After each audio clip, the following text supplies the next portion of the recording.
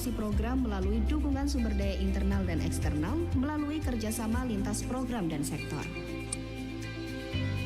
Di tahun 2015, Poltekkes Kemenkes Semarang terakreditasi BAN PT Lampetekes akan 24 program studinya. Pada tahun 2013, dengan peraturan perundang-undangan pendidikan, penyelenggaraan program studi dari Kementerian Kesehatan dialihkan kepada Kementerian Pendidikan dan Kebudayaan. Dengan nomor 35/E/O/2012. Tidak lama setelah itu, Poltekkes Kemenkes Semarang memperoleh sertifikat Badan Layanan Umum dikarenakan berpredikat sebagai kampus dengan keuangan berbadan hukum. Poltekkes Kemenkes Semarang sebagai White Campus yang mengandung filosofi sebagai tempat menghasilkan tenaga kesehatan yang dalam menjalankan tugasnya didasari dengan niat suci, selalu menjaga kebersihan dan kerapian, mempunyai hati yang tulus ikhlas, dan melayani semua masyarakat tanpa membedakan golongan, kelompok, suku, ras, dan agama. Janji layanan dengan tagline Service with Heart. Kata heart sendiri memiliki arti setiap huruf yang tersusun, di antaranya yaitu hospitality, effective, accommodative, responsive, dan timeline. Beberapa program studi yang terdapat di Poltekkes Kemenkes Semarang mempunyai standar kompetensi masing-masing. Keperawatan, kebidanan, gizi,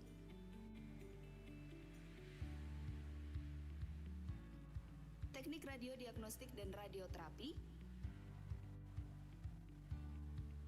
keperawatan gigi, kesehatan lingkungan, analis kesehatan, rekam medik dan informasi kesehatan,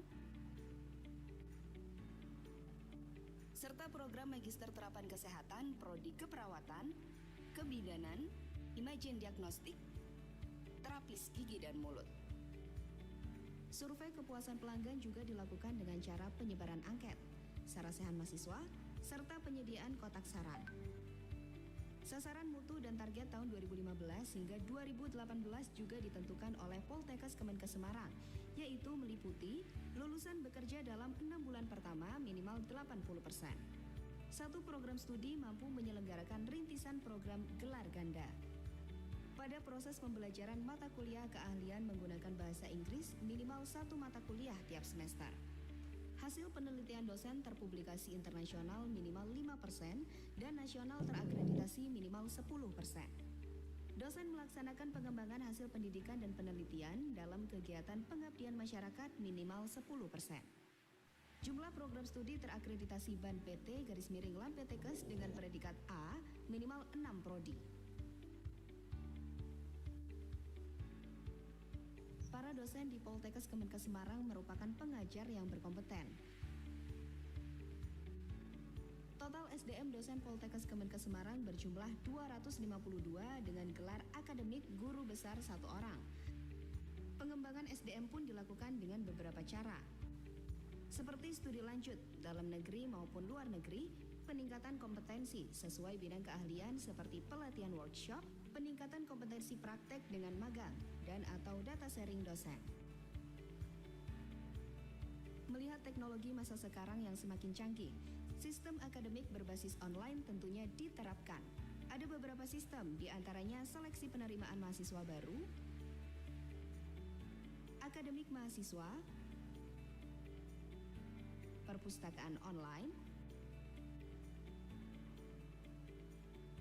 e-learning system, polling alumni, job career center,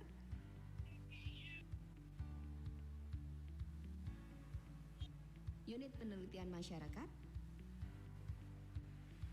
serta sistem pendataan aset lab.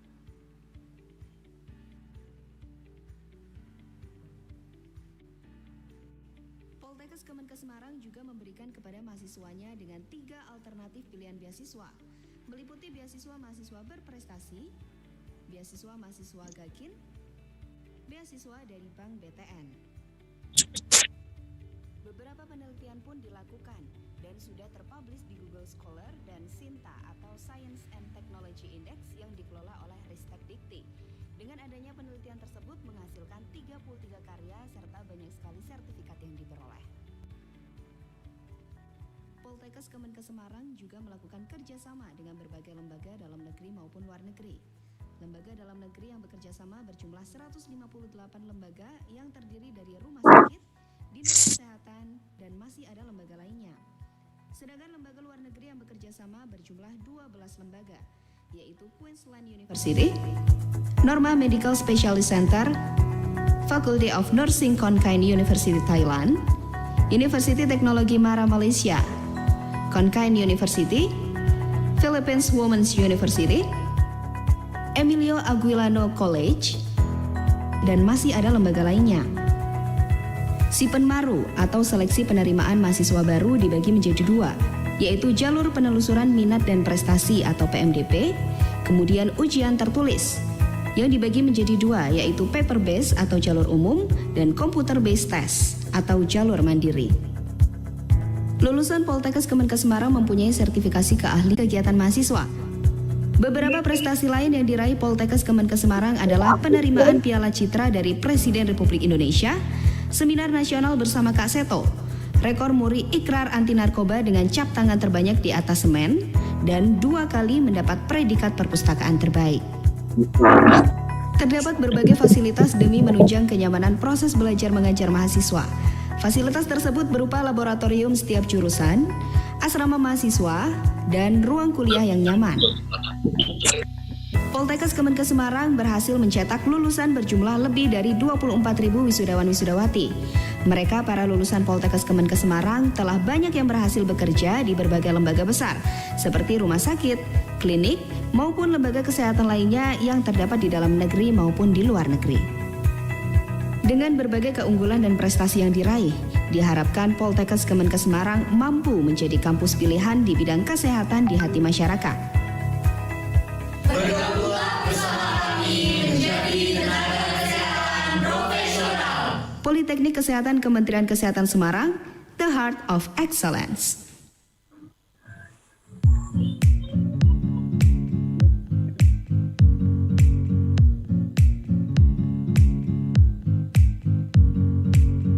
Semarang City is one of the largest metropolitan cities in Indonesia.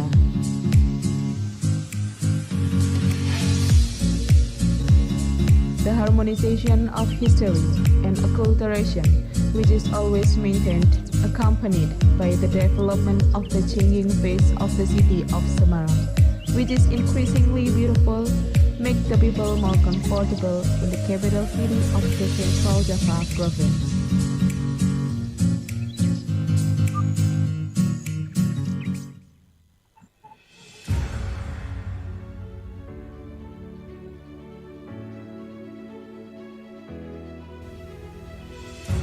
Poltekkes Kemenkes Semarang is a wide campus which contains a philosophy as a place to produce health workers who in carrying out their duties are based on holy intention. Always maintain cleanliness and tidiness, have a sincere heart, and serve all communities regardless of class, group, ethnicity, race, and religion. We have service promised with tagline, service with heart. The word heart itself has a meaning in each of the letters arranged, namely hospitality, effective, accommodative, responsive, and timeline. Nursing major Poltekkes Kemenkes Semarang is one of higher education institutions that offer nursing degrees that prepare future generation of nurses to fulfill national and international demand of nursing workforces.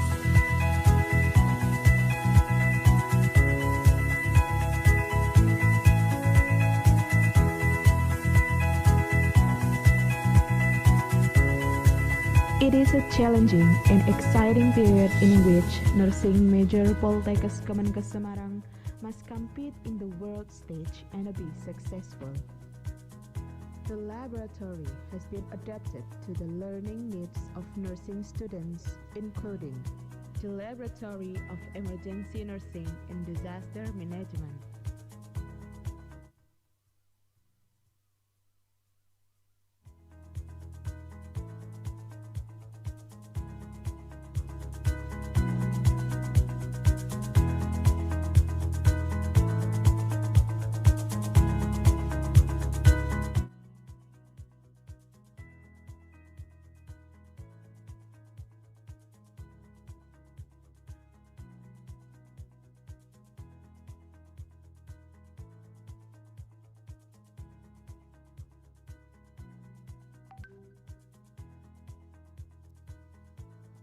Critical Nursing Laboratory,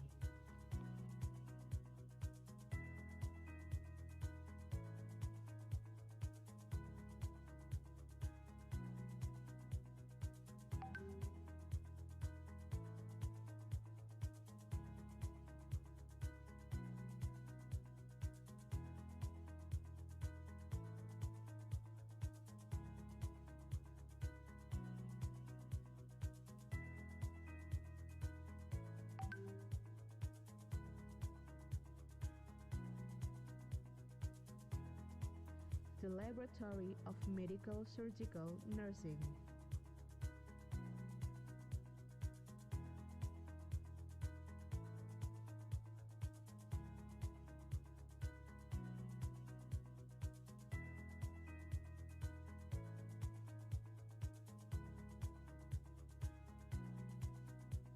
the educational support facilities available in the nursing major Poltekkes Kemenkes Semarang are always improved following the latest advances in science and technology so that students can adjust to developments in the workplace.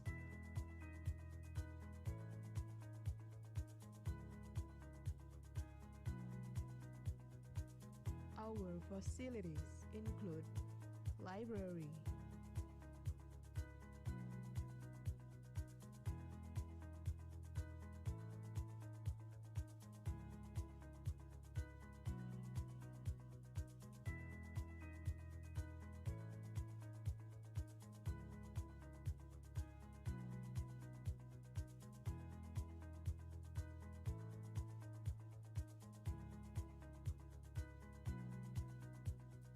computer lab,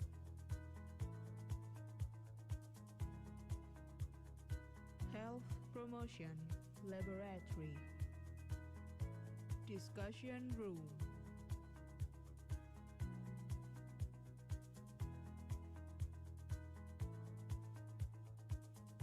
theater room,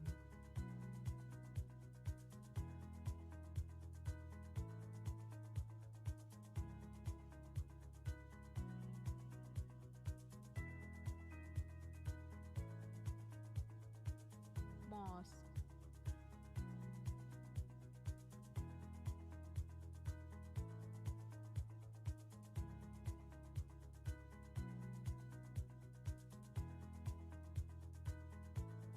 student activity center,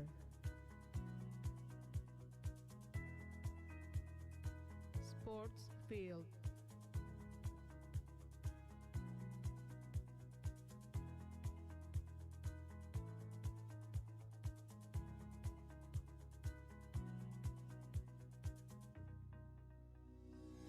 website and online service.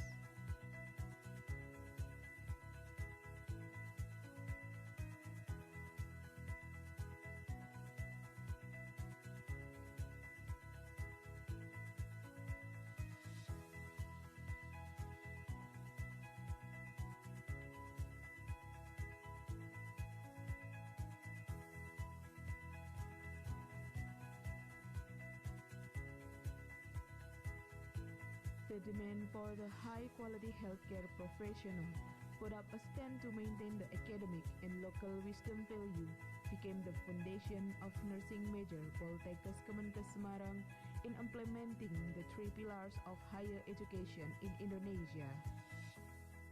Poltekkes Kemenkes Semarang, the heart of excellence.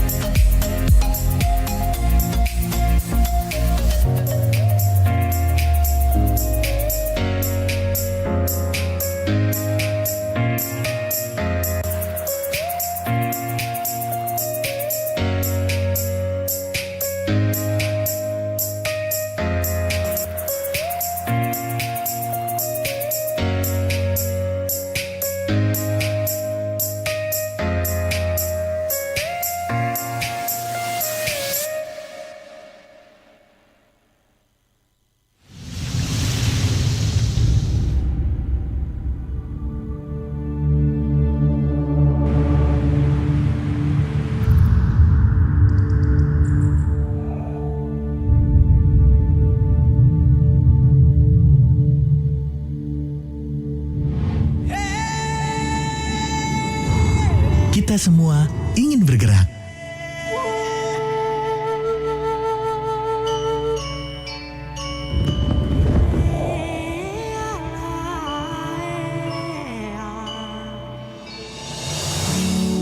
Menuju kebebasan tanpa gejolak.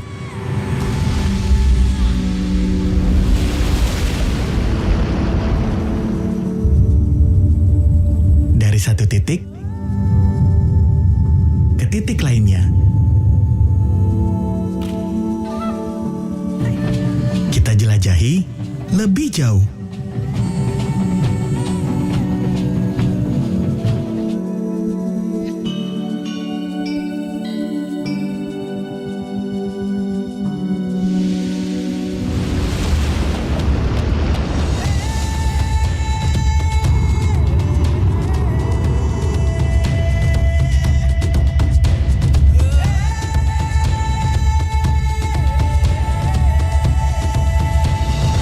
Belajar mengerti bisikan hasrat,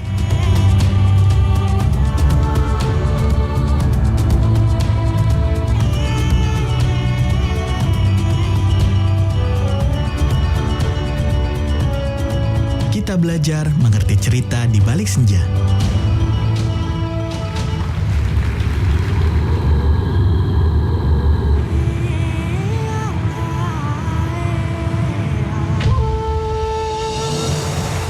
Kita terus melangkah, bahkan berlari kencang.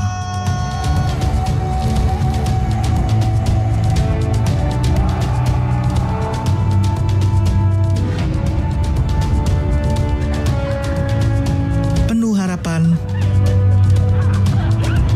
semangat, untuk mengejar yang kita inginkan.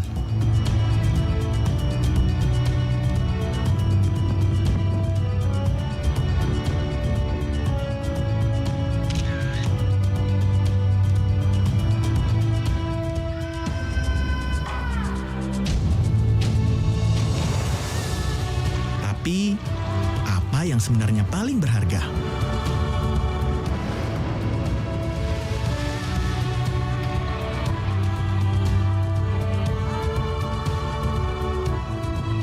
Pesona Indonesia.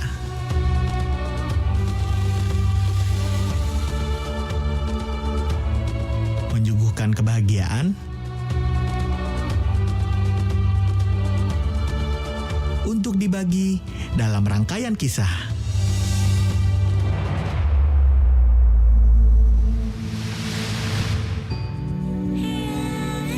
Alam yang menggugah petualangan, petualangan menyajikan makna.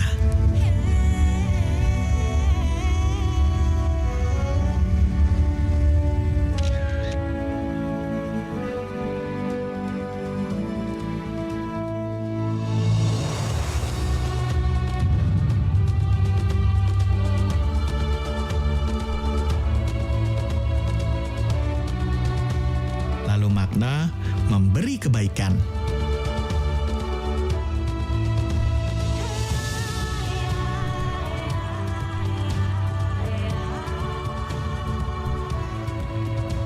Hingga kita sadar perjalanan ini adalah keajaiban.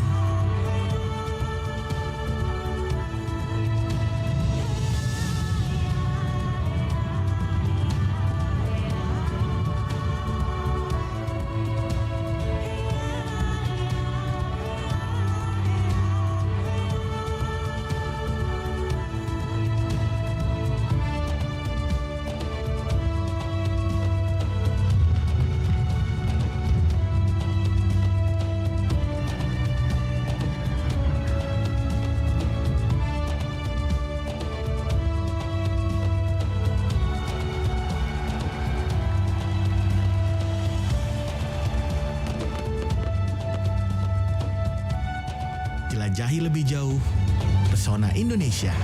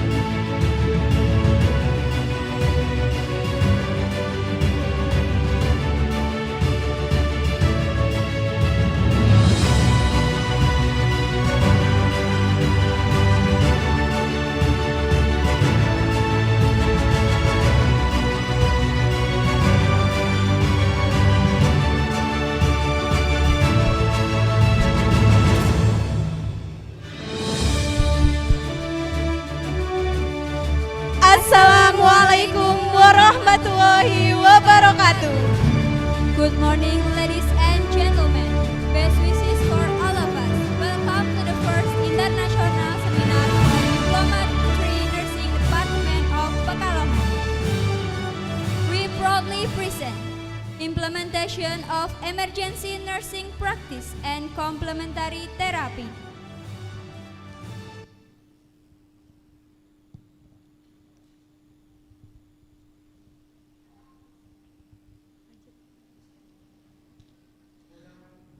For the next, we'll show you Wonderland Indonesia to all audiences.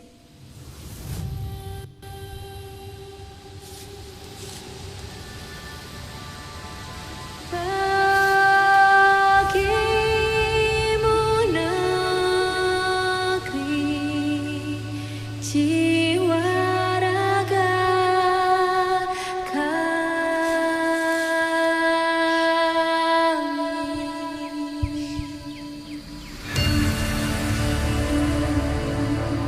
Indonesia is the most beautiful land in the universe. The land where we were born, the nation where we grew up. So many colors that live together in peace. With a million timeless treasures. With an abundance of natural wealth. Indonesia is not just wonderful. Indonesia is a wonderland.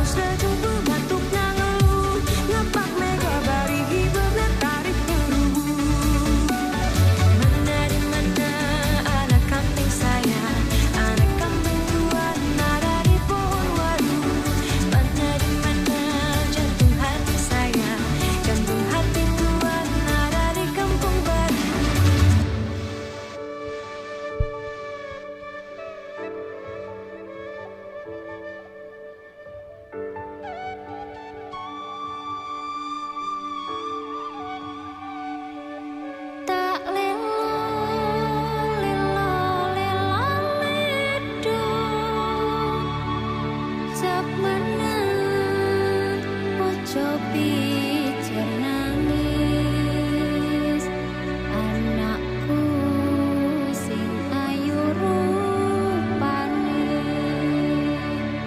tetiap pendekare bangsa.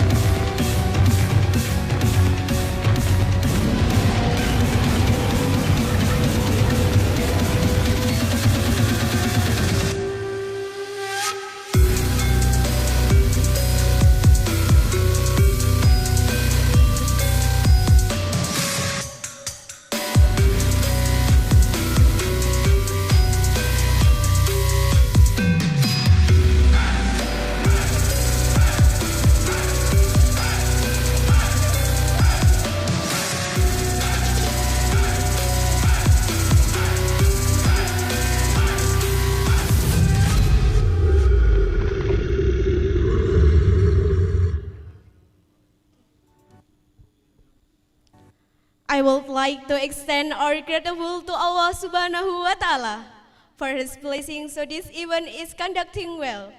I also would like to express our thankful for the honorable guests. First of all, we will deliver our gratitude to the honorable Dr. Marsum Bachelor of Engineering, Sarjana Pendidikan, Master of Health Promotion, as the Director of Health Polytechnic of the Ministry of Health Semarang. Deputy Director 1, Deputy Director 2, and Deputy Director 3. All heads of department in the Poltekkes Kemenkes Semarang. Suharto Sarjana Pendidikan, Master of Nursing as the Chairperson of the Semarang Nursing Department.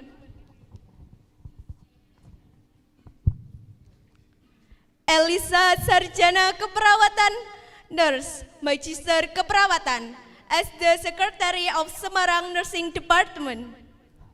Hartati Sarjana Kesehatan Masyarakat, Magister Kesehatan, as Head of Pekalongan Nursing Program, Health Polytechnic of the Ministry of Health Semarang. Sumarni Bachelor of Applied Science, Magister Kesehatan, Secretary of Pekalongan Nursing Program, Health Polytechnic of the Ministry of Health Semarang. The Head of the Nursing Department and the Secretary of the Study Program. Head of Polkesmar IT Unit. Supriya Bachelor of Applied Science, Magister Kesehatan, Public Administration of Pekalongan Nursing Program, Health Polytechnic of the Ministry of Health Semarang. Indar Widiawati, Bachelor of Nursing, Nurse, Magister Kesehatan, Academic Administration of Pekalongan Nursing Program, Health Polytechnic of the Ministry of Health Semarang. Petrus Nugroho Joko Santoso, Bachelor of Nursing Science, Magister Manajemen Rumah Sakit, Student Affairs of Pekalongan Nursing Program, Health Polytechnic of the Ministry of Health Semarang. All lecturer and education staff of the Pekalongan Study Program. Nina Indriawati, Master of Nursing Science, and student Mukhalidun Ramadan, Galuh Hapsari, and Britannia Indah. As moderator of Health Polytechnic Ministry of Health Semarang from Indonesia. And honored guest of the International Seminar 2021. To our speakers, Dr. Yulianto Prabowo, Magister Kesehatan, Head of Health Department Central Java from Indonesia. Senja Setiaka, Sarjana Keperawatan, Nurse Magister Keperawatan, RSUD Dr. Sutomo Surabaya from Indonesia. Yuniske Penyami, Sarjana Keperawatan, Nurse Magister Keperawatan, Lecturer of Pekalongan Nursing Study Program Polkesmar from Indonesia. Assistant Professor Dr. Nicapat Putikamin, Lecturer Faculty of Nursing of Khon Kaen University from Thailand. Associate Professor Dr. Urai Hartakit, Lecturer of Prince Songkla University Thailand from Thailand. Nur Ali, Bachelor of Nursing Degree, Registered Nurse, Bachelor of Nursing, Graduate Certificate, Full-Time Emergency Nepean Hospital and Casual Critical Care Blacktown or Mount Read Hospital. Best regards to Muhammad Fahmi, Head of Hima Department of Pekalongan Nursing Program, Health Polytechnic of the Ministry of Health Semarang. Committee Chairman and Team of International Seminar 2021. And the last one, all participants of International Seminar 2021. We are Hayu Habiza and Rofifa Devi Agustin as Master of Ceremony. On behalf of the house, we greatly appreciate every one of you for being able to be here. I will inform you the rundown of this event. First, registration of attend. Second, opening of the event. Third, singing of national anthem, Indonesia Raya. Fourth, speech by Head of Nursing Department. Fifth, welcome speech by Director of Polkesmar. Sixth, presentation from keynote speaker. 7, main event opening. 8, presentation from the first speaker. 9, discussion. 10, presentation from the second speaker. 11, discussion. 12, presentation from the third speaker. 13, discussion. 14, presentation for the fourth speaker. 15, discussion. 16. Presentation from the fifth speaker. 17. Discussion. 18. Presentation from the fifth speaker. 19. Discussion. 20. Closing of the event. And the last 21. Last registration of attend. Ladies and gentlemen, let's start this event by saying basmalah together. Bismillahirrahmanirrahim. Next, singing out the national anthem. Ladies and gentlemen, please stand up.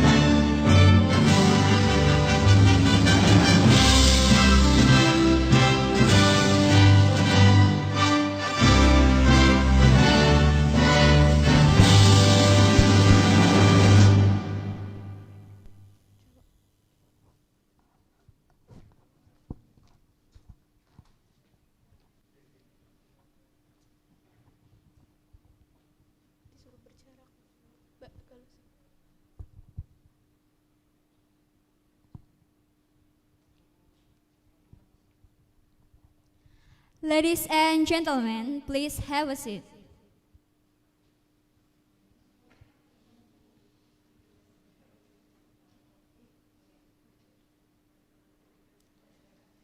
The next agenda is praise session that will be conducted by Ahmad Hafidin. For Ahmad Hafidin, the time are yours.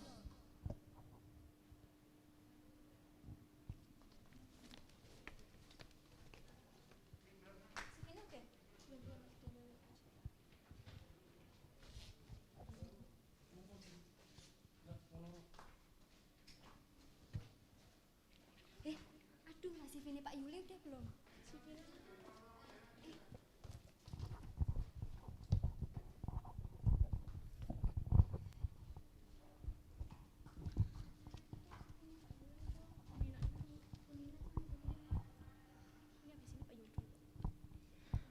Assalamualaikum warahmatullahi wabarakatuh. Let me read a prayer in an Islamic way. Fellow of other religions are welcome to pray according to their respective religion and belief. A'udzu billahi minasyaitonir rajim. Bismillahirrahmanirrahim. Alhamdulillahi rabbil alamin. Wassalatu wassalamu ala asrafil anbiya'i wal mursalin Sayyidina wa maulana Muhammadin wa ala alihi wa sahbihi ajma'in. Ya Rabbana walakal hamdu walakal syukru. Allahumma salli ala Muhammadin fihi awwali wal akhirin. Rabbana taqabbal innaka antas sami'ul alim wa tub alaina innaka tawwabur rahim. ربنا ظلمنا أنفسنا وإن لم تغفر لنا وترحمنا لنكونن من الخاسرين ربنا آتنا في الدنيا حسنة وفي الآخرة حسنة وقنا عذاب النار سبحان ربك رب العزة أما يصفون والسلام على المرسلين والحمد لله رب العالمين wassalamualaikum warahmatullahi wabarakatuh.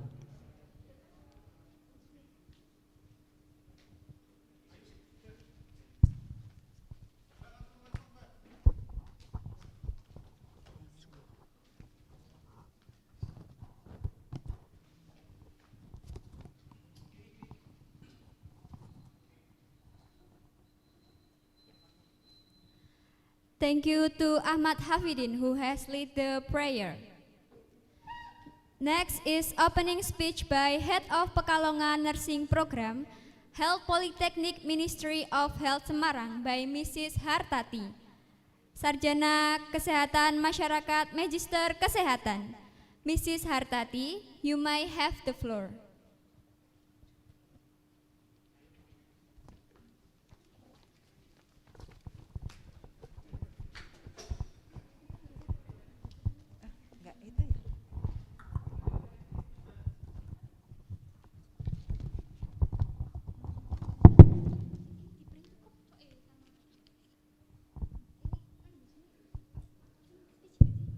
Good morning. Assalamualaikum warahmatullahi wabarakatuh. All praise and gratitude we pray to the presence of God Almighty, who has given blessing and help to us, so that we can come together on this occasion. First of all, I would like to say welcome to Dr. Yulianto Prabowo MKes as the head of the Central Java Provincial Health Office, Dr. Masum BE SPD MHP as the Director of the Semarang Health Polytechnic, Mr. Senja Setiaka SKEP NS MKEP as speaker from Dr. Sutomo Surabaya Hospital, Assistant Professor Dr. Nikapat Futikam from Konkan University, Thailand, Associate Professor Dr. Ure Hartakit from Prince of Songkla University, Thailand, Miss Yuniske Penyami, SKEP NS MKEP from Pekalongan Nursing Study Program, Health of Polytechnic Semarang, Mr. Nur Ali RNPN, Grandshot from Hospital in Australia, Mrs. Nina Indriawati, MNS and Time as moderator, Chairman of the Indonesian Nurse Association, all head of department in the Semarang Health Polytechnic, head of the nursing section of the Health Polytechnic of the Ministry of Health Semarang, Mr. Suharto, SPD MN, and the Secretary of the Department of Nursing, Mrs. Elisa SKEP Nurse MKes, Head of Study Program and Secretary of Program and Lecturer of Nursing Department, General Chairperson of DPM and President of BEM Health Polytechnic of the Ministry of Health Semarang,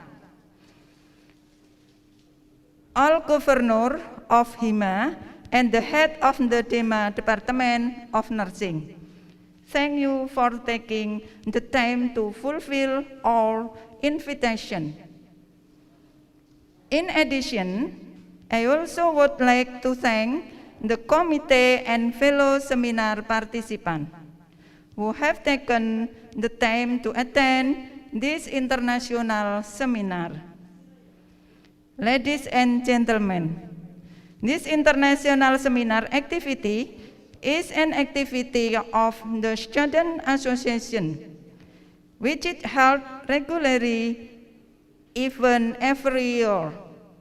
This international seminar meeting aims to develop student abilities in emergency and complementary nursing, so that all students and alumni are able to compete internationally. Hopefully, this seminar can run smoothly. And please, respectfully, the director to open this event. This greeting from me finally. I apologize if my forward in there that is less acceptable or have mistake. That's all from me and thank you. Wassalamualaikum warahmatullahi wabarakatuh.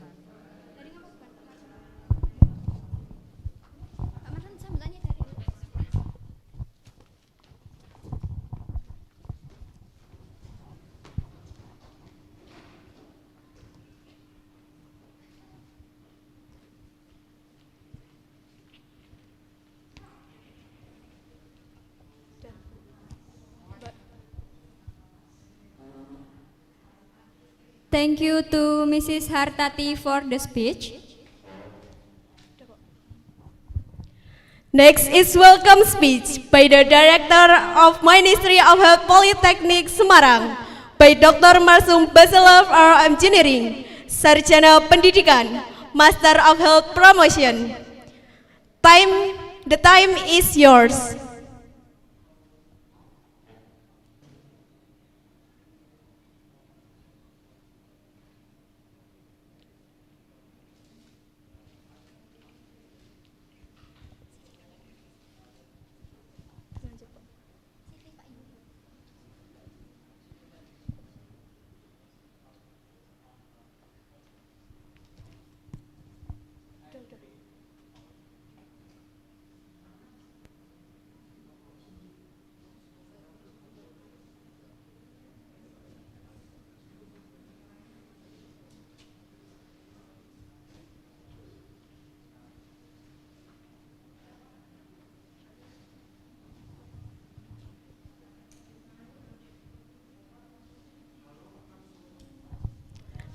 Halo Pak Marsum.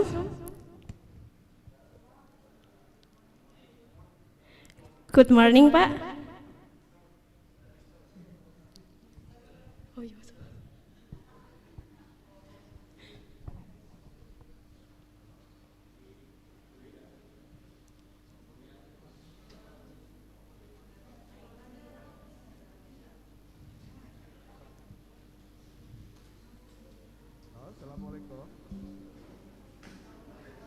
Pardon me, sir, we can hear your voice.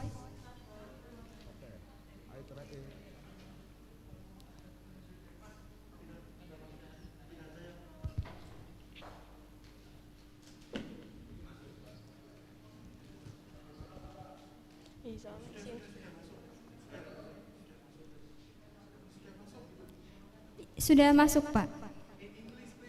Your voice is entered the Zoom.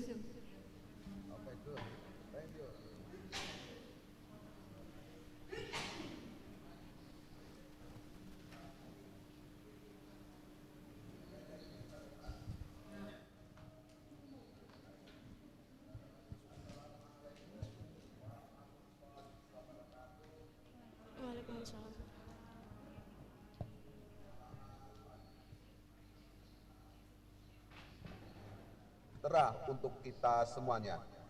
Salam sehat kita semuanya. Sehat Indonesia. Bersyukur. Bersyukur. Good morning.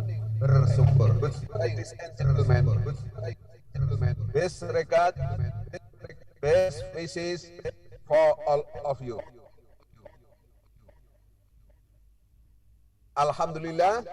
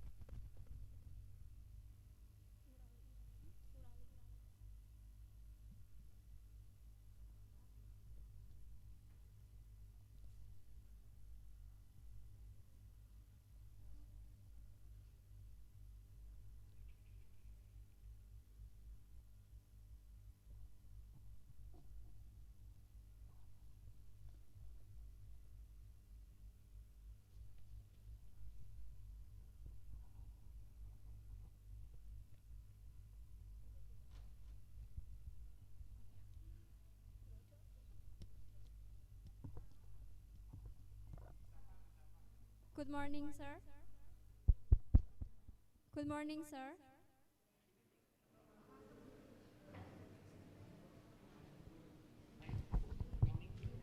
Good morning, sir.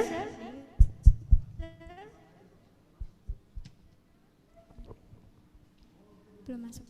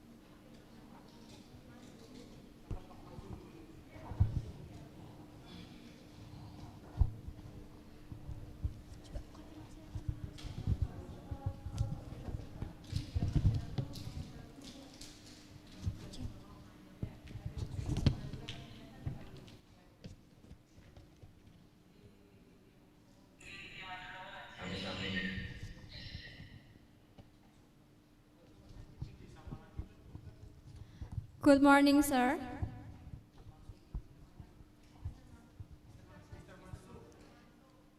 Good morning, Mr. Marsum.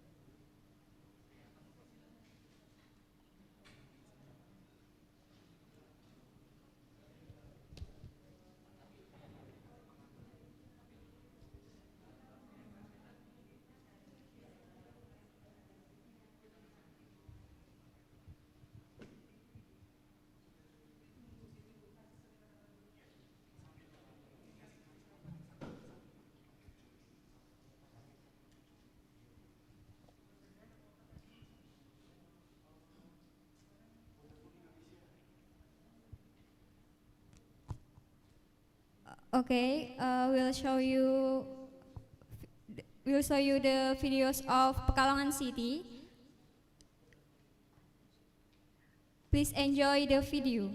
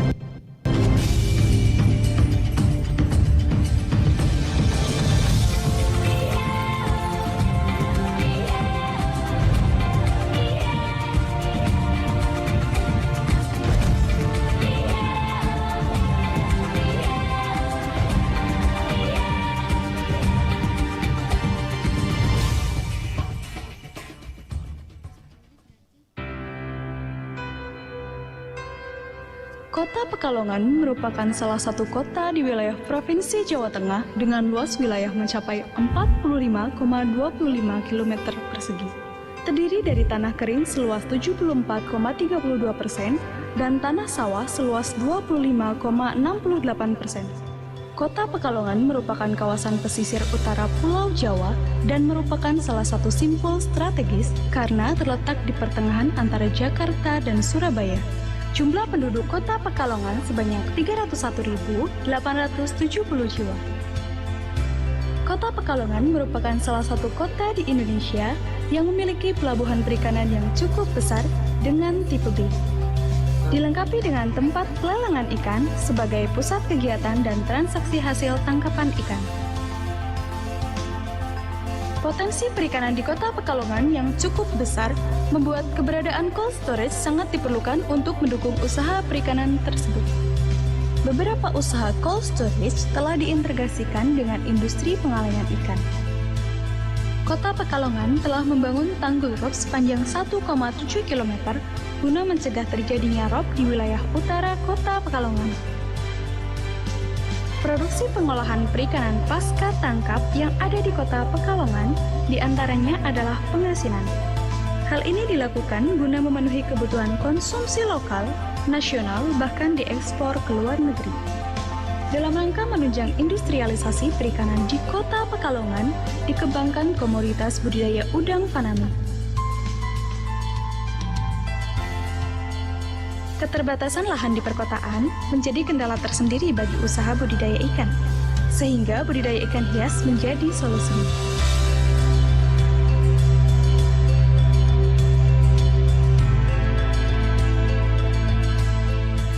Pemerintah daerah juga berupaya untuk mengembangkan ternak itik dan ternak sapi di Kota Pekalongan sebagai salah satu alternatif untuk menambah penghasilan masyarakat.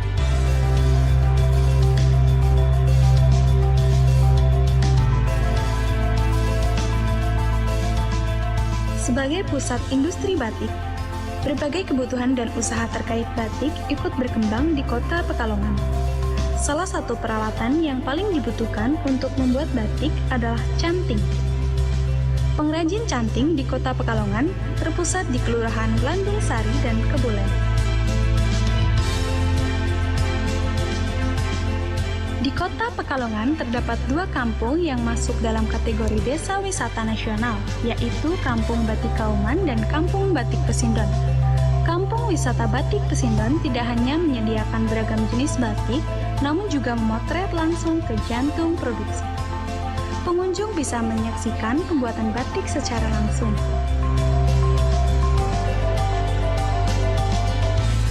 Kerajinan batik tersebut menjadi komoditas utama perdagangan di sentra Pasar Grosir Setono yang terletak 3 km sebelah timur Kota Pekalongan.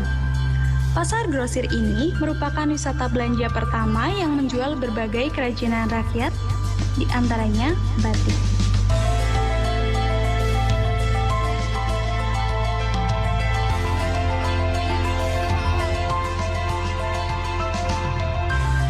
Jalan merupakan sarana vital penunjang transportasi yang memiliki peran penting khususnya untuk transportasi darat. Salah satunya dengan dibangunnya jalan tol yang langsung terhubung dengan jalur Pantura. Kota Pekalongan mempunyai sarana transportasi yang cukup memadai untuk mendukung iklim investasi yang ada. Stasiun di Kota Pekalongan termasuk stasiun kelas 1. Selain itu, terdapat terminal bus yang termasuk dalam kategori tipe A, berfungsi melayani arus angkutan penumpang jarak jauh antar kota antar provinsi dan antar kota dalam provinsi. Peningkatan sarana kesehatan sangat diperlukan sebagai upaya peningkatan kesejahteraan masyarakat. Selain pemerintah, peran swasta dalam menunjang sarana kesehatan cukup tinggi. Tak hanya itu, sarana pendidikan juga sangat diperhatikan guna memenuhi kualitas sumber daya manusia yang dibutuhkan. Sektor perdagangan memberikan sumbangan tertinggi terhadap struktur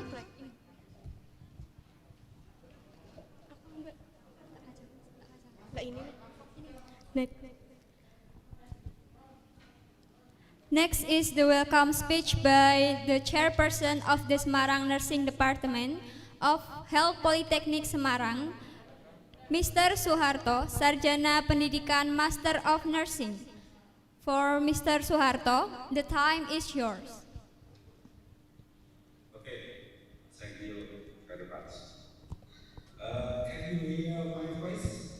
Yes, we can hear your voice, sir. Okay, thank you.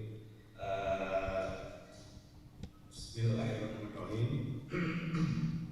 Assalamualaikum warahmatullahi wabarakatuh. Good morning, ladies and gentlemen, and best wishes for all of us. I'm so sorry that our director can continue his speech because some problem in the internet connection. So on behalf of director, I would like to give speech maybe for 5 or 10 minutes. Okay. The SNG, our greatest speaker, Bapak Kadindes Provinsi Jawa Tengah, the honorable, our all speakers, Pak Seja from RSUD Dr. Sutomo Surabaya. Yes, thank you. Thank you. Okay, thank you, Mr. Seja. You are most welcome, sir. Yeah. The Sciences Associate Professor Richard Pachter from Thailand, and also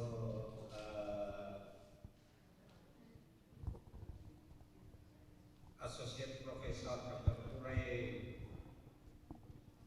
Nataki from Sokla University also, and all speakers from Indonesia that attend this meeting.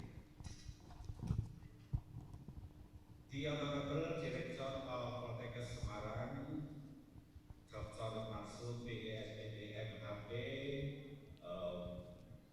Vice Directors 1, 2, and 3, the head of department, especially head of Pekalongan Nursing Prodi, and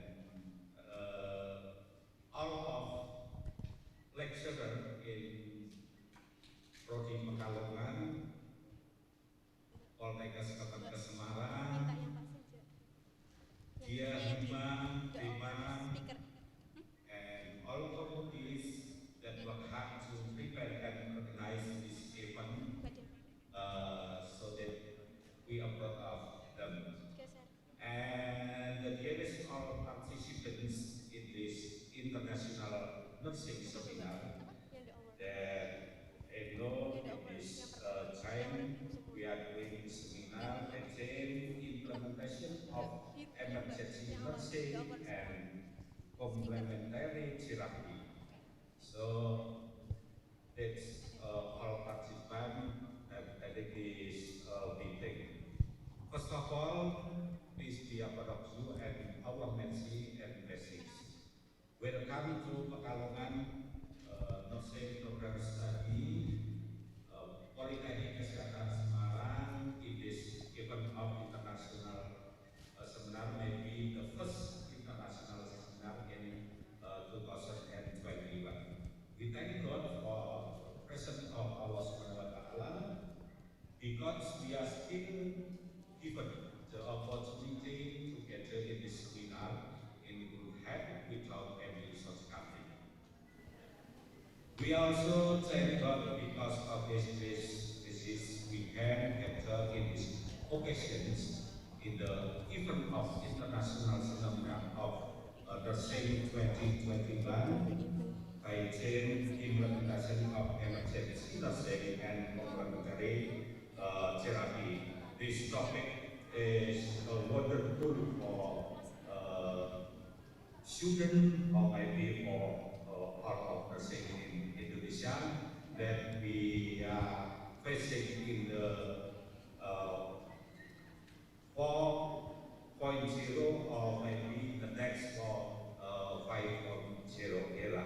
So we are all nurses and student nurses will be able to handle implementation of emergency nursing, also maybe some of complementary therapy. Second, in this occasion, I am as head of nursing department, thank to all of committee and thank to all of students, thanks for all of lecturers in Pekalongan study program Poltekkes Kemenkes Semarang that had this event, and I hope not only this event but also in the next time will be continued to others activities, for example maybe nursing talk show or maybe nursing international event and maybe other activities internationally.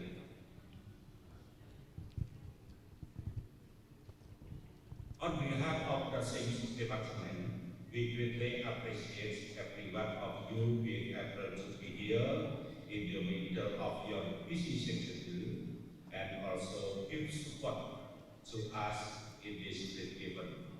Thank you very much. I apologize for any mistake that maybe Pekalongan program studi had made, or maybe while conducting this event. Have a nice day and enjoy this seminar, and maybe see you the next Nursing International Akidas, especially from Pekalongan program studi. I hope finally before I end up my speech, thank all of participants. I can hear from committee that more than 900 participants today that attend this meeting. This is great, and I think well done from Pekalongan and maybe Dima from Pekalongan program study that had this great event.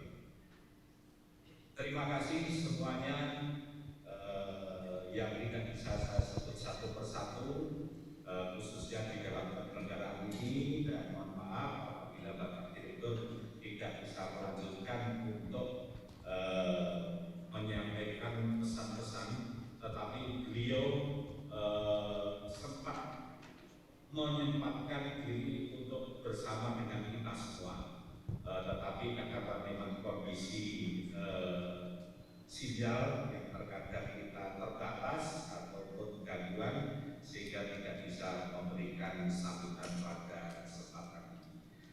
Terima kasih semuanya, dan kami selalu mensupport kegiatan-kegiatan yang ada di program studi, dan tentunya kegiatan-kegiatan baik secara nasional dan internasional ini adalah kita harapkan bisa dilaksanakan sehingga kita bisa mendapatkan pencerahan baik dari pembicara internasional dan juga pembicara dari yang tentunya untuk pengembangan prodi keperawatan Pekalongan, pengembangan jurusan keperawatan Semarang, dan pengembangan Poltekkes Kemenkes Semarang. Terima kasih. Akhir kata, Assalamualaikum.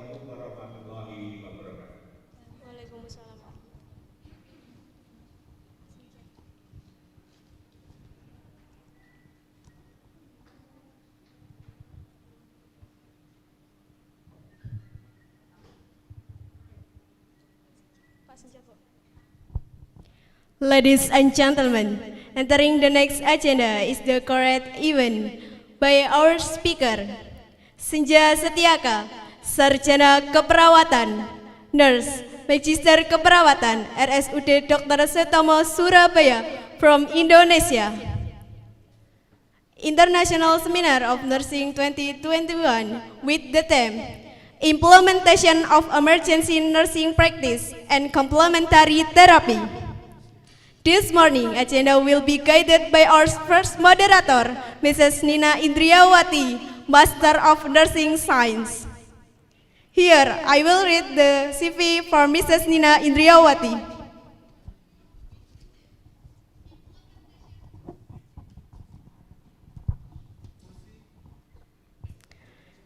Nina Indriawati, Master of Nursing Science.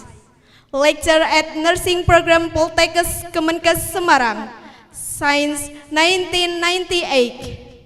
Focus not only on medical and surgical nurse, but also educational nursing. Research and publication. Management education diabetes through the WhatsApp application in diabetes mellitus type 2 clients. Nursing student engagement literature review. Experience. Editor and ethic and journal reviewers.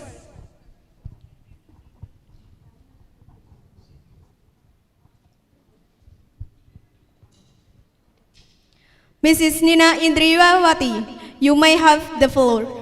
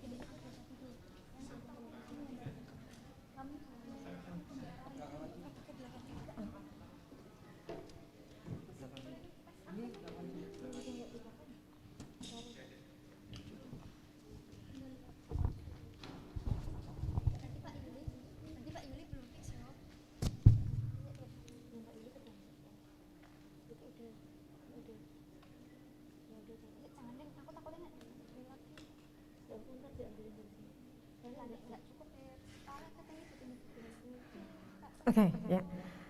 Good mornings. Greeting for you all. Maybe the first I will say hello to Mr. Senja Setiaka. Good morning, Mr. Senja. Good morning. Okay. Very Yeah. well, thank you. How are you today? Very well, thank you. I can join this seminar, international seminar. Okay, and first I will check if you can see and hear as well. Do you hear and see as well? Okay. Hello. Me, I do. Okay. First of all, I want to welcome to the first international seminar presented by Student Association of Pekalongan Nursing Department, Poltekkes Ministry of Health Semarang. And I want to introduce myself. My name is Nina, and I am a lecturer at the Health Polytechnic of Semarang. I will stand up here as a moderator, and I will do my best to lead and guide all of you in this first international seminar sessions, around 30 minutes. Okay, sir? Yeah, 30 minutes for you. And the presenter is Mr. Senja Setiaka, Sarjana Keperawatan, Nurse, Magister Keperawatan. Before we begin, I have a few housekeeping notes here. For the Q&A session will open after speaker done with their presentations, with maximum 3 questions. And you may access the link in the chat box and type your question there. So I'll read the top 3 favorite questions. And now please welcome our first presenter, and let me read his experience. Okay, can I see the close for her CV?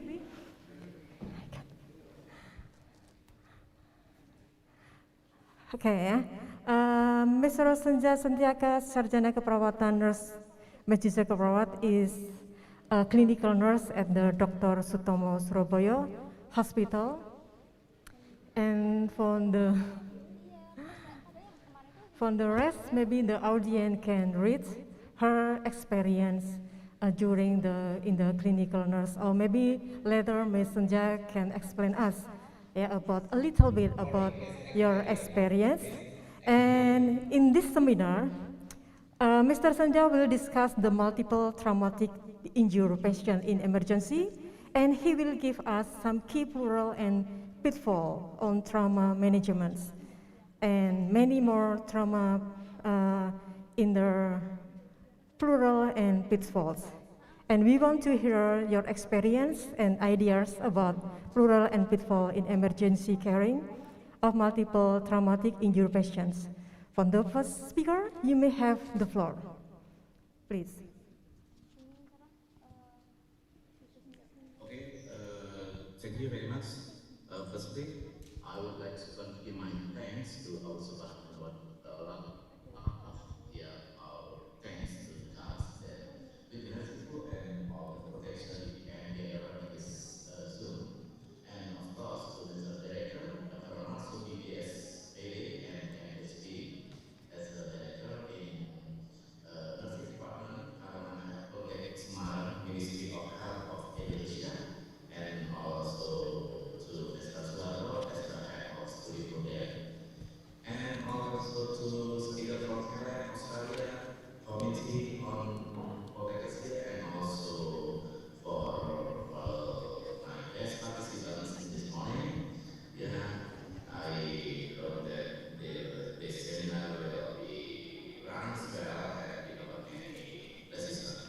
Okay, permit me to share my slide. Yeah, okay.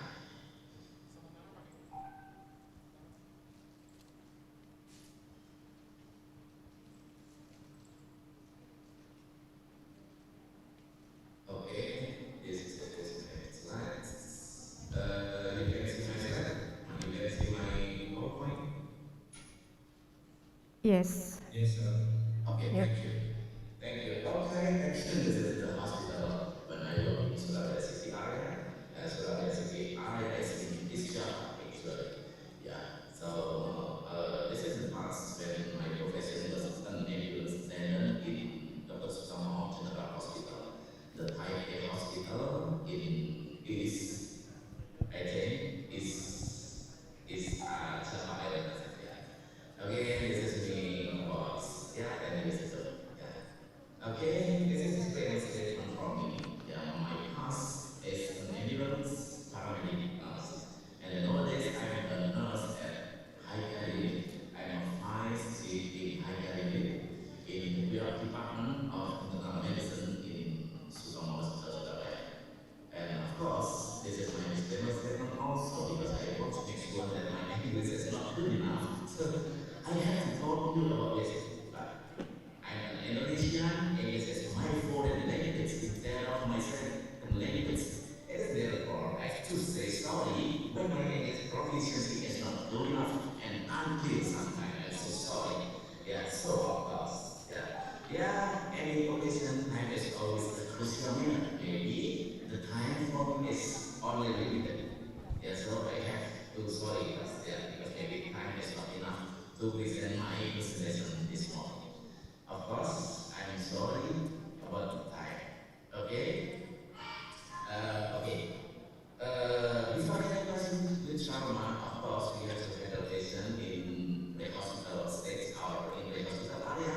And of course, when there is an emergency, for example, there is MVC. MVC stands for model, MVC stands for motor vehicle collision or motor vehicle accident. Yeah. So we have to prepare. Yeah, prepare the ambulance. Yeah, in our hospital, in our facilities of health to respond the emergency. And of course, the molecular condition of course, the patient is traumatic injured patient. So we have to care patient traumatic injured patient with our proficiency. Yeah. For a psychologist, they have to possess what basic trauma cardiac support course, or for a doctor, they have to possess about the trauma support, like that one. Okay, this is the theme about the trauma for caring patient with traumatic integration. Yeah, of course. Yeah, this is from adults. Yeah, there is an airway doctor, airway nurse, circulation doctor, radiographer, blood person, social worker, team leader, scribe nurse, orthopedic registrar, circulation nurse, and etc. So the team is complete. So by doing so, the team can do simultaneously without any reluctance. Because why? Because the team is complete. So maybe they can do airway, and then they can do breathing, they can do circulation management with a single time without postponing about the treatment.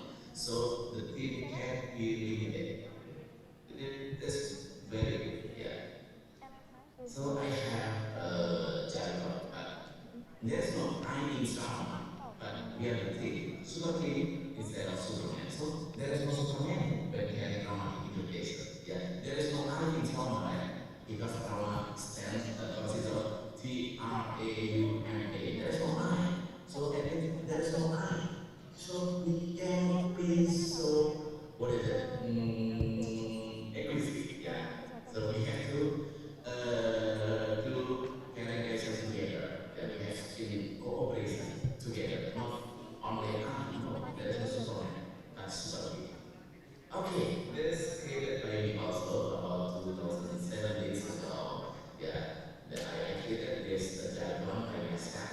Yeah, really, by myself. If you want to try to find this out from internet, I think you will not find it out. Yeah, okay. There is no I in emergency and trauma. Yeah, but me and you. Yeah, but me and you. Yeah, emergency, there is me. Yeah, trauma, there is you.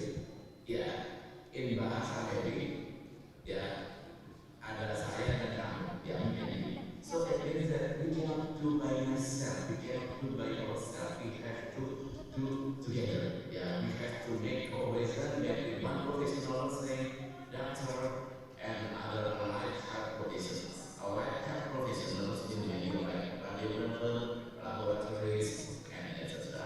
Okay, thank you.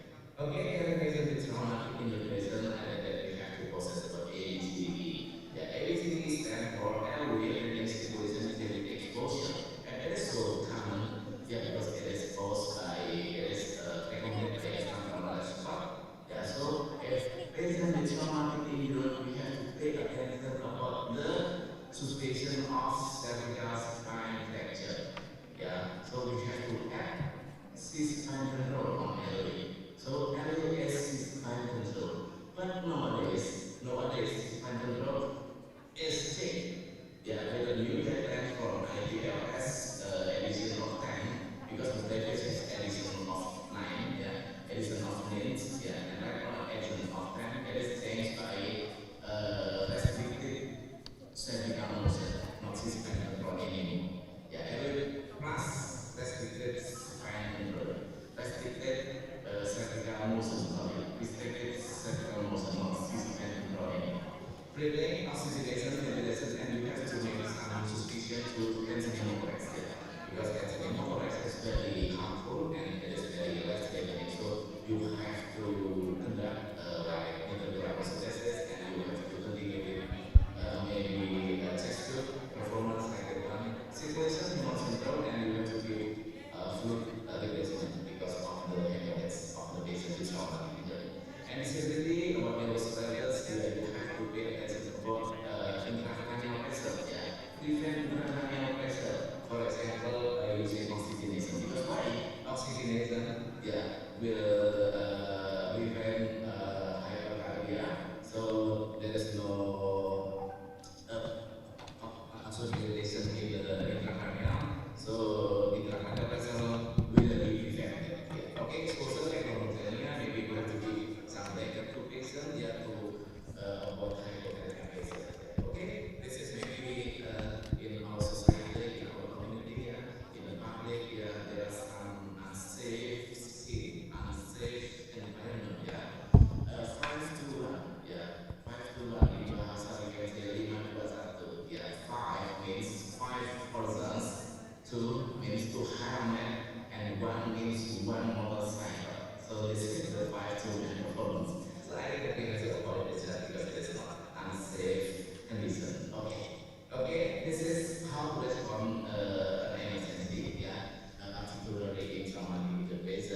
you can respond by only ambulance with motorist and ambulance with a car like this one. Okay, sorry, sir. Motorist is Sorry, sir. how to. Sorry. Sorry. Can you move your slides because it's still in the first slide? Oh, Okay. okay. Yeah. Okay. Sorry. Yeah. I can say. Uh, about this one? This is the ambulance car? No. Not. Still not. Still the same in Oh, the first okay. PPT. Okay, Okay. then I try to stop share and I will listen again. Okay, I stop share and I share again. I'm so sorry. Yeah, because sometimes internet is like this one. Okay. What about this one? Okay, you can see. Yeah. You Okay. can. Try move one more. Okay. That's. It's good. Okay, Okay. this is Cut. the letter of everything, blah blah blah. Okay. Yes, that's right. Okay, and this one maybe calls riding motorcycle, right? Yes, the primary survey, still in the primary survey, A, B, C, D, E. Okay, how come? Yeah. I'm not sure about this kind of condition. That's, I don't know. It could happen. That's. What about this one? Motorcycle? The PP is haven't come out yet. Sorry? Still empty. No PowerPoint. Oh.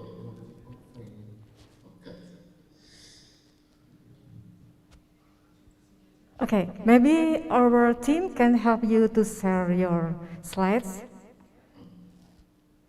Okay, this is the Megapolitan. No. A bit different. Sorry, a bit different. I thought you a bit different. Wait. I'm so sorry for inconvenience.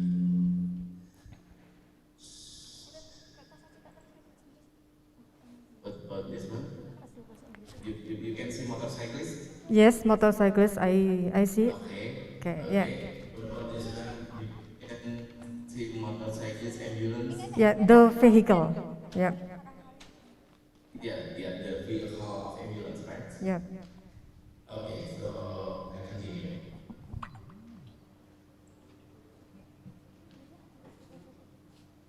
Okay, I think that you haven't seen this picture. Yes. Clear. Okay, clear. Okay. Yeah. Yeah, this is 5 to 1. I told you. Yeah, using this picture, the previous. This is the number 7, maybe. Yeah. 6 megapolitans. Yeah. Okay. This one you have seen. Yes, the vehicles. Okay, the vehicle. Okay, the Yeah. vehicle. Yeah. I can share this one. Yeah, this is the motorcyclist ambulance, and then the ambulance car. And this is ambulance car. Do you see? Wait. The megapolitans, the vehicles. With the people rider the vehicles. Yeah. No, this is ambulance car, right? 24-hour emergency call. No. God, how come this happened? Yes.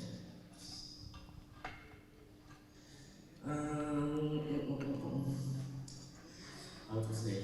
Okay, maybe we could help you to share the PPT on the slides. Sir? Okay, I got it. Wait.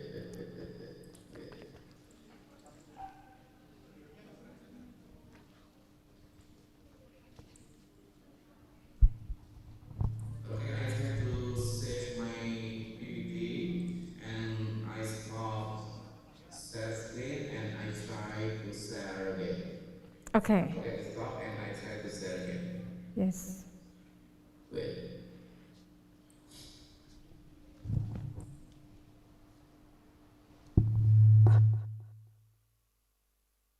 Okay, you see a man riding motorcycle ambulance?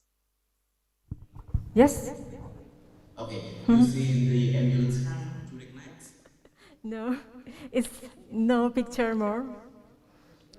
No picture? Yes, no PPT. Clear. It means clear screen. Yes, it's clear screen. What color? Black or white? The gray one. Gray. That's. Oh, how come? Oh. Sorry, I think I have to reset my computer first. Yeah, it takes maybe not more than 5 minutes. Okay. Okay. Okay, sorry. If you don't mind, we can help you to share your screens by host here. I send this to To the committee. Yes. Ibu Marni. Yes, Ibu Marni. Ibu Marni, yeah. Yep. I sent to her, yeah. Yes. Okay. But I have told to Ibu Marni that the file I gave to the participant is not this one, yeah. I have given to her. So the file I given to her, please give to the participant, not this file, okay? You understand? Yes, I know it. Yep. Okay, yeah, thanks. Because it is very important. Yep. Okay, I sent to Ibu Marni. I hope Ibu Marni monitor this event. Yes, she is here. Okay. Actually, I use the telecom internet, but I'm not so far. There is a problem for the connection.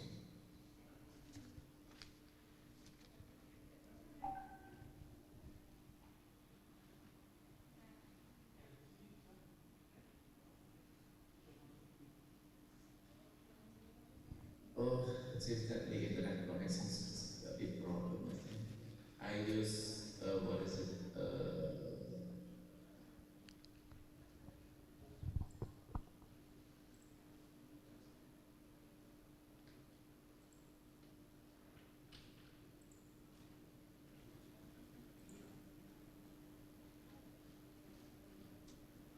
Things connection with Oredu from Igosat. Satu video right now. Yeah, I try one more time. You hear my voice? Yes, it's clear. Oh, okay. Okay, I will try again.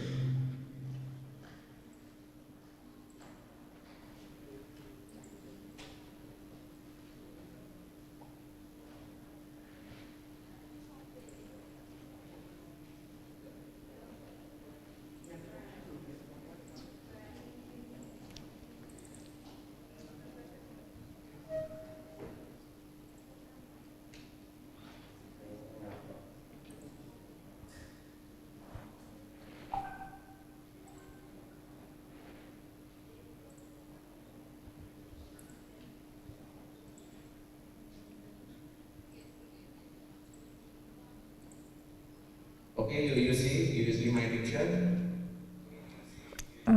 Wait a minute. Yes. You see it, okay. Yeah. Right now you see ambulance motorcycle? This is the first slide. The first slide. Yeah, try to move to another slide. There is no ambulance picture. Ambulance. Yes, I see. I seeing. You see it? Yeah. Okay, right now. Okay, I continue. Okay, this is one single ambulance. You see it? But sorry, sir, this is still trouble. I can't see in the PowerPoint yet. Still with the gray. What's wrong? The gray. My internet connection is no problem. Okay, yeah, so if you don't mind, so I sent to Miss Ibu yeah. Marni. Okay. Okay, right now I hope that the host will share my PowerPoint. Come on. Yes. Okay. Yeah. Okay, I will stop share. I will stop share. Okay, right now I'm stopping share.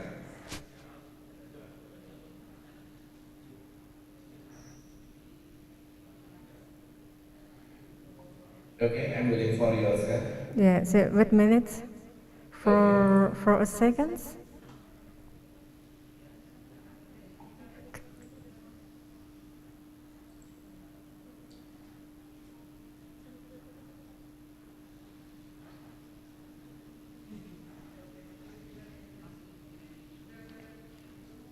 Okay, you send the script.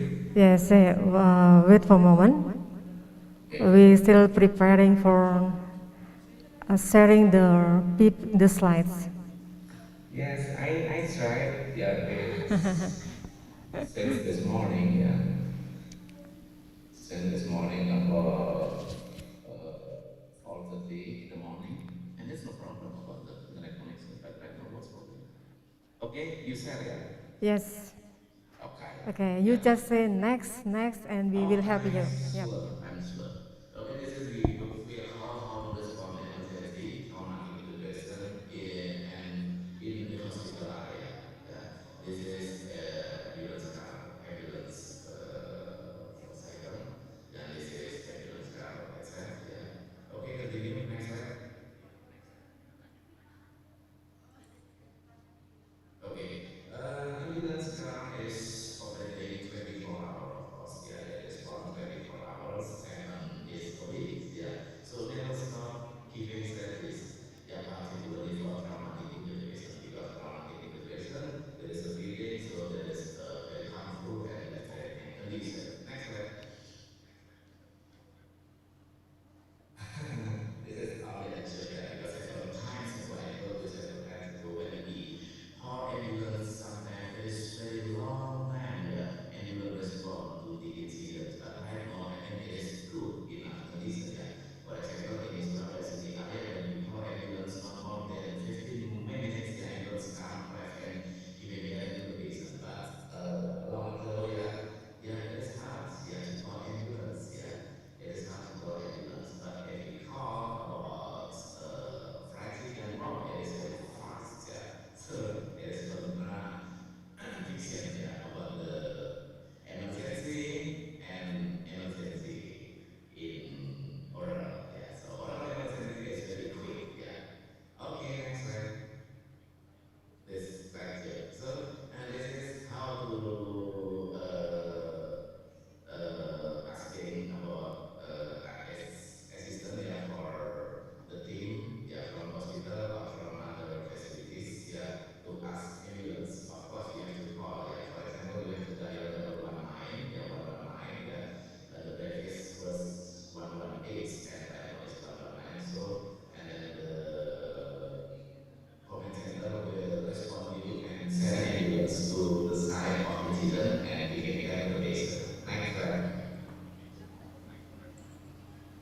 incident and immediately to the patient. Next slide. Okay, yeah, this is the team. Yeah, the team must work in cooperation. Yeah, maybe they have to work in cooperation during the call.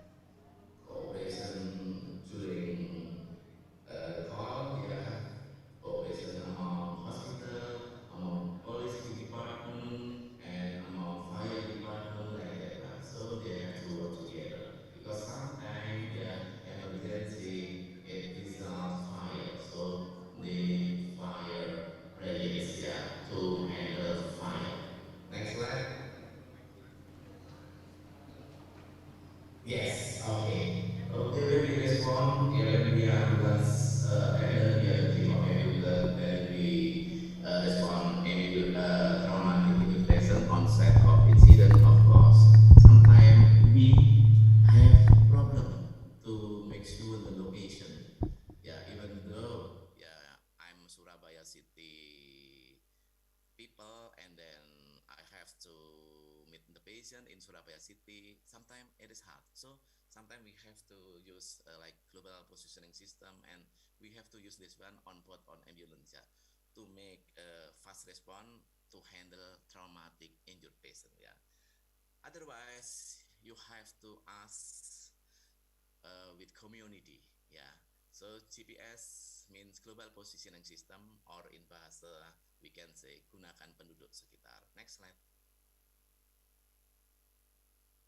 Okay, ambulance car it is pitfall also. Sometimes a nurse, yeah, sitting next to the driver. Uh, the nurse should be in patient cabin and sitting, observing patient, monitoring patient, yeah, next to patient, sitting, yeah, not sitting near driver, yeah, like this one, yeah, like this one. No, yeah, I think that as an ambulance crew, ambulance team, we have to sit near patient. But this is several times ago, yeah, more than 10 years ago, yeah. So right now, not like this one. It is very good right now. Okay, next slide. Okay, I will tell you about how the phases of the ambulance call, because this is very important thing. Yeah, how to make some time become short. Yeah, become what is it? Limited time, so we can respond patient with traumatic injured patient very fast. Yeah, without any reluctance, without any resistance when we are in ambulance. Okay, next slide. Okay, this is the step of ambulance car. Yeah, and the first step is pre-dispatch, and then dispatch, and then travel to the scene. At the scene, travel to the hospital. At the hospital, and this is the step of ambulance team when you respond traumatic injured patient. Yeah, I think not traumatic injured patient and non-trauma patient, that's no problem. Yeah, and the step is like this one. Yeah, the first pre-dispatch, and then the dispatch, travel to the scene. At the scene, travel to the hospital. Then at the hospital. Next slide. Okay, this one, yeah, pre-dispatch. What you must do pre-dispatch in ambulance team, yeah, in ambulance team, if you are an ambulance team, you have to make preparation for your ambulance. Yeah, you have to make preparation about 3M. The first M is a man. Yeah, you need a doctor, you need a nurse, or other health professionals. Yeah, and then you have to prepare about the method. What kind of method you will use to handle patient with traumatic injured? Yeah, and the third is what material, what machine you will use to handle patient with traumatic injured condition. Yeah, the second one is dispatch. Yeah, dispatch means sorry, pre-dispatch, you have to prepare about the ambulance also. Ambulance is machine. Yeah, it's machine, so you have to prepare ambulance also. Dispatch means when there is a call, emergency call, yeah, to the scene, you have to go to the scene, yeah, with the team, with 3M, I told you, yeah, and then travel to the scene, yeah, you have to pay traffic regulation. Yeah, you have to obey, you have to follow traffic regulation. Never against traffic regulation, even though you are ambulance team. Yeah, and then action at the scene. Yeah, action at the scene you can perform by method of initial assessment. Yeah, initial assessment for traumatic injured patient. Yeah, it consists of A, B, C, D, E, primary survey, and then you have, or you can add adjuncts. Yeah, by F, G, H, I, or F, folic catheter, C, gastric tube, H, heart monitor, E, imaging, or intensive. Yeah, yeah, and then after that you have to do evaluation. Yeah, to what you have done to the patients, and then after that you can do secondary survey. If you have a time, you can do secondary survey to patient. Yeah, you have to find what problem to this patient. Yeah, find problem. Yeah, find problem again to the patient. Yeah, if there is ongoing problem, yeah, you can find the problem on secondary survey. After secondary survey, you have to travel this patient, you have to transport the patient to the hospital. Yeah, action at the hospital means you have to hand over this patient condition to receiving hospital staff. Yeah, what about the MIST? What about the mechanism of injury, injury sustained, yeah, sign, symptom, and treatment therapy you have done to the patient. Yeah, because sometimes we do not hand over about MIST, because MIST for traumatic injured patient is very important. Yeah, yeah. In some like advanced trauma recommended that MIST, mechanism of injury, yeah, injury sustained, yeah, sign, symptom, treatment therapy that we have given to patient, we have to hand over to receiving hospital staff. It is important for traumatic injured patient. But right now, yeah, right now maybe we have to hand over about SBAR. SBAR, as you know that SBAR stand for Situation, Background, Assessment, and Recommendation. Yeah, based on hospital accreditation, we have to hand over about SBAR. Okay, next slide. Okay, actually about the ambulance dispatch divided by two parts. Yeah, the first part is reaction time, and the second part is response time. Yeah, reaction time means when receiving call until team dispatch to the location. Yeah, and then at the scene, yeah, to the hospital, that is response time. So response time means after receiving call until the team carrying patient at the scene of incident. Yeah, like that one. So this is response time, and this one is treatment time. Treatment time can be done at scene of incident, yeah, and can be done at inside of ambulance. Yeah, that is treatment time. Treatment time for traumatic injured patient. Yeah, at the scene of incident, as I told you that we can perform initial assessment, primary survey, secondary survey, and then inside ambulance we can do ongoing assessment, we can do initial assessment again. That's no problem. Yeah, if the patient's more than your personals, yeah, you can do triage system. So at the hospital, yeah, you have to transfer patient, you have to hand over about patient condition by MIST or SBAR to receiving hospital staff, both nurses or doctors. Next slide.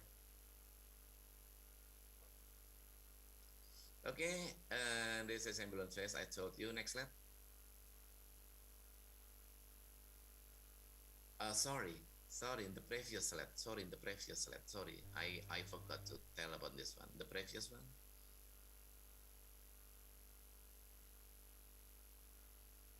Okay. I told you about this one. Yeah, I think this is the sixth bar.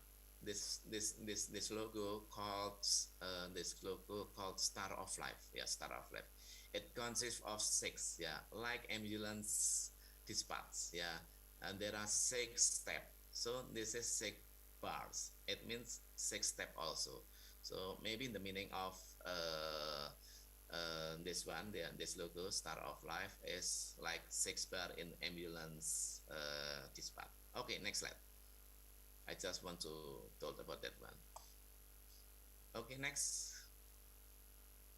Okay, and this is observation list. Yeah, inside ambulance. Yeah, the chief of nurse or the chief of paramedic ambulance. Yeah, they have to perform observation list. Yeah, otherwise, yeah, you do nothing. If you do not make some documentation, it means you do nothing, even though you have done about A, B, C, D, E, re-evaluation, yeah, F, G, H, I, J, F, G, H, I, yeah, and then secondary survey, you have done anything about emergency treatment, but you do not create observation list, it means you do nothing. So you have to create documentation. Next slide. Okay, documentation, yeah. You can perform about the patient's name, about the location of incident, about ambulance car, about maybe odometer of kilometer, yeah, and then about the time, yeah, leaving the base, what time, arriving at the scene of incident, what time you have to recall it, yeah. Okay, next slide. Okay, your time. Sorry, sir. Your time 5 minutes. 5 minutes. Yes. Okay, continue. Continue. Next slide. Next slide. Okay, next slide. Okay, I told you 3M and time. Yeah. Okay, ambulance dispatch, you have to record about the kilometer, odometer, yeah, because it will show you about how long and then how speed you drive ambulance. Next. Okay, travel to the scene, yeah, you have to make some coordination. If you need medical advisor, you have to provide it, yeah. We have to work multi-sector, yeah, we have to work with police, yeah, we have to work fire department, and we maybe work to with other hospital. Next slide. Okay, yeah, in emergency, we know about three T's. Yeah, three T's mean triage, treatment, and transfer. So we have to do that one. So if we respond, yeah, traffic accident, maybe we have to make some extrication, motor vehicle collision. Yeah, we have to be careful because sometimes airway loss. Yeah, so the airway is not clear. We have to make some clearance in airway. Next slide. Okay, we have to place the patient on the safe location, yeah, instead of incident, yeah, and of course we have to perform initial assessment, primary survey, secondary survey. Next slide. Okay, at the scene we have to record, yeah, about odometer, yeah. At the scene of incident, our time is only 10 minutes, so we call it platinum 10 minutes. It is recommended by basic trauma life support or international trauma life support. Next slide. Okay, this is sometimes pitfalling, yeah, because we only applying color base or neck color without head blocks. The red one is head block or head immobilizer device, yeah. So we have to complete with head immobilizer device also because we have to make fixing the head. Next slide. Yes, fixing the head, I told you, keep dropping, never stop infusion because it is important, particularly for traumatic injured patient with burn condition, because it needs rule of nine, and then it needs fluid, yeah, for replacement combustion. Next slide. Do not stop dropping of infusion. Strapping, it is very important because you have to make safety patient. We have to strap patient, you have to make safety. Because sometimes we never do this one. Next slide.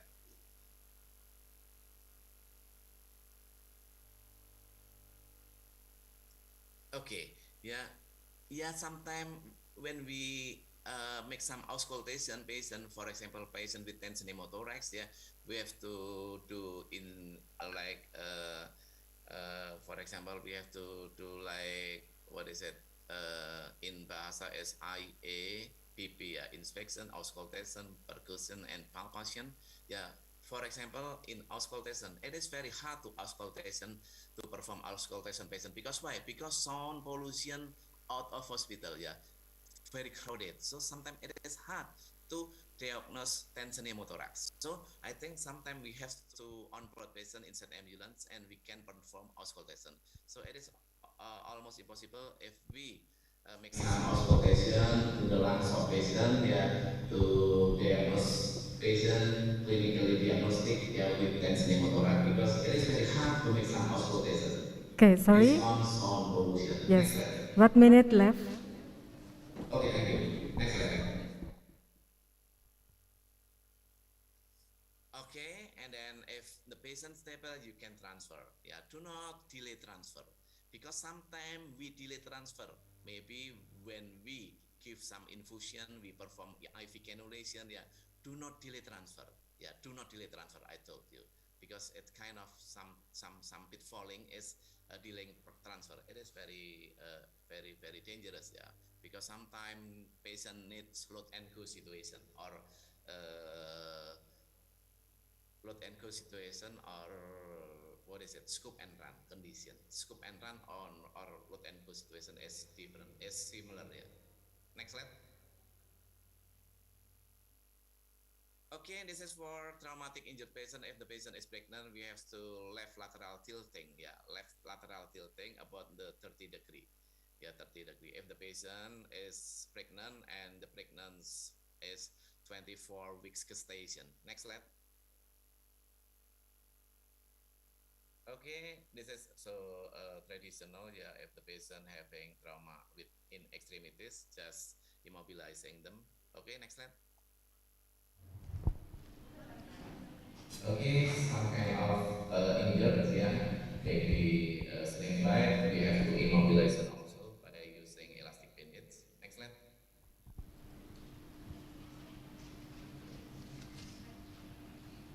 Okay.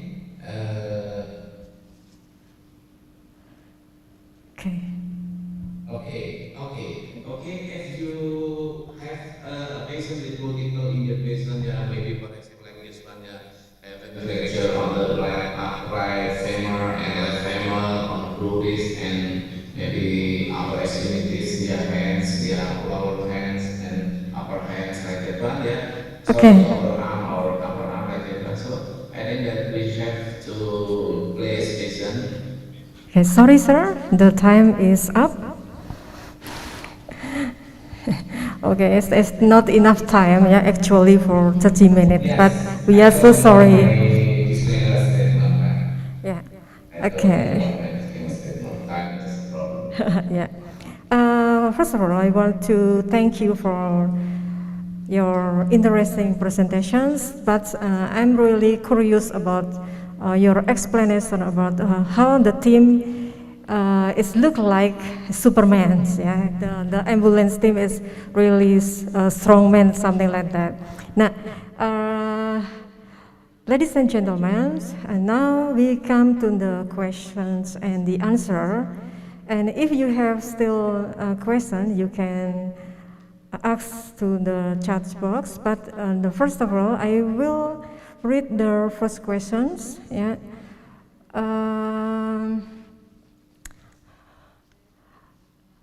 Okay. Yeah. Maybe this one's from Mas Yuralah, yeah, from Malaysia. Yeah. How to manage the disaster case during pandemic COVID-19?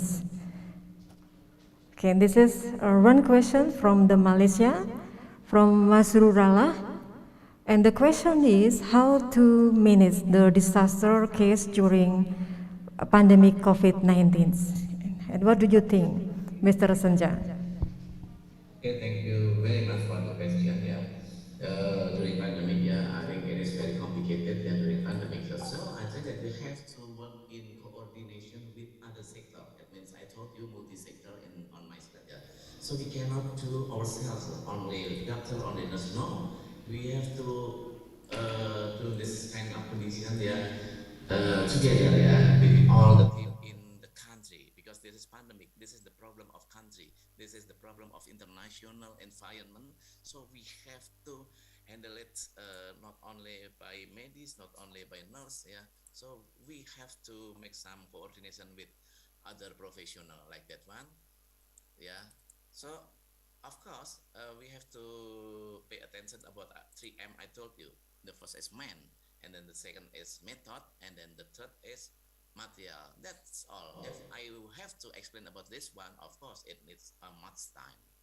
I think the most important thing is like that one. Yeah, so we have to handle it in multi-sector like that one. That's all I think. My answer. Thank you. Okay, I think it's clear from from Mr. Senja, yeah, to explain about the first question, and we move to the second question. It's from this is anonymous, yeah. Okay, from the boy, yeah, Mr. Senja, I want to ask, how about jump starts in disaster? Okay, maybe, yeah. Very much, Mas Boy. Mas Boy, I just want to ask you about you. Have you ever, what is it? Have you ever attend to the course of like ITLS, International Trauma Support, or Basic Trauma Support? Yeah. If you want to ask me about jumpstart in disaster, that's no problem. But I think jumpstart is for disaster, maybe you can do that one, yeah, for disaster. Yeah, if the disaster result many victims with traumatic injury, but if the disaster doesn't result traumatic injured patient, I think that you cannot use jumpstart, because jumpstart is used for traumatic injured patient. Yeah, jumpstart is triage method for children. Yeah, start means simple triage and rapid treatment. Then that is for children. Yeah, so that if you want to use jump start for disaster, no problem. If disaster result traumatic injured victim, understood? Yeah, if if the disaster doesn't resolve traumatic injured patient, you cannot use jump start. And of course, jump start is only for children, not for adult patients. You have to realize for that one. Okay, Mr. Boy, thank you very much for your nice question. Okay, yeah. So we next move to the third, maybe the last questions from the Fitri, yeah, Suryani from the Akbar Kesdam Padang. Yes, she wants to know. I want to ask, what are the legal provisions governing the implementation of emergency nursing practice? Okay, Yeah. thank you very much for the question from Ms. Fitri Suryani, yeah, from Akbar Kesdam Padang, yeah, about the legal provision governing the implementation of emergency nursing. So I think that emergency nursing, yeah, in hospital, nurses, yeah, they have like what is it? Legal aspect, yeah, and of course legal aspect is provided by maybe from hospital, yeah, maybe in hospital there is a legal, yeah, who will protect the nurses, yeah, from the maybe for maybe the what is it, the not malpractice, I think, yeah, maybe some, yeah, some misadministration and others condition like that one. So we have to follow the legal from hospital, yeah. Maybe if you are what are you? Oh, I'm emergency nurse. Oh, where is your credentialing? Yeah, credentialing. Oh, this one. Oh, that's good. Yeah, it means that you have credentialing to be an emergency nurse. Yeah, so it is based on credentialing on nursing. Yeah, emergency credentialing, critical credentialing, like that one. So we have to follow that one. Okay, thank you very much, Vicky. Okay, thank you for the all questions from the attendees and for the Mr. Senja. I'm now going to wrap up a little bit about our discussions in these sessions, that the complexity of the traumatic injury, providing an overview of the conditions at greatest risk for airway obstructions and the option of for airway management and how to transport patient, yeah, from the locations of injury to the hospital. Okay, and to identify the specific characteristics associated with it and to establish the utility of different instruments for traumatic injuries. Thank you to all our to Mr. Sanja as our first presenter today, and thank you for the attending these sessions. Okay. Yeah, nice to meet you and see you next time again, Mr. Senja.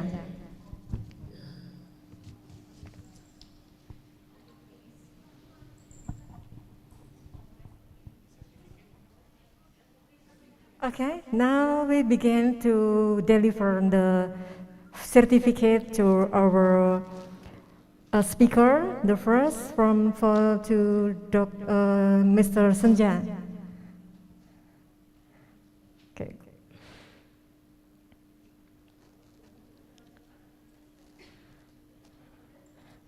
This, yeah. Thank you very much, Mr. Senja. See you next time with the different occasion for the next year. I hope so. Okay. Yeah.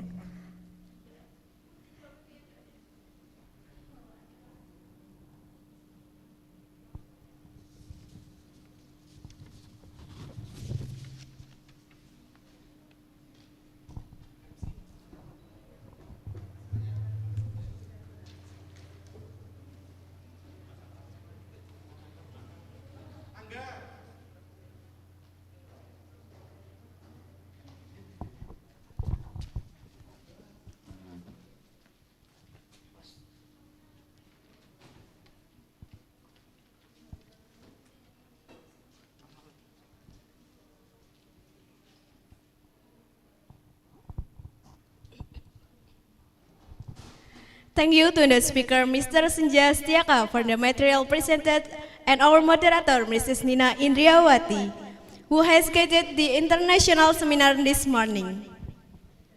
Thank you to the participants who have asked questions to the speakers. The next agenda is the presentation from the keynote speaker by Dr. Yulianto Prabowo. But since he couldn't present, then he will be represented by Dr. Elha Mangto Sudan, Magister Kesehatan, Head Section of Referral Health Services of Health Office in Province of Central Java.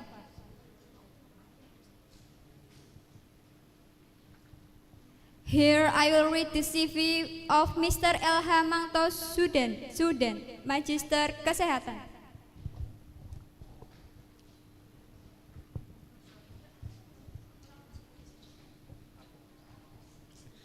Dr. Elha Mangto Sudan, Magister Kesehatan, Educational History, Medical Education 2002, Master EPID, Undip Master Degree 2018, Work Experience, Head of Semarang Balkesmas Series 2018 until 2020, Head of Ambarawa Balkesmas Support Services 2020 until 2001, Referral Services of Health Office in Province of Central Java 2020 until 2021.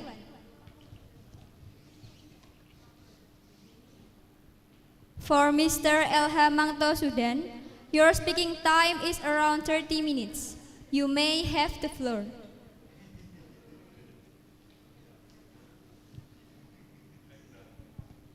Terima kasih. Assalamualaikum warahmatullahi wabarakatuh. Apakah suara saya terdengar? Yes, I can hear your voice, sir. Ya, terima kasih ya. Izinkan saya berbicara dalam bahasa Indonesia ya, karena belum mempersiapkan materi dalam bahasa Indonesia. Apakah saya akan bisa sendiri atau bagaimana materi ini? Can I share my presentation myself or? Prepared by the committee, sir. Oh. Yes, from the committee, sir.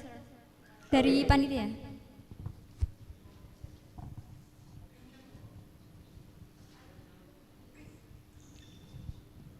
Assalamualaikum warahmatullahi wabarakatuh. Teman-teman semuanya serta pimpinan pada kesempatan hari ini, mohon izin untuk kami menyampaikan permohonan maaf dari Bapak Gubernur Jawa Tengah pada ini sesungguhnya hadir namun tidak dapat memenuhi harapan karena ada kunjungan tugas Bangladesh selama hari izinkan kami menyampaikan materi judul Jawa Tengah Sehat dengan penguatan implementasi perawatan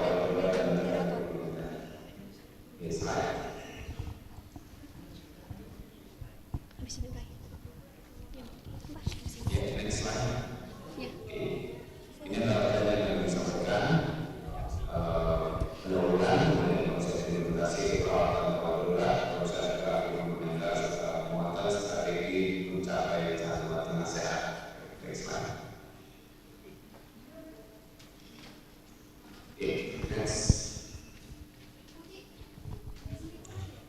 Ya, ini adalah pembangunan kesehatan nasional pada tahun 2020 sampai 2024. Tentu di materi ini akan banyak kami tampilkan tentang kebijakan pemerintah terhadap penguatan pembangunan kesehatan. Jadi dulu meskipun dari basis akademisi kita selalu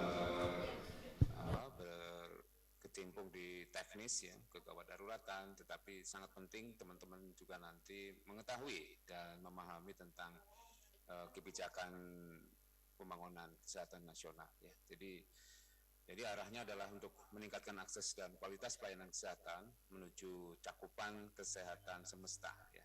Tentu ini ditekankan pada penguatan pelayanan kesehatan dasar ya, atau disebut dengan primary health care, dan peningkatan upaya promotif dan preventif didukung oleh inovasi dan pemanfaatan teknologi. Ya, next.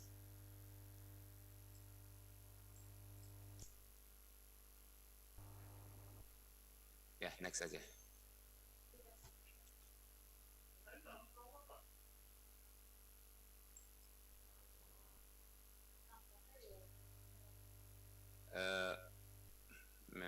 Mbak moderator, bisakah saya meng-share materi saya saja? Ya, karena terlalu kecil.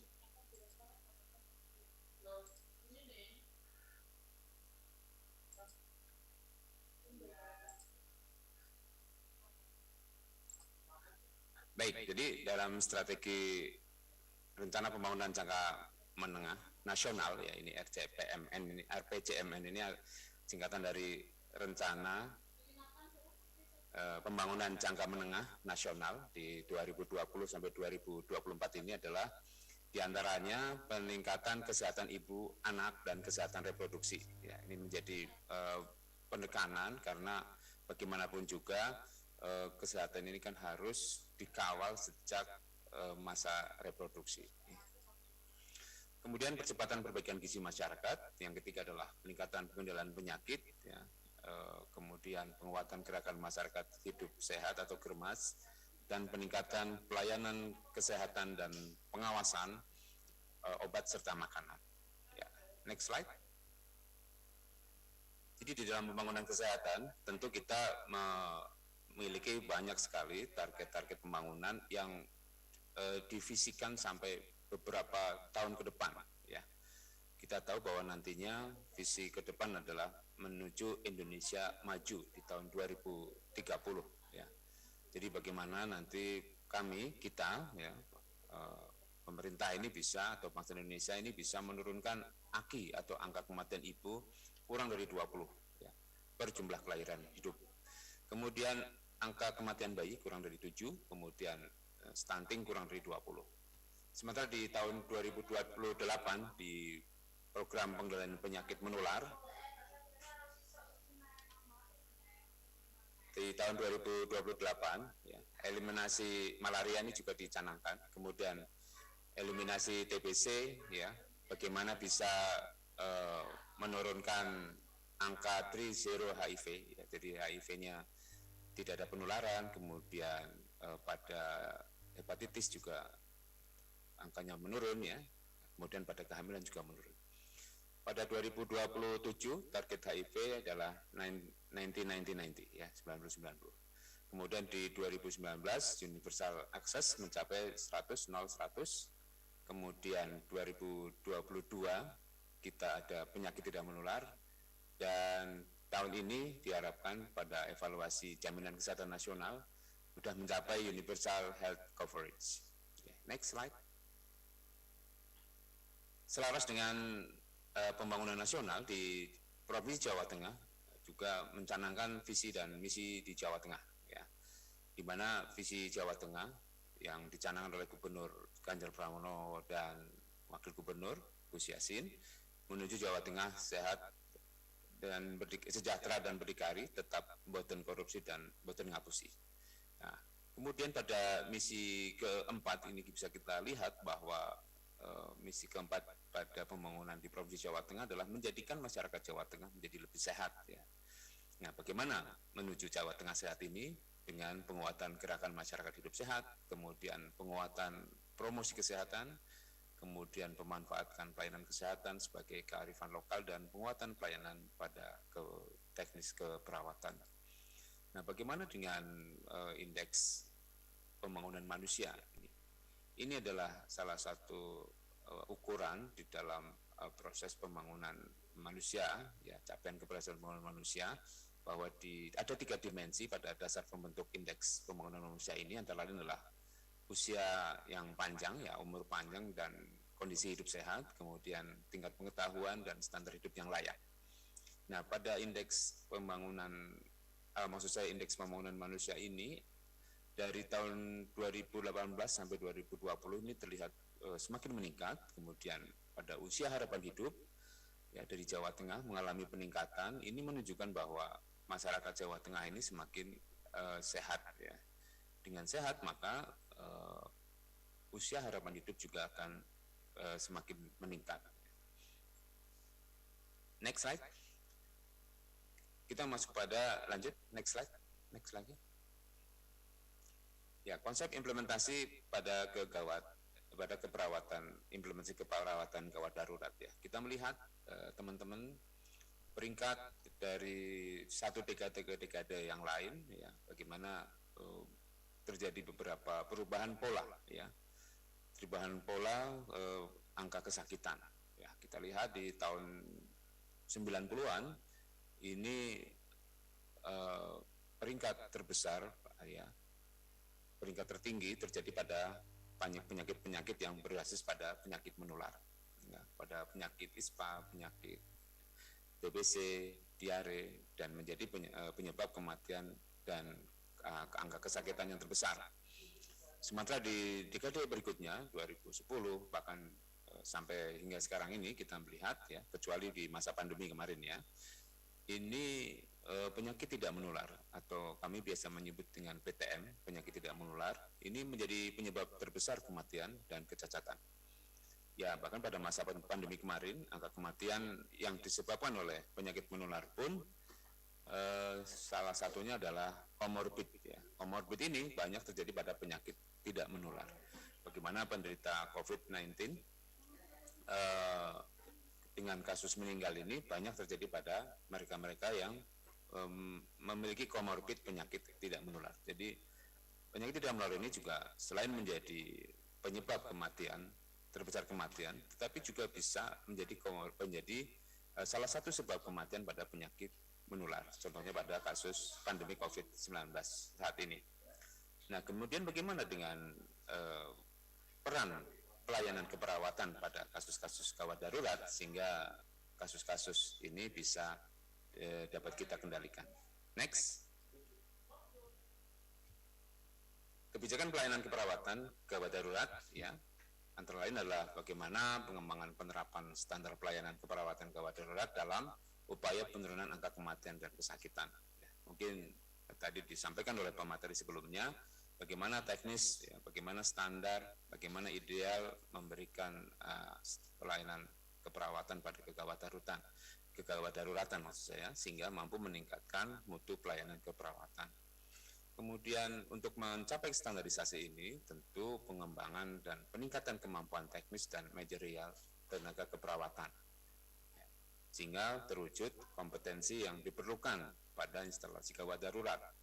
Kemudian penerapan standar pelayanan keperawatan gawat darurat di rumah sakit ini juga tidak hanya berbasis pada satu institusi saja, tetapi juga memerlukan banyak dukungan dan dari berbagai pihak, sehingga dilaksanakan atau diwujudkan dalam bentuk jejaring. Ya, bagaimana nanti jejaring ini mampu ya berkolaborasi sehingga bisa menciptakan atau bisa mewujudkan pelayanan kegawat daruratan yang paripurna. Next. Konsep implementasi keperawatan gawat daruratan adalah ya, karena emergensi, kasus-kasus emergensi atau kasus kegawat daruratan ini bisa terjadi di mana saja, ya, kapan saja dan siapa saja. Nah, sehingga berlatar belakang ini perlu ada asuhan emergency care, yaitu asuhan keperawatan kegawat daruratan, yaitu asuhan yang diberikan meliputi asuhan biologis, asuhan psikologis dan sosial, ya, dengan beberapa konsep ya, caring, ya, merawat, helping, respecting, listening, feeling, sharing, smiling, believing in others, dan learning. Ya, tentu norma-norma seperti ini wajib ya, sangat penting untuk ditanamkan atau diterapkan dalam asuhan keperawatan. Next. Ya, untuk pasien gawat ya, pasien gawat darurat ini adalah pasien yang memerlukan pertolongan yang tepat, cermat dan cepat ya, untuk mencegah kematian maupun kecacatan. Tentu ini menjadi doktrin dasar ya, time saving is life saving. Jadi waktu adalah nyawa ya. Jadi pada saat kita menangani pasien dengan kegawat daruratan, ya, tentu kita berpacu melawan waktu. Kemudian ukuran keberhasilan seperti yang tadi mungkin ada disampaikan oleh pemateri sebelumnya adalah respon time atau waktu tanggap. Next. Pelayanan keperawatan yang komprehensif ini diberikan kepada pasien keluarga yang dengan injuri akut atau sakit yang mengancam kehidupan dengan kejadian secara mendadak dalam suatu lingkungan yang tidak dapat dikendalikan, atau bisa juga dalam bentuk kondisi bencana atau kondisi wabah. Tentu yang perlu dipegang oleh teman-teman adalah prinsip dasarnya adalah cepat, tepat, dan segera, dengan tujuan untuk mencapai pelayanan kesehatan yang optimal pada pasien secara cepat dan tepat, serta terpadu dalam penanganan kegawat daruratan. Tentu ini juga menjadi satu hal bagaimana prinsip cepat, tepat, dan segera ini bisa mencegah risiko, ya, kecacatan maupun kematian, atau dalam frasenya disebut dengan to save life and life. Ya, jadi ini merupakan satu frase, jadi cegah kematian dan cegah kecacatan. Jadi ada dua risiko yang penting yang menjadi dasar kita melaksanakan kegawat daruratan. Next. Bagaimana dengan sistem kegawat daruratan? Jadi pelayanan kegawat daruratan secara kontinu, ya, atau biasa diistilahkan dalam 24 jam. Ya. 24 jam ini karena merupakan ukuran waktu dalam satu hari, sehingga menunjukkan bahwa kegawat daruratan 24 jam artinya kegawat daruratan yang sifatnya kontinu. Ini bagaimana the role of emergency nurse, ya. Memberi asuhan sebagai penyampai edukasi, kemudian bisa melakukan advokasi, ya, pendekatan, dan sebagai researcher, ya. Kemudian melakukan triase, ya, salah satunya di kamar operasi, kemudian resusitasi, kemudian penunjang medis, laboratorium, ronsen, dan farmasi, kemudian emergency nurse yang profesional, yang kompeten, sesuai dengan kewenangan yang ada. Next. Untuk sistem penanggulangan gawat darurat terpadu atau SPGDT, ini dalam sehari-hari kita atau teman-teman akan menemui dalam kasus kegawat daruratan, ya. Jadi ini adalah pelayanan kegawat daruratan yang diatur dalam SPGDT. Ya, jadi bisa berupa kasus-kasus gawat darurat maupun kondisi bencana yang bersifat massal. Jadi ada beberapa sistem, ya, sistem yang terdiri dari beberapa komponen, pra-hospital, intra-hospital maupun inter-hospital, atau di sini diistilahkan sebagai pra-rumah sakit, intra-rumah sakit, dan antar-rumah sakit. Kemudian masuk dalam komunikasi dan transportasi, kemudian sumber daya manusia yang kesehatan, ya, sumber daya manusia kesehatan, dan sumber daya manusia non kesehatan, serta multisektor. Ini merupakan salah satu respon cepat yang menekankan pada mencegah kematian dan mencegah kecacatan, atau time saving, is life and line saving. Ya, demikian untuk keterkaitan dengan keperawatan gawat daruratan. Sekarang kita masuk pada lanjut, next. Konsep pengobatan tradisional komplementer. Jadi teman-teman, ini ada beberapa hal yang teman sampaikan. Jadi pada pelayanan kesehatan, baik itu primer maupun di pelayanan kesehatan primer. Sorry to interrupt, sir. Ya. Your time is less than 5 minutes. Maaf, waktunya kurang 5 menit. Oke. Ya. Pengobatan pelayanan kesehatan, cepat saja.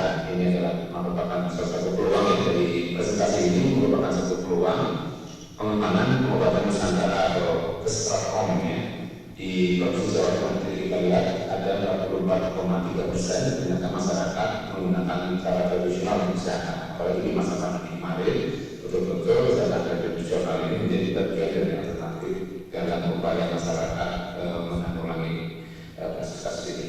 Ini adalah dasar penyelenggaraan pelaksanaan kesehatan tradisional, ya. Ada beberapa strategi nasional maupun strategi nasional hingga ke peraturan pemerintah, ya, maupun peraturan Menteri Kesehatan. Ini beberapa jenis pelayanan tradisional. Ada pelayanan tradisional pelayanan kesehatan tradisional yang ditulis, jadi berdasarkan pengalaman di masa lalu. Ya. Dulu saya pakai apa ya, dengan bisa memberikan manfaat atau keuntungan apa, kemudian masuk pada pelayanan kesehatan tradisional yang komplementer yang memanfaatkan ilmu biomedis dan biokultural ya, kultural ya. Jadi ini dilakukan oleh nakes tradisional, pendidikan yang minimal D3, areanya pada promotif keluarga ya. Kemudian masuk pada edukasi. Ini merupakan dilakukan bersama oleh nakes dan nakes tradisional. Ya, ini juga bersifat upaya yang berupa sama, formatif, preventif, kuratif, dan rehabilitatif. Ya, kemudian bagaimana asuransi kesehatan tradisional secara empiris ya, seperti ini. Ya, jadi kita melakukan upaya promotif dan preventif, ya, memanfaatkan tanaman obat keluarga, kemudian juga upaya-upaya seperti akupressur untuk mencegah pemberian kesehatan. Kemudian dilakukan oleh puskesmas dan didukung oleh pemerintah daerah. Tujuannya adalah sama, pemberian upaya promotif dan preventif agar terwujud keluarga yang sehat. Kemudian masuk pada beberapa jenis atau pelayanan kesehatan tradisional yang komplementer. Ini beberapa modalitasnya terdiri dari akupunktur, akupressur, kemudian pijat bayi, kemudian pemberian obat-obat herbal, serta konseling pemanfaatan tanaman obat keluarga. Intinya adalah nanti ini akan muncul pada institusi berupa kriya sehat ya. Kepemilikannya bisa secara hierarkis dari pusat, daerah sampai ke masyarakat, namun harus berbadan hukum. Nah, ini adalah struktur organisasinya. Lanjut, next slide. Next lagi. Ya, next lagi. Sekali lagi, next. Ya, ini adalah beberapa pelayanan kesehatan ya, baik itu modalitas ya, modalisnya berupa akupunktur, akupressur, pijat pada bayi, kemudian herbal dan pemanfaatan konseling, pemanfaatan tanaman obat keluarga. Next. Bagaimana kriteria penyelenggaraan pelayanan kesehatan tradisional terintegrasi? Paling tidak, paling sedikit dengan satu pelayanan kesehatan konvensional yang ada di Vaskes ya.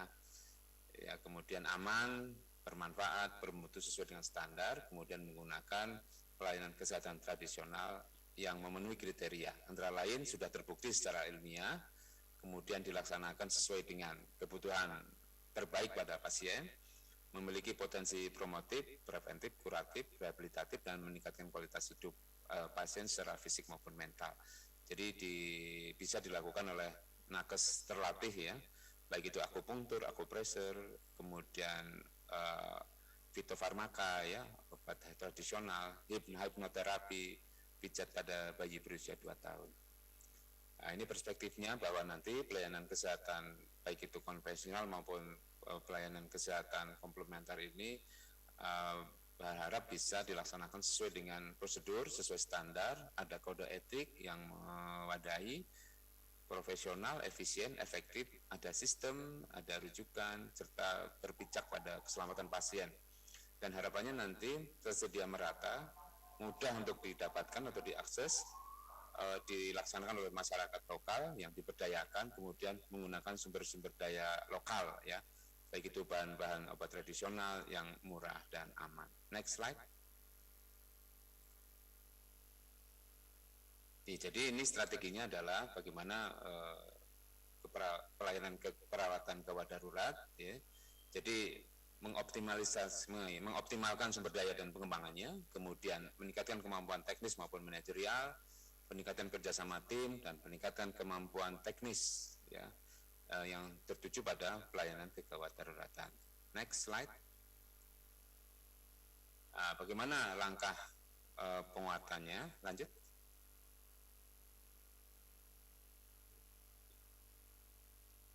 Next slide. Ya. Nanti pada strategi dan langkah penguatan sistem pelayanan kesehatan tradisional, kita ada rumah sakit maupun atau disebut dengan fasilitas kesehatan tingkat lanjut atau puskesmas, fasilitas kesehatan tingkat pertama yang tradisional komplementer, ini akan masuk pada peluang pengembangan dan aset di Jawa Tengah, ya. Dan ini bakal menjadi destinasi wisata dan bisa memberikan implikasi berupa peningkatan ekonomi masyarakat lokal. Nantinya Jawa Tengah ini bisa menjadi role model pengembangan pelayanan kesehatan tradisional komplementer, perlu dukungan legalitas, pengakuan dan kebijakan, meningkatkan jumlah dan jenis sumber daya nakes dan nakestrat, meningkatkan sarana prasarana dan mengembangkan sumber daya bahan obat tradisional lokal daerah untuk meningkatkan ekonomi keluarga dan memperkuat anggaran. Tentu hal ini juga membutuhkan bimbingan teknis baik dari pusat maupun daerah. Next slide.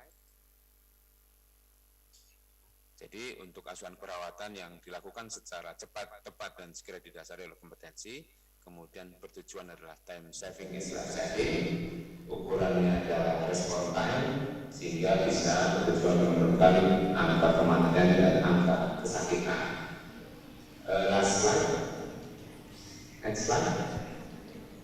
Jadi pada pasien kesehatan tradisional komplementer ini butuhkan ada regulasi, kemudian ada dukungan daerah.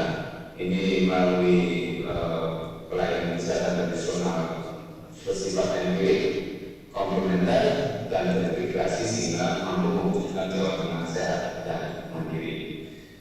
Ya, saya kira itu yang bisa saya sampaikan. Terima kasih. Assalamualaikum warahmatullahi wabarakatuh.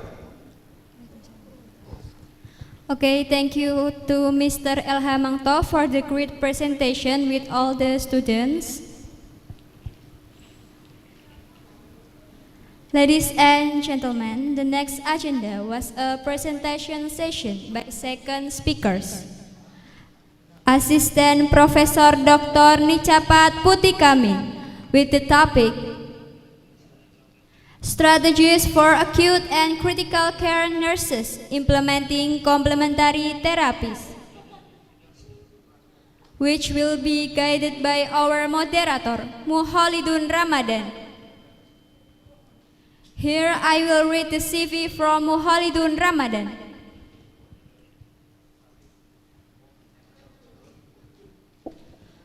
Muhalidun Ramadan was born at Pekalongan 26 November 2001.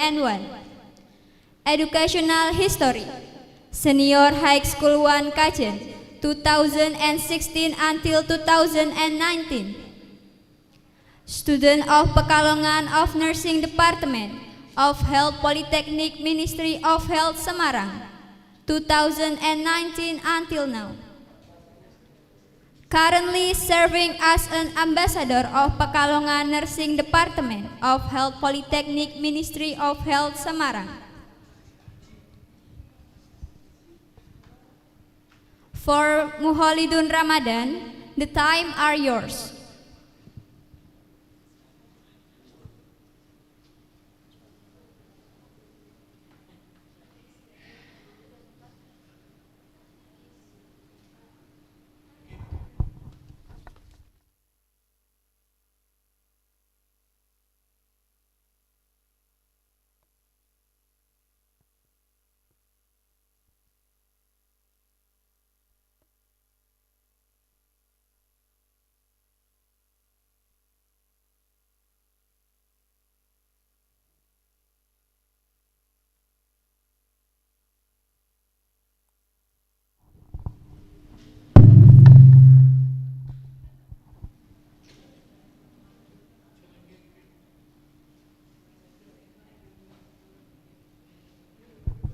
All right, thank you so much, Hayu and Devi, to give me a time for this session.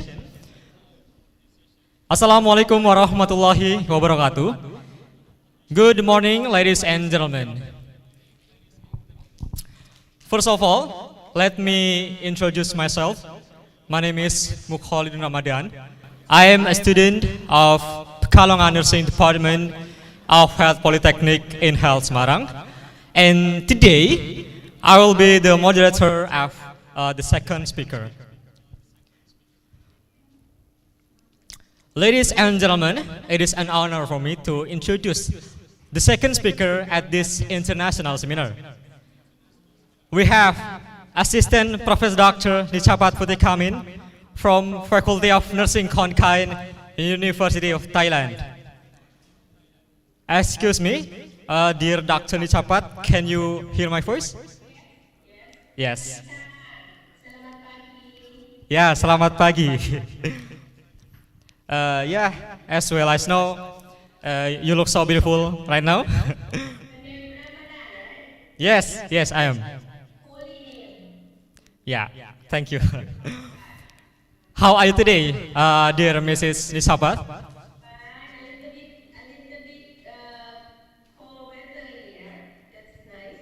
Okay, yes, no problem.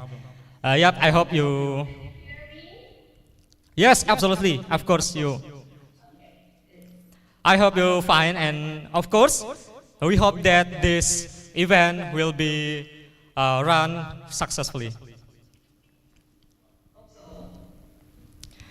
Before the presentation begins, let me read her curriculum vitae and her experiences. Because of that, for commit, can you provide that for me? Okay, thank you. Assistant Professor Dr. Nisapat Putih Kamin works in nursing department Konkan University, Thailand.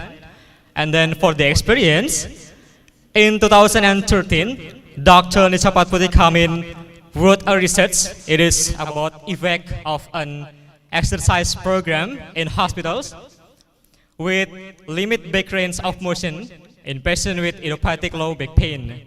And then in 2018, Dr. Nisapat Putih Kamin is wrote a research article. It is about psychology characteristic of a risk assessment tool in diabetic with patient with diabetes mellitus. And yeah, that's the curriculum vitae and the experiences of our second speaker. Ladies and gentlemen, at the end, after the presentation is done, we will allow the participant to ask 2 questions. Participant could submit by write it down the question in question link, which is will be provided by Commit in Zoom or YouTube channel. Because of that, participant can type the question in format. Just write down your name and the question that will be asked.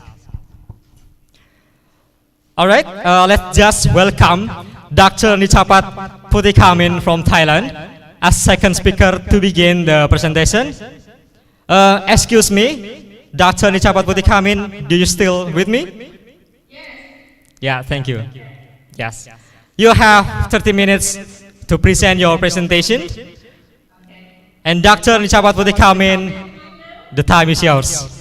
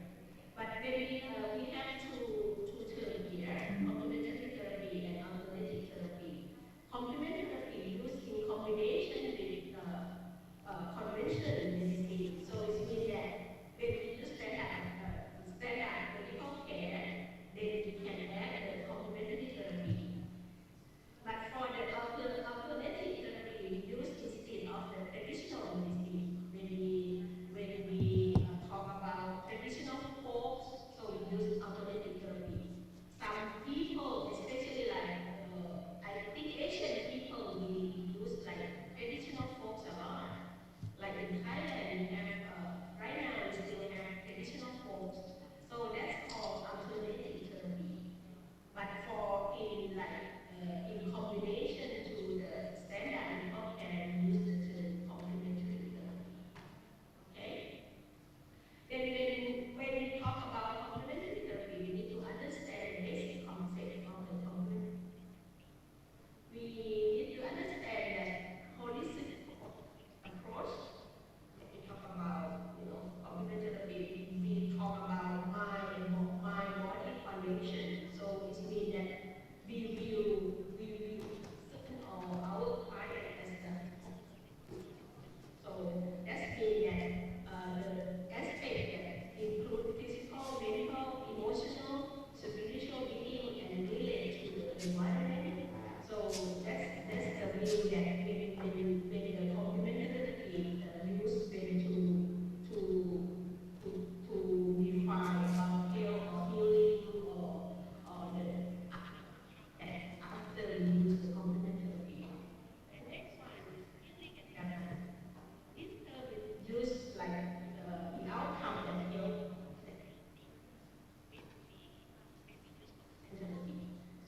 the optimal wellness of all aspects of life that include the moral value and meaningful life that includes the term that spirituality.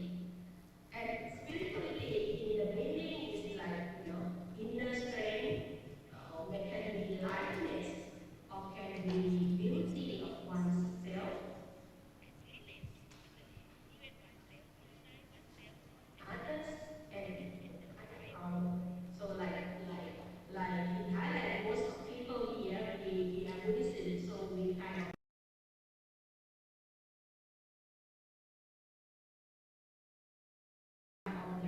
people here may to other higher power, like we still have the belief that from the ancient about like ghosts, like heaven, like things like that. So that's the we call the spirituality that connect to the higher power. And the last term is breath and energy. This one is the forces that integrate the mind-body connection.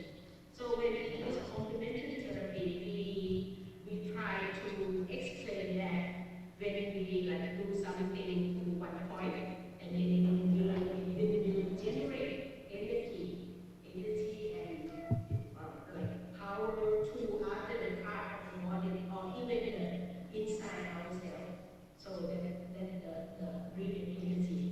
So these are the basic concepts of complementary therapy when we talking about complementary. And how about nursing and complementary therapy? We have in mind that all the nursing in overall in global nursing, holistic approach is always the nursing excellence. I think we all know about that.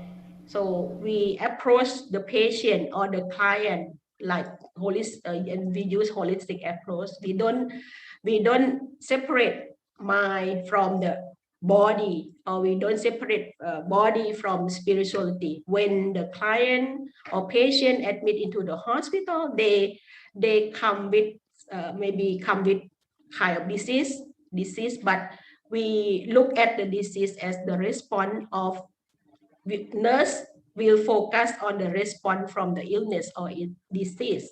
So that's we have the view of the our client as the holistic. And nurse always interact with client, like 24 hours.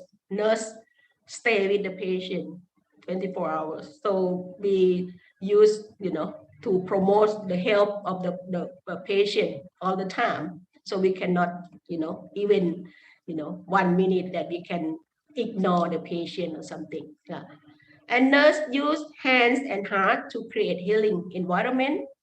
So nurse interact with the patient and use the hands to take care of the patient, and our heart that send the smiling and some humor, and like, use our heart to take care of the patient, to create the healing environment so the patient can, feel better, and, even not like feel better when talking with the nurse. And also nurses themselves are the healers. I think everyone know, because when we interact with the patient, we use ourselves to talk, to interact with the patient, and then ourselves can be, like therapy for the patient. Some nurse can use like some kind of unique of the nurse, like humor, some humor to make the patient feel better. Some nurse may use like touching, touching and smiling to make the patient and the family feel better. That's we use ourselves as the healer. And the last one is that nurse deal with the attitudes, perspective, belief, and response of the client to illness. As I said, that we don't look at the disease as the person as the disease, because doctor, they look at the patient, they will find out for the disease, right? And they try to cure the disease. But for nurses, we look at the patient as, how they respond to the illness. So how the attitude of the patient, how the belief of the patient to the illness, that nurse can respond to that, to some of kind of interact with the attitude, with the belief, to promote or to make them feel better and go together with their belief. Like example in Thailand, that when the patient, most of them are Buddhists, they admit into the hospital, they might come with the belief like, they believe some kind of disease like cancer or like chronic illness. They might believe that caused by karma. I think you may like deed or karma or action. When people action, and we call deed, and then in Buddhist we call karma. So karma not even in the present, but also in the past life. So that we believe that when people in the past life did something, they will carry that karma into the present life, unless that people can will not reincarnation. So we call like that, like Buddha, that we will not reincarnation again, so that they kill all the karma. So most of the patient in some certain disease like cancer, many of them believe that cancer caused by their karma. But in relate to scientific karma in Buddhist is also defined as the action, present action, like people do right now, that we call karma, because when they eat, when they consume alcohol, when they smoke, that's karma in the meaning of the religion. So this kind of belief, the nurse will interact, and then will some kind of belief may not like incongruent with the healthcare perspective. So nurse will work with this, and then not change their belief, but try to keep their belief, and then try to help them with the health, to respond to the illness. So that's the main part of the nurse. Okay, I will talk about complementary therapy for nursing practice. There are kind of four groups of the therapies. First one is mind body control therapies, And second one is manipulative and body-based therapy. And the next one is energy-based therapies. And the last one is biological-based therapy. So I will talk about these complementary therapies in the that like outcome of this can how relate to the healing and the health of the client. First one is mind body control therapy. The example of the mind body control therapy is the meditation, guided imagery, music therapy, prayer therapy, relaxation techniques. First one is meditation. Meditation can be like meditation that relate to religion. Like in Buddhist, we have like meditation that we in the process of religion. Like Hindu also have meditation in the process of Hindu, right? But some of like other country like in US sorry they use meditation like mindfulness that not related to religion. Sorry.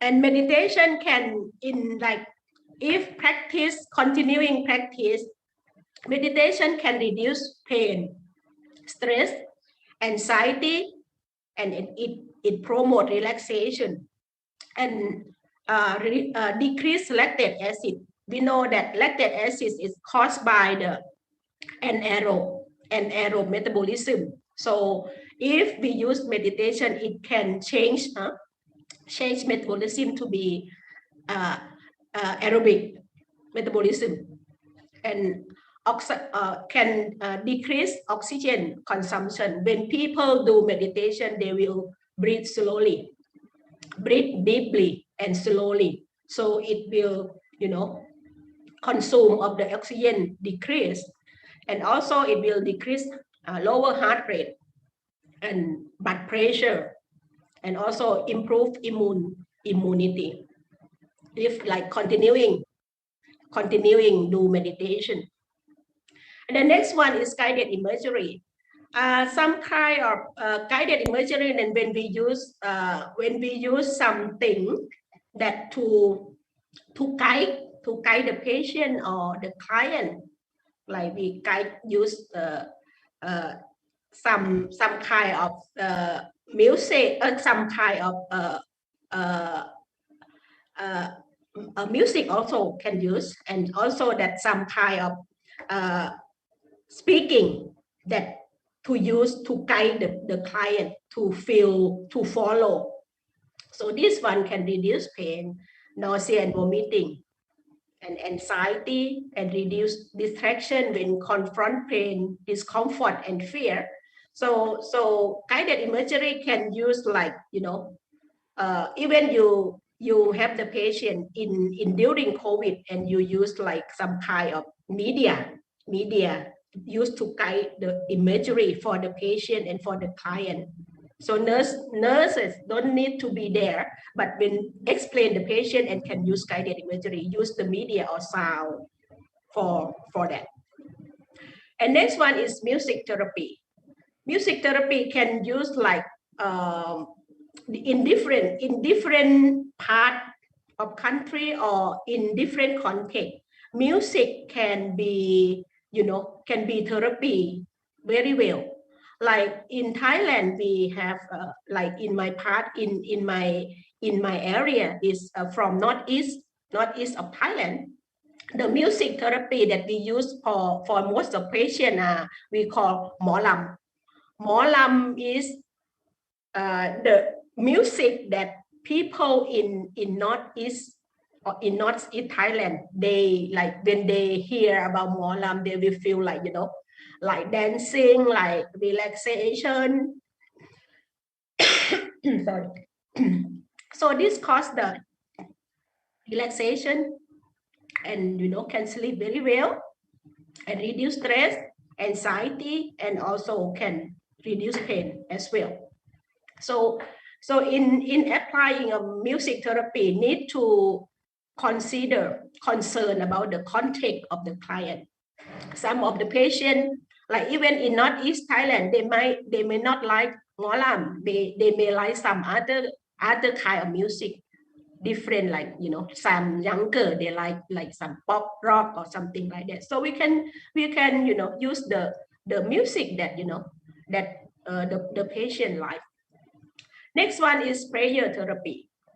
I think Hindu really deep understand about the prayer therapy, because you have like how many 5 times, right? 5 times that you have prayer. in Thailand, we don't do that much. Like we might have before go to sleep, or some people maybe in the morning, but not every people do that. So prayer therapy, bring the energy, bring the good feeling.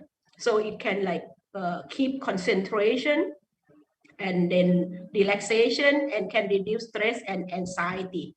So one of my master degree students, she used prayer therapy to reduce pain in cancer patient. And it can reduce very well. Use the we call mantra that we use that in religion that use, and then they feel like like receive healing from Buddha, and then relax, and then not pain, or have some pain, but not that very severe. The last one is the relaxation technique. This technique can be in general for everybody can use it, because it's not related to any kind of belief or religion. Like progressive relaxation technique that we use, like to tell the body to relax, like from head to toe. And this one can reduce stress, anxiety, and then like some of the physical and emotional tension, and some pain, and promote sleep. So this all you can see that all the mind body control, we use body, we use mind to control our body, and the outcome of this kind of therapy can create the feel of peace, the feel of relaxation, and stress, and release stress and anxiety. Next one is the therapy that we call manipulate and body-based therapy. This kind of therapy, we use the like some kind of movement of our body to create energy and power and healing. The first one is movement and exercise, like general exercise. We know that exercise strengthens the circulatory and respiratory system. And in certain level of exercise can release endorphin. So we know that endorphin is the hormone released when people feel like happiness, and help regulate metabolism, like metabolism, like using, like in the inpatient, we use exercise to like stimulate the metabolism and use of the insulin and also promote immune system. The next one is yoga. Yoga, I think mostly, I think now yoga is quite general in the world, because actually originate from India, yoga. But I think now a lot of people around the world, they use yoga, practice yoga. This one can promote concentration. Need to concentrate with the position and posture, and it like brings strength when you use, like some posture, you need the strength, and then if continue practice, it will make the joint like flexibility, And when you practice yoga, you will need to go with the breathing. So it will like, you know, oxygen consumption also like you know, can decrease. And then the most important is a balance and posture. If people want to have a good personality or like good like body look, so they can practice yoga to make them like have the good balance and posture. Next one is Tai Chi. Tai Chi is originate from, I think, from China, from Chinese people. But in Thailand also we have the group of people that interest in the Tai Chi. That this Tai Chi like use posture, also posture and breathing to, you know, promote energy flow. We call heat throughout the body. So in doing this is similar to yoga, that it will, you know, promote strength, and also like you can find some evidence. They say that Tai Chi can lower blood pressure. So this can use for those who, you know, have high blood pressure as well. But yoga, Tai Chi need training. So need specific training. You cannot do like by yourself, but you need to go for the training. Or nurse who interest this, you need to go through the yoga to the training to do that, because some kind of posture or some particular may hurt the body if you know, if don't know how to do it. The last one for the example of the body-based therapy is massage. Massage, we know that can reduce muscle tension and strain and bring relaxation and increase the blood flow. Because when people go massage, they feel, most of people who go to massage, they might feel like, you know, they feel like tired, they feel like have tension and strain from work. When they get the massage, they feel like relaxation, and they can go to sleep very well as well. So in doing that, the blood flow will flow better. I myself experienced the surgery, 2-time surgery, and during the operation period, they stretch my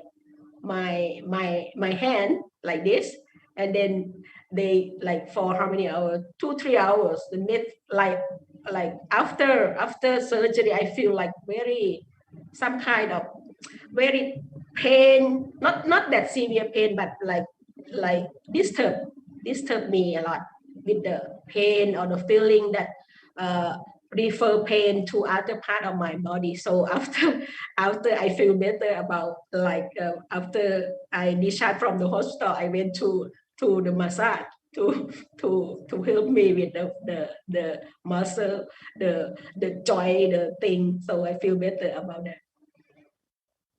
That's health. The next one is energy-based therapy.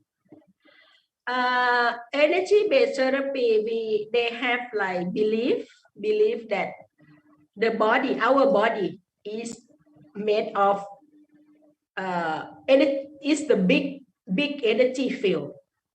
So made of different energy field. When the body has something happen like pain, or even like some kind of disturb the body, the area will create like the energy that not smooth, like maybe warmer or maybe cooler. That's the belief of the energy-based therapy. So the example of energy-based therapy is reflexology. This one they use the like they will like have like some kind of point in the body, like in hands and foot, and they use the pressure. They use the pressure to press at the important, and use the reflex onto the point of the body, the foot and the hand, and to stimulate, and will stimulate the energy and flow of the energy through the body. So this is reflexology. Acupuncture or acupressure is also similar to reflexology. They use the point pressure. Acupuncture is originate from China, I think. Acupuncture, but need specific training. For nurses in Thailand, we cannot do acupuncture, but we can do acupressure. Like we use our finger to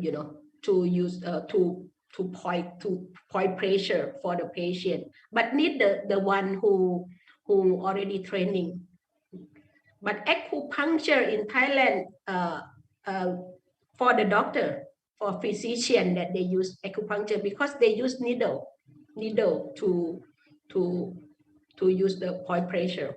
This one can relieve headache, migraine or pain, and many area they use for treating like patient with stroke, patient with chronic pain. They can use the acupuncture. I myself used to experience the feeling of my joint pain at the shoulder, like office syndrome. So for chronic pain, I think more than 2 months, and then I went to see the rehabilitation doctor, and finally physical therapy cannot help, and then finally they use the acupuncture and use the steroid infection together. So I feel better after that. No pain anymore. The last one is therapeutic touch. I think therapeutic touch is the therapy that used mostly in Western country, like US, because they use kind of not touching, but they use to feel. They use to feel the energy power that some area, some part of the body that have a problem. The energy power will maybe warmer or maybe cooler. So they use this one to generate the power. This one can create orientation, and in doing that, need to communicate. Need to communication to the patient. So promote that, and then feel like after doing that, client will feel soothing and calm and comfort after that. So I study in US. Sorry. Okay. I almost there. Thank you. My advisor in US, she used therapeutic touch, and one time I witnessed by myself. I witnessed that she used the therapeutic touch to heal that one of the professor that she broke her fingers, and she used therapeutic touch to do that with her colleagues, and she feel better, like a little bit pain. That's therapeutic touch. And the last one is biological based therapy. This one we use like biological, like herb, like diet, like some kind of food that we eat. We have diet therapy, like to reduce, mostly diet therapy for complementary therapy is to reduce free radical and improve immune and health. And herb, many kind of herb. Like in Thailand, we have specific kind of herbs, and I think India have so many kind of herb there. I think India also have many type of herbs. This one can promote balance and healing for the patient. Some kind of herb can cure. So like a pharmacy or doctor, they use herb to make it like a medication. And the last one for biological based therapy is aromatherapy. Aromatherapy, we use some kind of from the nature, like to use like it for smelling and feel soothing and relaxation after smelling, or even in bathing, like people use that when they bath, they use the aromatherapy. For example, sandalwood can ease depression. Peppermint can promote stimulation and concentration. Chamomile tree, you know that chamomile tree can promote relaxation and sleep, and lemon can promote sleep and digestion. Lavender can promote relaxation and sleep. So this is an example of biological based therapy. This is my last slide.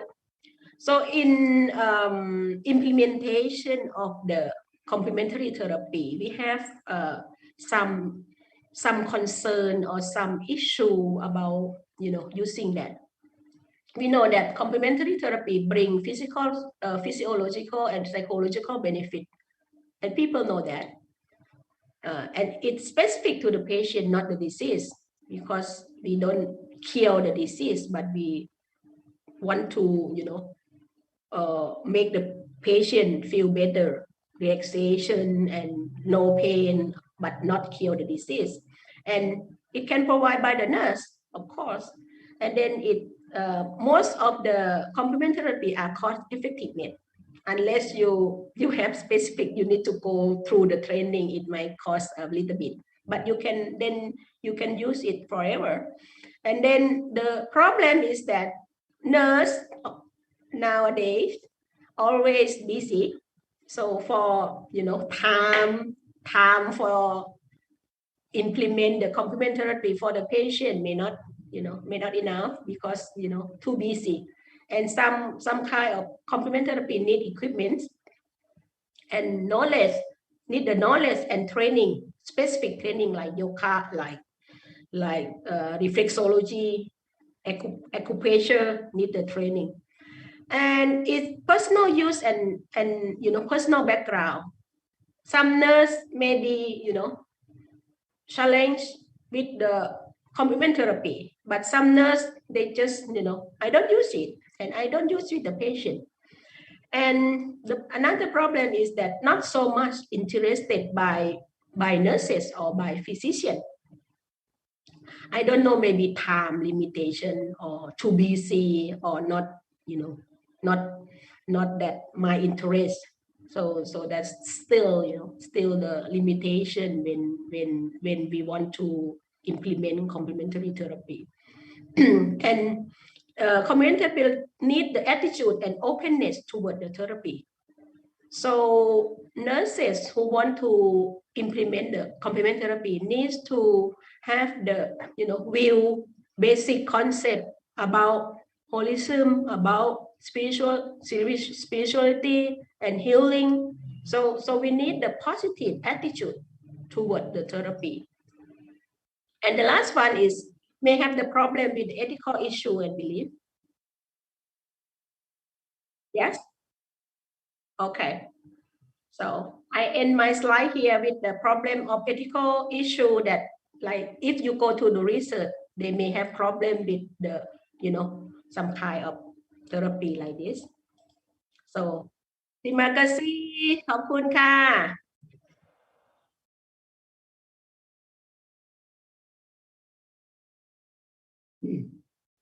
A perfect presentation from Dr. Nichapat Putikamin from Thailand. And this time for Q&A session. This Q&A session is about 15 minutes.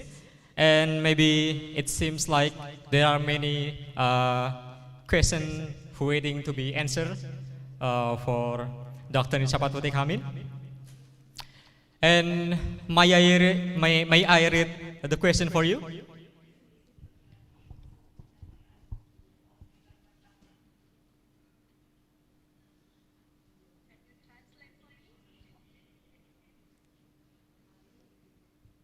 All right. Can you translate?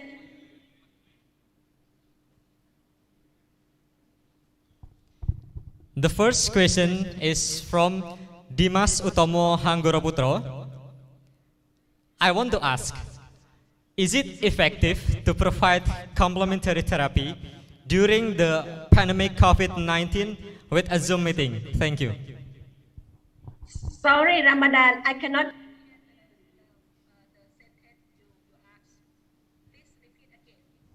All right. Do you hear me? Can you hear my voice? Please. I'm sorry, you're not hearing me?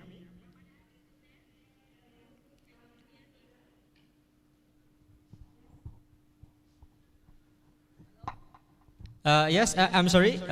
Can you hear my voice?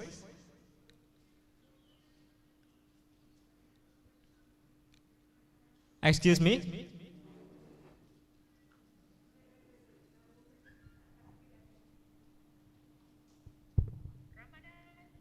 Yes.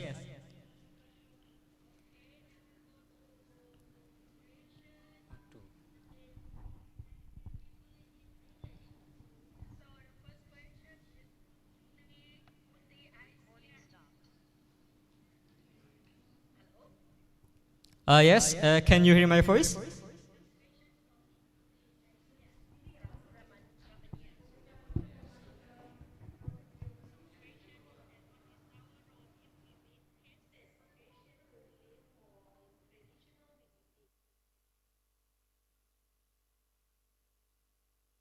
This question that, as we said that we don't want to like reject any belief or even any like in this case is like if patient they want to use traditional medicine and even untest because mostly scientific they mostly in scientific method they won't go through the testing of traditional medicine, but if people who already understand and learn about traditional medicine, they will know that the outcome of the traditional medicine also bring the health and healing.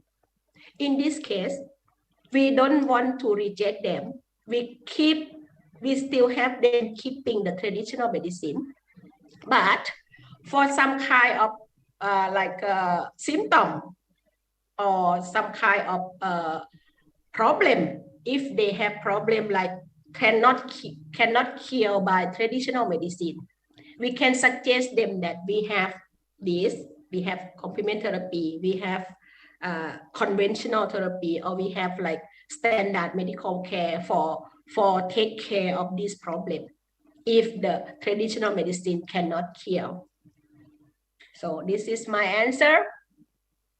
Ramadan, I cannot hear you. Ramadan. I'm sorry about that. Can you hear me right I now? already answered Putri already. Yes, this second question is from Putri Aisyah Rahmania. What is your role? I'm this sorry? one, your role, right? Yes.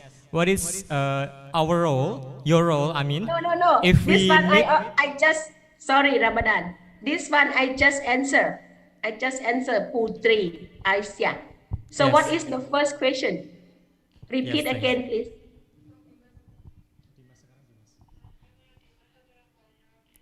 All right. It is a question from Dimas Utomo Hangroputro. I want to ask, is it effective to provide complementary therapies during the pandemic COVID-19 with a Zoom meeting? Thank you. Yeah, can, of course. But you need to pick up the therapy that not to use like movement or exercise, because if like that you need to go training or you need to demonstrate the patient or thing like that, so that may not suitable for the Zoom meeting. But it's some kind of complementary therapy like guided imagery, music therapy. You can assess the patient whether they like what kind of music, what kind of way they live, and then you can pick up the suitable music for them. And like some of the meditation also, in meditation, if related to religion, you can go through the media, some media, or some kind of even prayer, some kind of prayer that used for them, and then have them together. First time you may talk with the patient and assess the patient and see if which one they like, that you can provide for the patient, and then you can use the suitable complementary for that, and then you can follow after the implementation. Thank you. Ramadan, I think someone chat someone.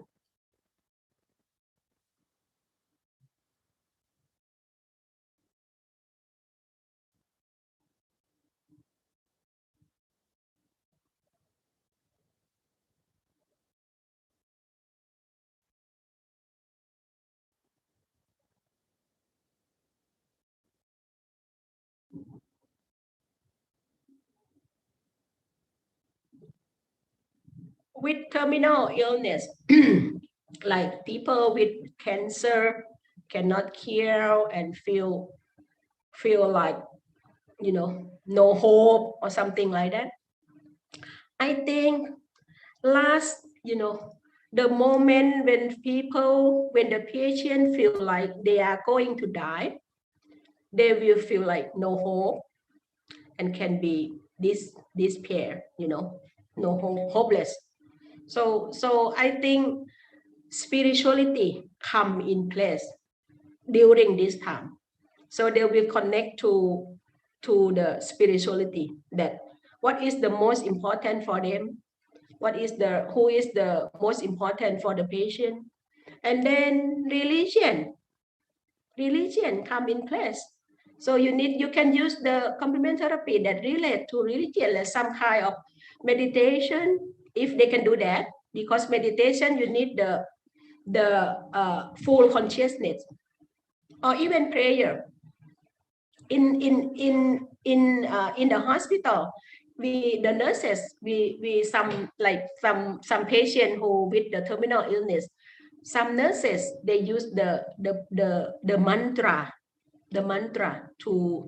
for the patient, that after they listen to the mantra prayer therapy, then they feel like the more relaxed and no restless. So my answer is that during the terminal illness, spirituality come in place. Then you can use complementary that relate to the spirituality and relate to the religion, like meditation, like prayer. But you need to assess the patient first, because some like in specific population, like pediatric or some children, they don't know the meaning. They don't know the meaning of meditation or prayer.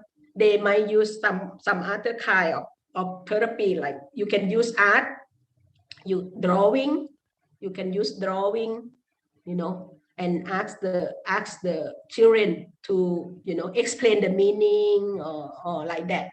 So that's you need to assess the patient, that how old and what they like, because even in Thailand, most of people are Buddhist in adult patient. They're not that. Some people they cannot listen to the prayer, they even restless. So nurse need to assess the patient and try that and feel and see that the patient can see the response to the complementary. If cannot, some patient, after they listen to the prayer, they feel restless. So then you can use other. So you can ask you can ask the family, the relatives, that what are the when the patient like more relaxed, like they do for the relaxation. Some patient they listen to, some people they listen to the music, like in Northeast Thailand they listen to molam, so they listen to molam and make them feel, you know, feel relaxed. So this is specialized, you know, but in general, when in terminal ill, spirituality come in place. So it will go to the meaningful, what the meaning of life, or relate to people and some higher power. Thank you. Interesting question. Next question, please.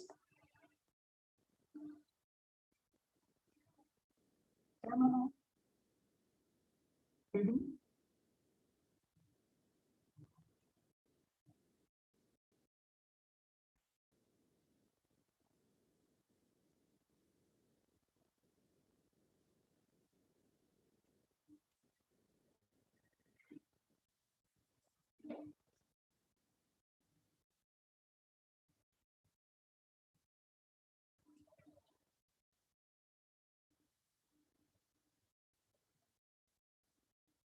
Okay, Ramadan, someone direct message to me.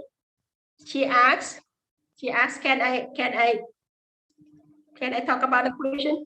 So she asked how to improve our confidence level in duty area regarding pandemic COVID-19 era, mostly around the world. Majority already burned out.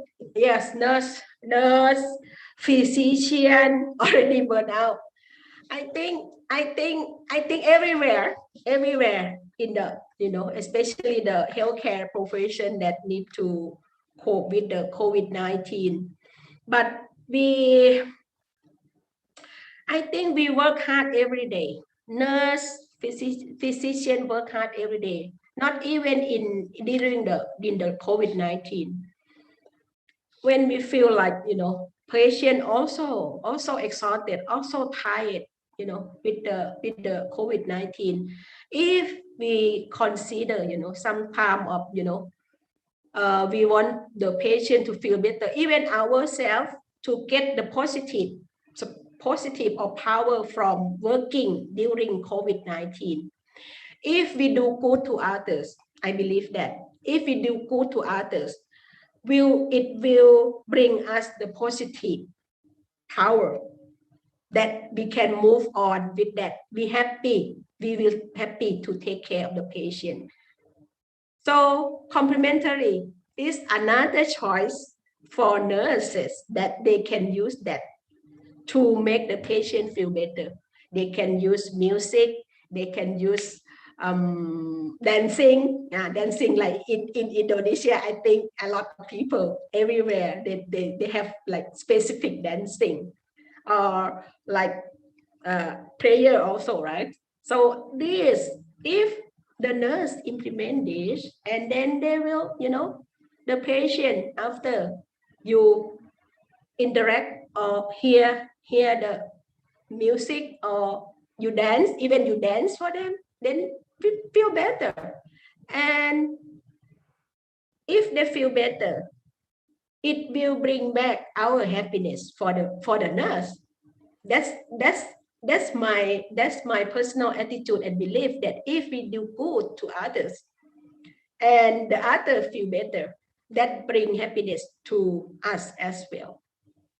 I hope that it will answer what's the name? Masturillian question. Thank you.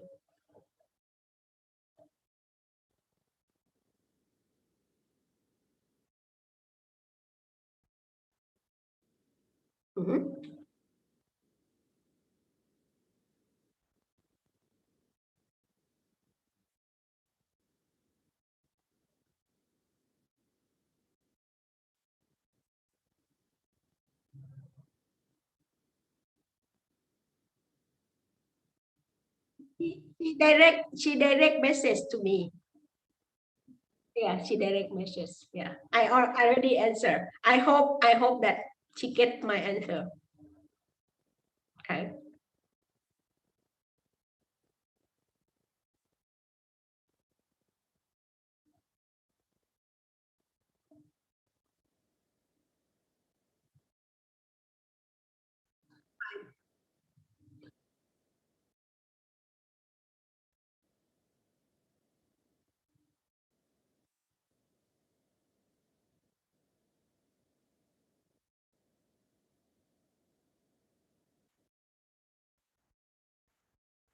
Thank you. My pleasure.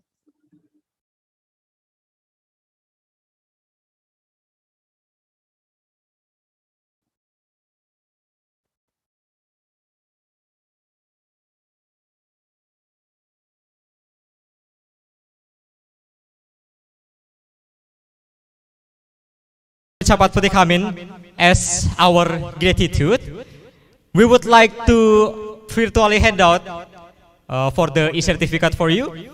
So commit, can you show the e-certificate for Dr. Nicapat Putih Kamin? Yes, and that we can see together the certificate for Dr. Nicapat Putih Kamin. Can you see my hand? My hand to receive the Yes. certificate. Thank you so much. Yes. Terima kasih. Before closing by second panel, allow me to give, maybe some conclusion, little bit maybe, of the second presentation in this day. All right, in this session, we can understand and we can know more information, the ins and outs of the concept of complementary therapies. Then, on this topic, there are many therapeutic therapies that we can do for clients, absolutely. Starting like medication, which is useful for reducing stress, pain, and anxiety. There is music therapy, play therapy, yoga, and even Tai Chi. We can apply as complementary therapies here. And ladies and gentlemen, we have come to the end of this second session, which is very interesting and certainly beneficial for all of us. I am a second speaker in this day. Say goodbye and thank you. Wassalamualaikum warahmatullahi wabarakatuh.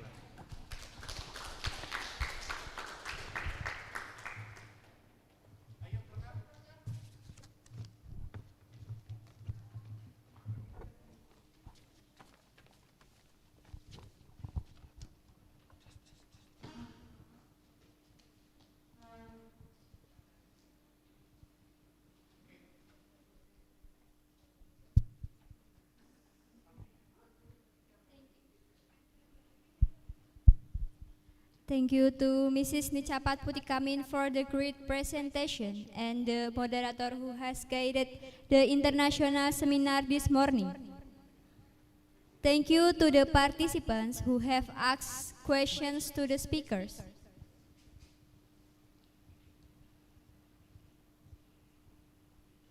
Ladies and gentlemen, the next agenda was a presentation session by fourth speaker, Yuniske Penyami, Sarjana Keperawatan Nurse Magister Keperawatan, with the topic Nursing Management in Emergency Department for Children with Home Accident, which will be guided by our moderator Britannia Indah.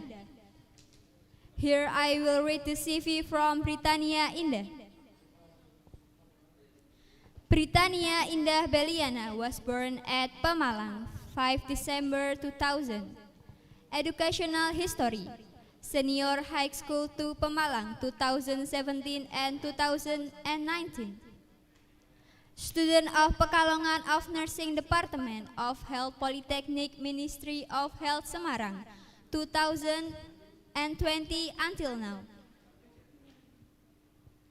For Britannia Indah Beliana, the time are yours.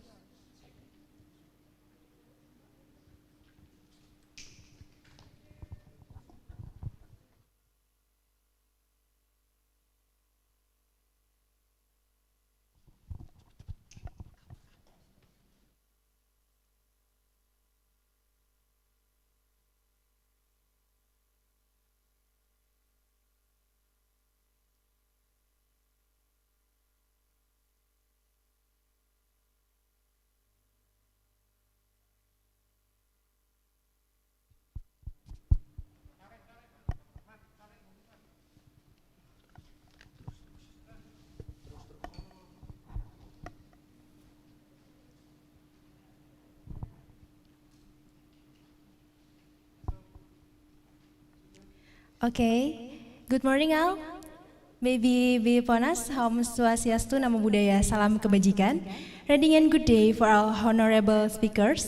Don't forget to invite guests to attend, both those who join in the Zoom meeting and those on YouTube. Let me introduce myself. My name is Brittany Indabeliana, and I'll be your moderator for the next hour. As you know, I'm a student of Pekalongan Nursing Department, Health Polytechnic of Health Ministry of Semarang. And next, I would like to address our speaker on the first panel who already joined with us in this afternoon. There is Mrs. Yuniska Penyami, S-Cup Nurse M-Cup, as the third speaker. Mrs. Yuniska, can you hear my voice? Yes, Brittany. Okay, Mrs. I'm so glad to be your moderator today. How are you today, Mrs.? I'm fine. Okay. I'm so happy too. And before we get started, I would like to go over again a few items in order to participate into this event. Speaker have 30-minute session for the presentation. And if you have any question, a participant could submit by writing down your question in question link, which will be provided by Komite in Zoom or YouTube channel.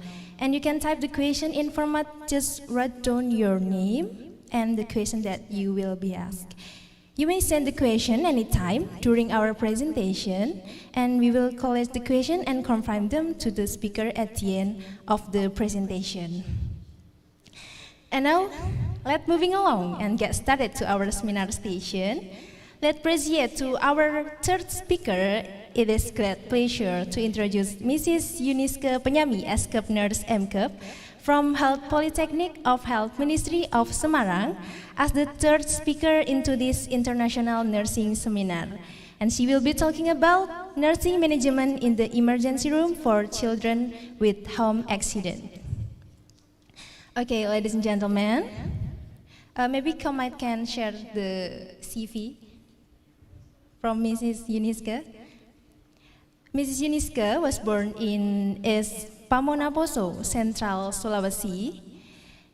She has long many experience. She studied Bachelor of Nursing at Stikes Bates Dayakum, Yogyakarta, Nurse Profession at Stikes Bates Dayakum, Yogyakarta, and Master of Nursing at Gajah Mada University, Yogyakarta. Now, Mrs. Yuniska works as a lecturer of Pekalongan Nursing Department, Health Polytechnic of Health Ministry of Semarang. All right, then let's just welcome Mrs. Yuniska Penyami, S-Cup Nurse M-Cup, as the third speaker to begin the presentation. Mrs. Yuniska, you have 30 minutes to present your presentation, and the time is yours.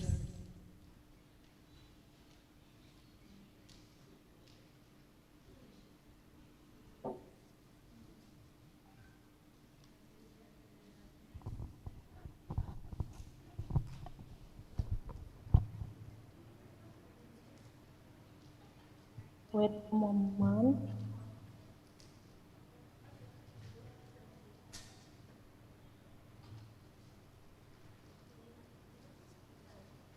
Good morning, everybody. Good morning, ladies and gentlemen.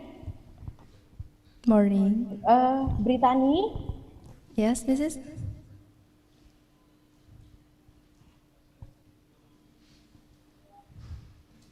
I want to ask you, how about my voice? Is you hear clearly? It's clear, Mrs. Okay. Now, at Sun, maybe I continue or I am pending. The PowerPoint, Mrs. No, now in my house is at Sun for Salat. Oh. Let's continue. I continue? Yes. Okay? Okay. Thank you. I hope we always have a more spirit to enjoying this international conference, this conference. I'm happy and grateful for this precious moment because we can meet in this conference. I believe we all will get a new experience, knowledge, lesson learned from this conference.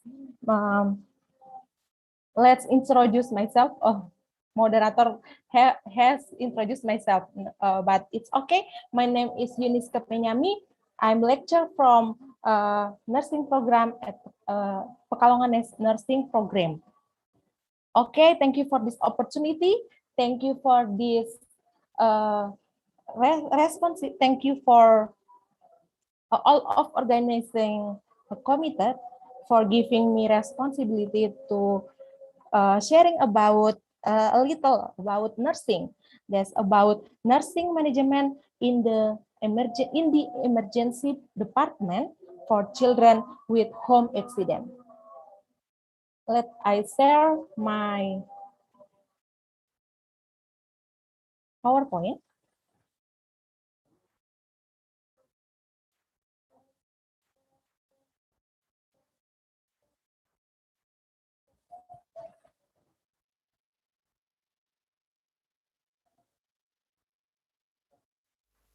Brittany is still in my screen. Yes, you can see your share screen. My screen if you on the desktop.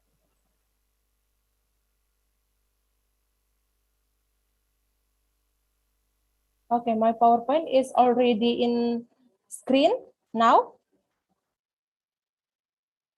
Okay, thank you. For the first, we must understand, we must know about home accident in children. WHO, the World Health Organization, define an accident as an event that occurs unwillingly and causes physical and mental damage by sudden external force. And these accidents occurs at home, at our house, and this child accident. This is suddenly accident at home and child accident. Okay, home accident happen near in our life.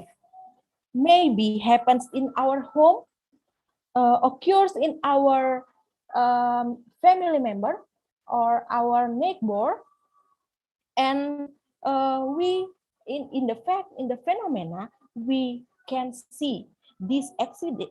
This incident, it is cause of serious health problem, or even the death children. I want to playing one video to explain for us one example about home accident, and it is happen in the fact. Okay.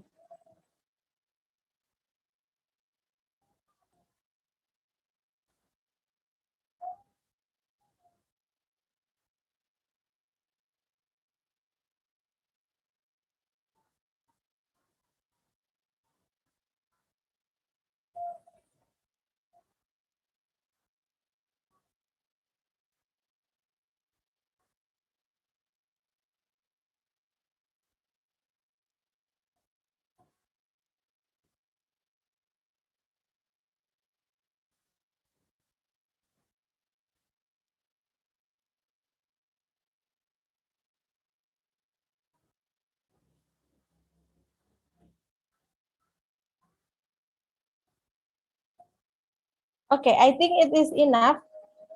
We don't need watch this until finished. Maybe ladies and gentlemen can watch in our home. Okay. Now we in this video we can see about one of example home accident, and it is happen in children. Very dangerous. Okay, and from data from center of disease Center of Disease Control and Prevention (CDC), we can see about what kind of injuries, what kind of home accident in child and young people or teenagers or adolescents. Injuries are leading cause of death for children and teens in the U.S. The types of injury vary by age. We from 2010 to 2019, the child injury deaths rates decreased 11%, but that increase among some groups.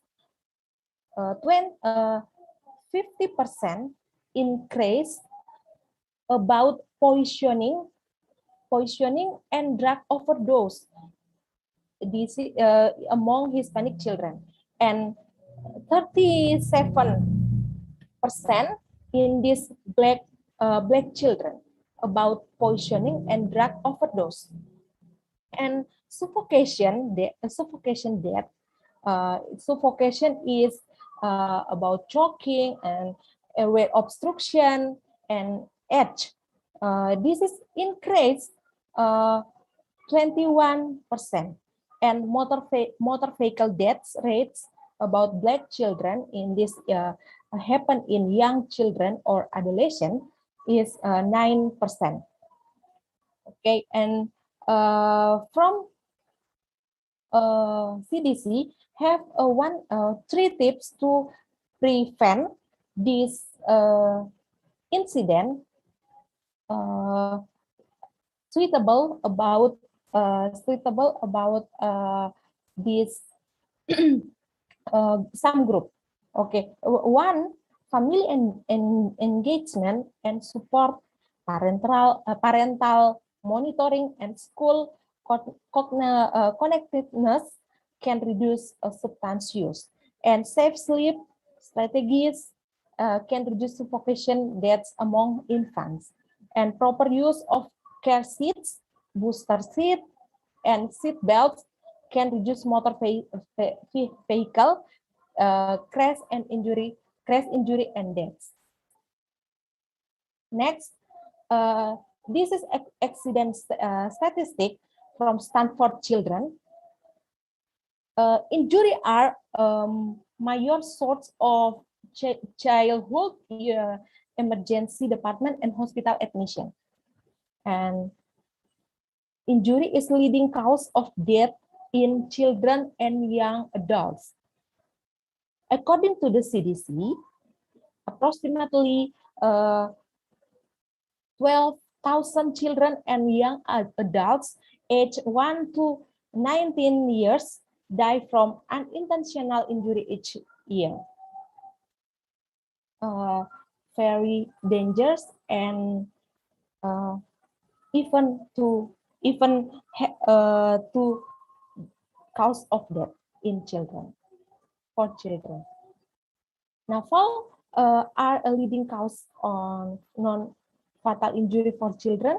Bicycle-related accident. Fall is occurs in children age 19 and under. And bicycle-related accident is each year about 100 children are killed caused by bicycle-related accident. And drowning is the leading cause and intentional injury-related death among children aged 1 to 4.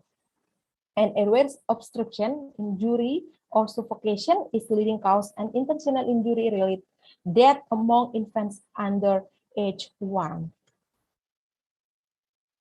In research Rumi et al. 2020, the most prevalent cause for home accident in emergency department were falls, stuck by against inanimate mechanical force, and the third is positioning.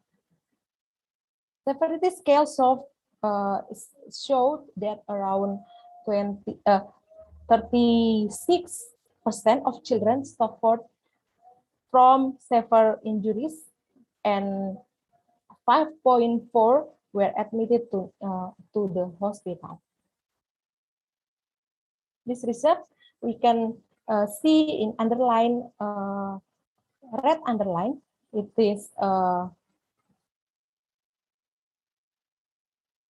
the finding of the research is indicate that toddlers age 1 until 3, or to the toddlers and preschool have an increased prevalence of home accident compared to the two other age groups. That's why toddler very important to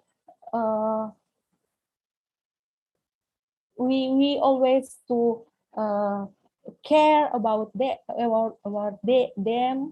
our children in age toddler. The study indicates that the prevalence of poisoning was very high among toddlers, and poisoning. Why this happened? In this Rumi et al.,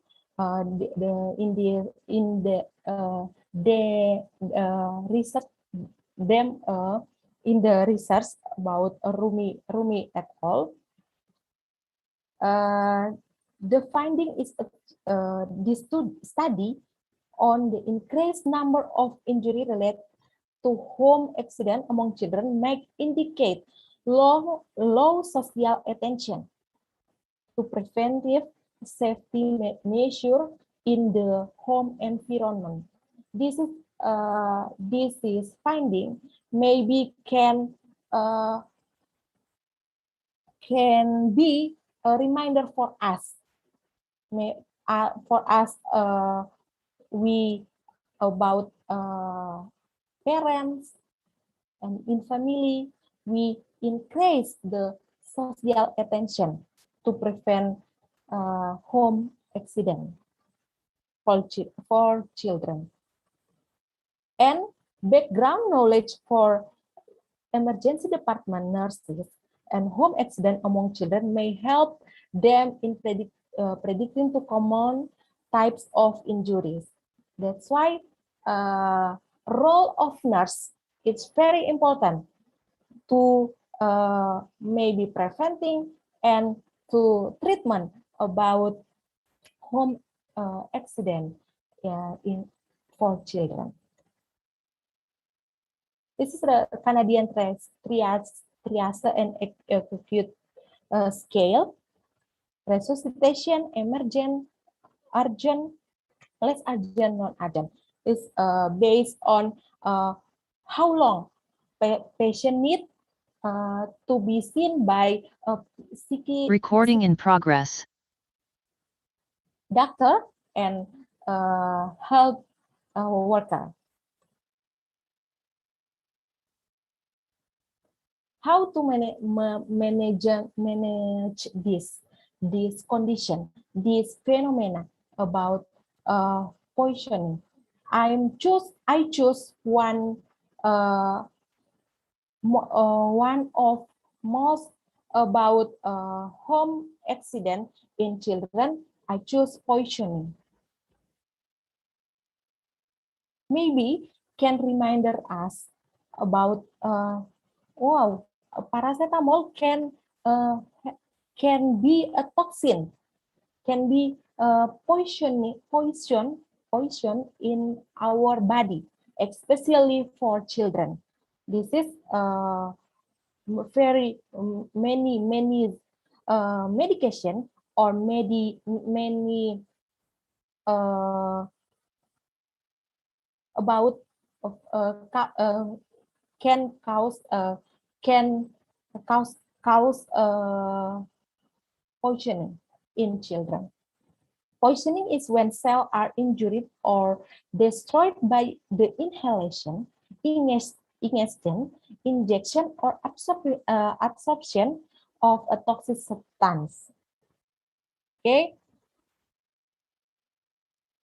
Poisoning management in emergency department, there RRS IDEAD.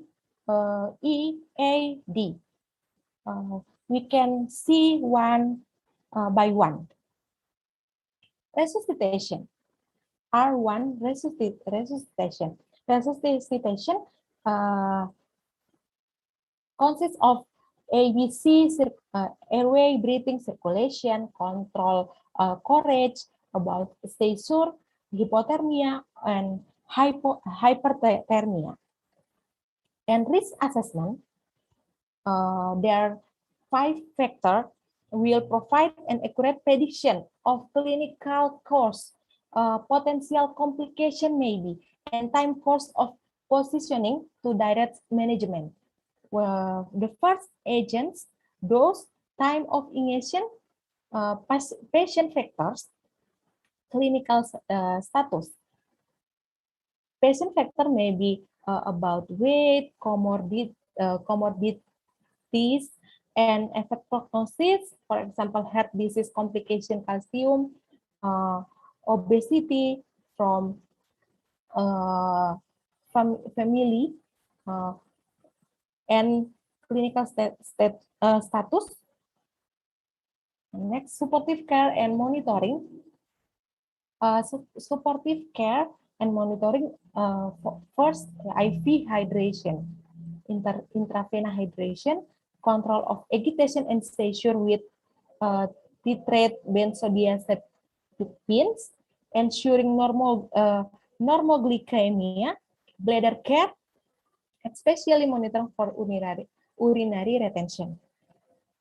And next, investigation. What are important about investigation? What kind about investigation? Investigation are done for either specific purpose to identify occult about overdose, or specific test to determine the presence or level of no ingestion.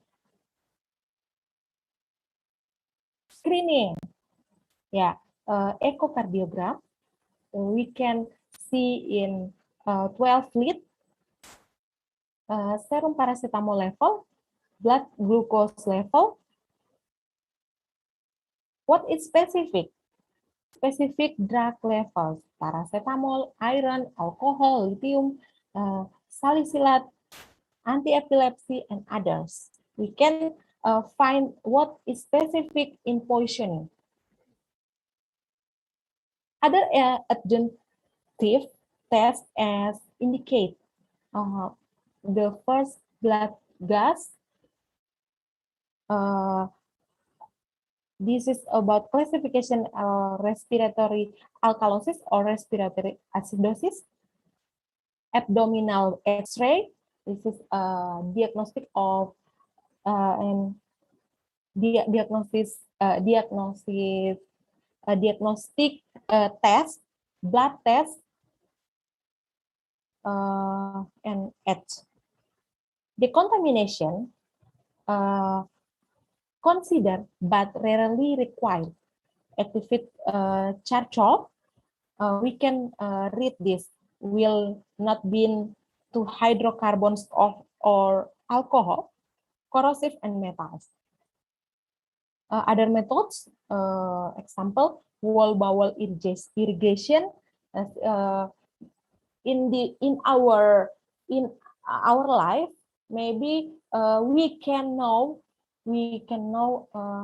this is connected or relate about our culture. Maybe we have other methods to decontamination about toxin or poisoning. Enhanced elimination is very important too, because poison or toxin will eliminate by urinary tract. Considered but rarely required to take this include multiple dose actified, charcoal urinary alkylation, hemodialysis, hemofiltration, charcoal hemoperfusion. And next, antidotes. The risk assessment should determine if the potential benefit outweighs the possible adverse effects of the antidote. Disposition and the final is disposition. Disposition will be determined by the clinical risk assessment of the overdose, the psychiatric safety of the patient, and psychiatric status is very important too. Other safety factors, parental neglect or drug use, domestic issues. Children should not be discharged home at night unless the risk assessment determines that overdose is trivial and not requiring any form of observation.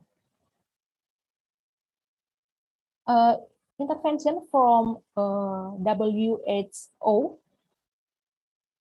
It is a proven effective approach to reducing pollution, removing the polluting agent from the environment in our home. Yeah. Okay. Thank you for your reminding me. And to replacing the poisoning agent with one of lower toxicity, legislation reducing toxic of poisoning agent, establishing a poison control center to triage poisonings. What relate about nursing and poisoning? Baseline observation include heart rate, respiration rate, oxygen saturation, blood pressure, and neurological observation. This is about role of nurse in poisoning, and minimum of hourly observation should be recorded with in the emergency department. Nursing care specific to the presentation. That's why if a nurse will be a pediatric emergency department, the nursing skill must have nursing skill. One of very many skill about this airway maneuvers and the tracheal tube taping, and this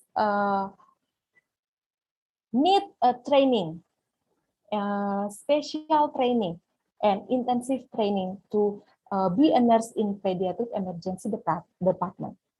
And on the other hand, poisoning, we can pediatric choking. In this, the guideline and algorithm about how to treatment this pediatric choking algorithm. Prevention of choking in infant and children. We can read this, and maybe I can explain in the next opportunity. the next session. Yeah. Thank you very much. This is about little things about home accident and how nursing, how nurse to manage this problem about in children.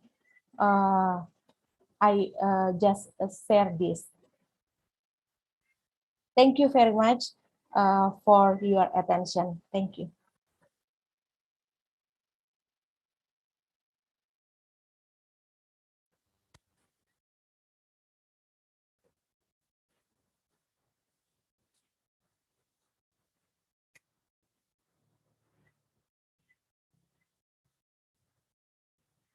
Okay, no problem. Thank you.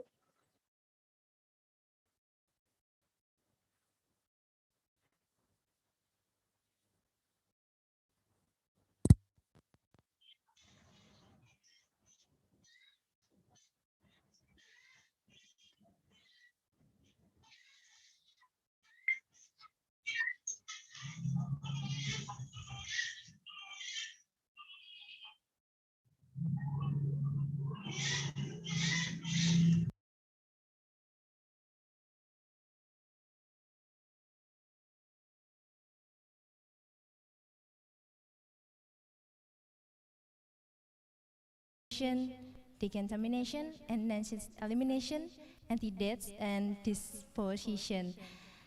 Other than that, as a nurse, we must have nursing skill in pediatric emergency department. We have to be able to airway maneuvers, hydration assessment, like that.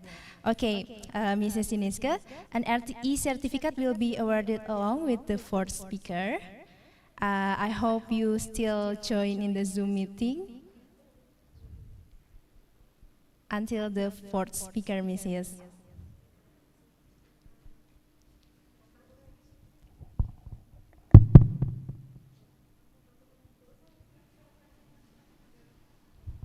And entering the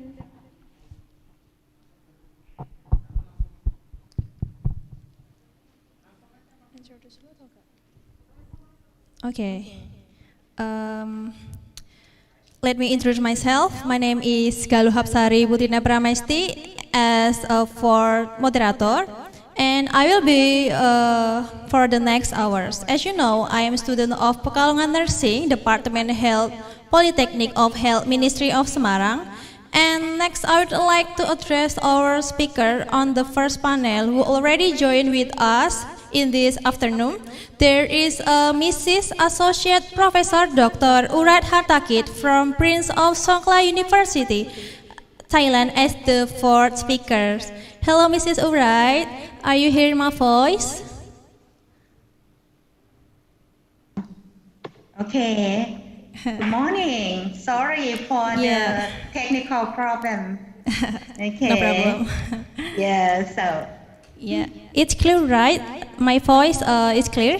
Yeah, clear. Okay. How are you today, Mrs. Urait? I'm fine, thank you. I hope you always stay healthy and happy. Yes, I am. And before we get started, I would like to go over again a few items in order a participant into this event. Speaker have a 30-minute session for the presentation. For participant, if you have any question, a participant could submit by writing down your question in question link, which will be provided by comment in Zoom or YouTube channels. And you can type the question in format, just write down your name and the question that you will be asked. You may send the question anytime during presentation, and we will collect the question and confirm them to the speaker at the end of the presentation. And now let's moving along to get started to our seminar. Let's appreciate to our fourth speakers. It's glad a pleasure to introduce Mrs. Associate Professor Dr. Urat Hartakit from Prince of Songkla University, Thailand, as the fourth speaker into this international nursing seminar. She will be talking about strategy for acute and critical care nurse implementing complementary therapies. Okay, ladies and gentlemen, as you can see, we will introduce her first, Associate Dr. Urait Hartakit. She is the one of the lecture prince of Songkhla University, Thailand. She graduated PhD of nursing from University Technology, Curtin, Australia, and she has many experience working as associate dean of graduate school for student affairs and international relation, director of training course, and lecturer in Department of Administration of Nursing, Education and Nursing Service, Faculty of Nursing, Prince of Songkhla University. And she has many experience subject care taught in Bachelor of Nursing Science and Nursing Doctoral Program. One of them is Healthy Body and Mind, and many more that I can mention one by one. And alright then, let's just welcome to Mrs. Associate Professor Dr. Urait Hartakit as the fourth speaker to begin the presentation. And Mrs. Urait Hartakit, you have 30 minutes to present your presentation. The time is yours. Thank you. So I would like to share my PowerPoint. So very good to meet you all, and sorry for the technical problem, a little bit technical problem, so make it late. My topic today is on, can you hear me? Yes, we can hear you. All right.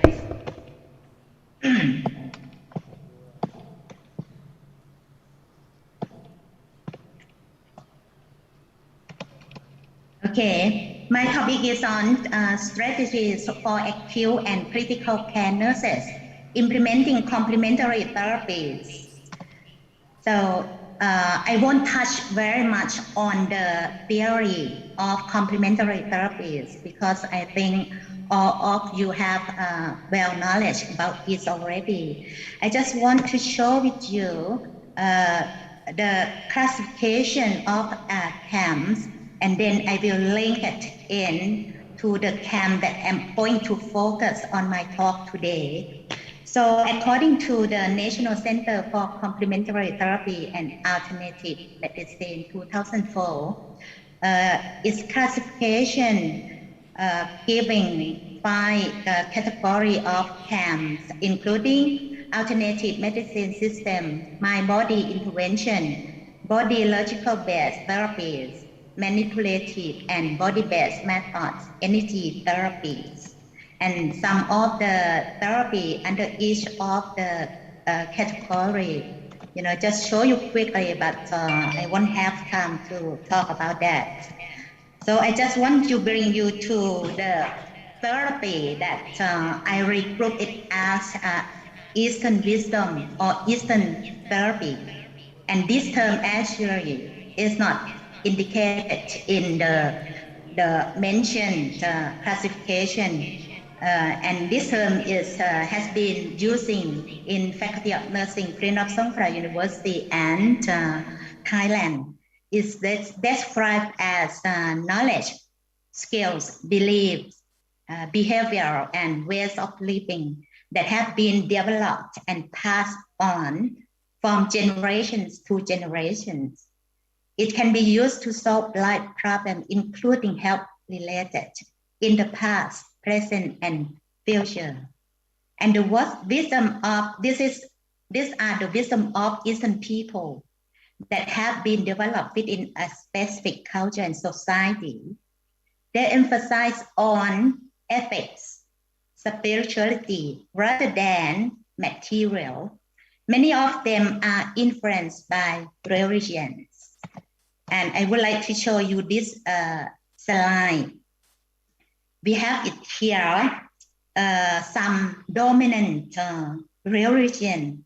They are both actually religion and therapy. In fact, I will talk about that in detail with you.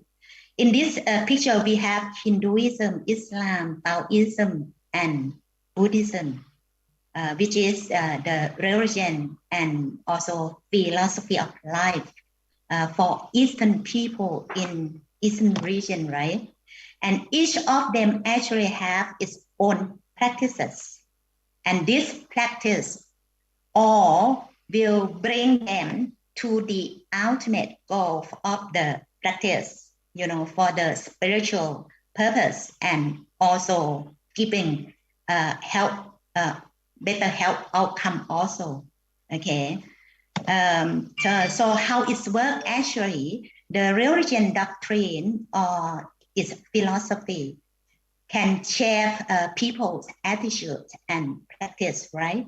And this practice will lead into a spiritual well-being and holistic health. And interestingly, when you look at the outcome of the practice, it is one common outcome, intermediate outcome actually, coming from the practice, which is mindfulness. I will show you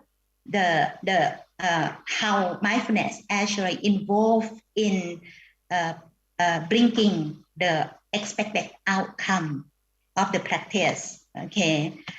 Firstly, in Buddhism, actually they have a tool called Eightfold Path or Middle Path. Actually, this tool help guide the practitioner to practice, step by step clearly from the very basic step using ethical conduct for basic and body and mind purification. This is very first level.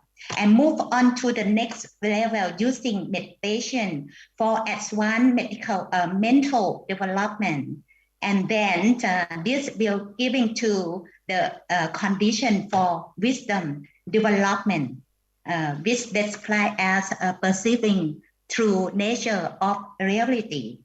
Okay, they have the state that can actually understand the truth of life. Okay, so finally, this will help the practitioners to attain the state of enlightenment, which is the ultimate goal of the practice of the Buddhist practice. So what is the enlightenment? Actually, it can be called nirvana, which is the state of non-self, the state of freeing from attachment. In Buddhism, attachment is something is non-permanent. For example, attachment with husband, wife, children, family, including yourself, okay, and property, your property, everything is non-permanent. So why why it's so important, right? If we can detach ourselves from all these things, we can free our life, and this is how we end the suffering in Buddhism. So this is the goal of the Buddhist practice. And along with this practice, actually, it's also give right to, you can, I don't know whether you can see on the top of the slide. I cannot see it for my side. Okay. It also can help the practitioner shift to the health state, from illness or suffering to well-being. Okay. So practice of Buddhism or Buddhist concept actually is help promote spiritual well-being and also help, also holistic health. And similarity with Hinduism, where they use yoga as the practice, the tool of practice. And this tool of practice, they have 8 limbs, and this will guide the practitioner to practice step by step from very beginning, to shape the using the concept to shape the Hindu yogic, what we call yogic lifestyle and positive attitude, and by using yama and niyama, and then move on to the asana, which is the posture and movement, and the pranayama, actually the breathing techniques for cultivating, for the basic body and mind training. and then they can ready to move for more advanced mind training using various meditative techniques. And this will also help to cultivate mindfulness for them to help them to achieve the final state, which called samadhi, and then help them to achieve the ultimate goal of the practice, which is Brahman. Brahman in Hinduism is oneness with God. Okay, so this is the what really the ultimate goal for the practice. And also along with this process of practice, actually there are a lot of evidence showing that the practice also have provide a lot of benefit for health. I will give you some of the example later. So using the Hinduism and yoga practice, actually it can help to promote spiritual purpose and also to promote health. Okay, and one of the core technique is to cultivate mindfulness. I think it's similarly with Islam, using 5 pillars, right, including testimony of faith, prayer, charity, fasting, pilgrimage. You can see that they also have a component of prayer, and in practice they also have other meditative technique like basic meditation, right? And with this practice help them to achieve the ultimate goal. I think you know you know better than me. You know, so this one is the the connectedness with God, right? This is the one of the ultimate result where they can also achieve the peaceful and serenity, and this can help to determine their next life, whether they go to paradise or to hell, right? Which is the purpose of the technique, the practice. And again, this practice also give benefit for spiritual purpose and on health also. And all of them actually have a core similar component that cultivate the mindfulness, which is the intermediate outcome of the practice where people can help, can use this quality to attain the ultimate outcome of the practice. Okay, so this is just a summary of what I'm saying, earlier. The ultimate realm of Buddhism is enlightenment. Hinduism is Brahman, and in Islam is the connectedness with God. Not oneness with God, right? In Islam, I think this word may be more appropriate, and the state of sovereignty. Okay, so you can see that the philosophy itself, the religion, and their practice can contribute to help outcome, to help outcome, and also to promote the spiritual well-being. And there are some common beliefs among these wisdom. For example, human is an holistic being, and good health is a state of balance between body, mind, spirit, and emotion. Body has ability to heal itself, and social and environment conditions are important. And treatment is considered as a process aiming to treat the whole person and not just their symptom. Okay, so the wisdom, this wisdom or this kind of therapy actually is very powerful because it dig in deep to the belief system and attitude of the people. Okay, why can increasingly popular nowadays? Because most of them are non-invasive, and because many of us felt of using orthodox medicine, and we prefer more on the holistic approach. We want to be taking care of the whole person rather than treat treating the disease. The emphasis on health maintenance and disease prevention, and purpose of using, to maintain health, to promote relaxation, enhance overall well-being, manage health problems, and also in palliative care. So in implementing complementary therapy in acute and chronically ill patients have a lot of evidence show that Eastern wisdom can contribute or can be beneficial for health. For example, in Thailand we have using religious tradition. This is a Buddhist-based therapy. They organized a Buddhist-based camp for chronic patients, for example, diabetes, hypertension, or a cancer patient to come to the camp and use Buddhist concept and practice to change their attitude and practice, and use the practice to manage the life, the life problem and manage health problem.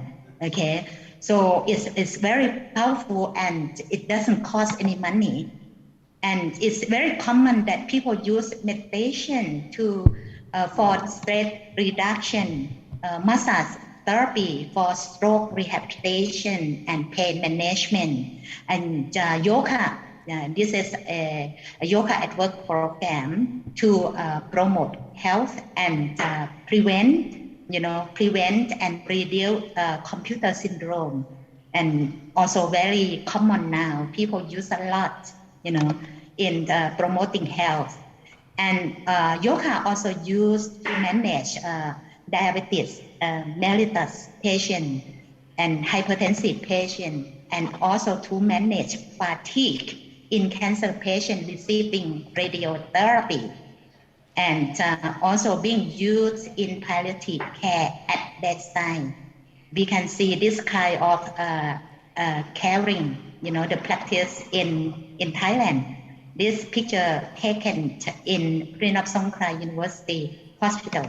Okay, so I just want to, what I have mentioned actually try to give you the core concept of Eastern wisdom and and therapy.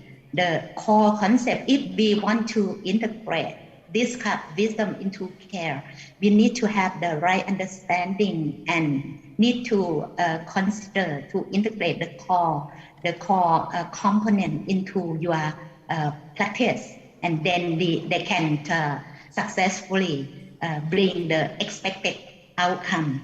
And I want to show you one of the research project. Actually, this one conducted by my doctoral student. She is actually an Indonesian student, okay, graduated already, and her study is on the effect of Islamic caring mindfulness-based program, incorporating the practice of prayer and seeker meditation on spiritual well-being and fatigue in Indonesian women with breast cancer undergoing chemotherapy. And this is a randomized controlled trial study. So she needs to develop a program. I just want to show you how she developed the program, and actually how they use the program to achieve the expected outcome. Okay.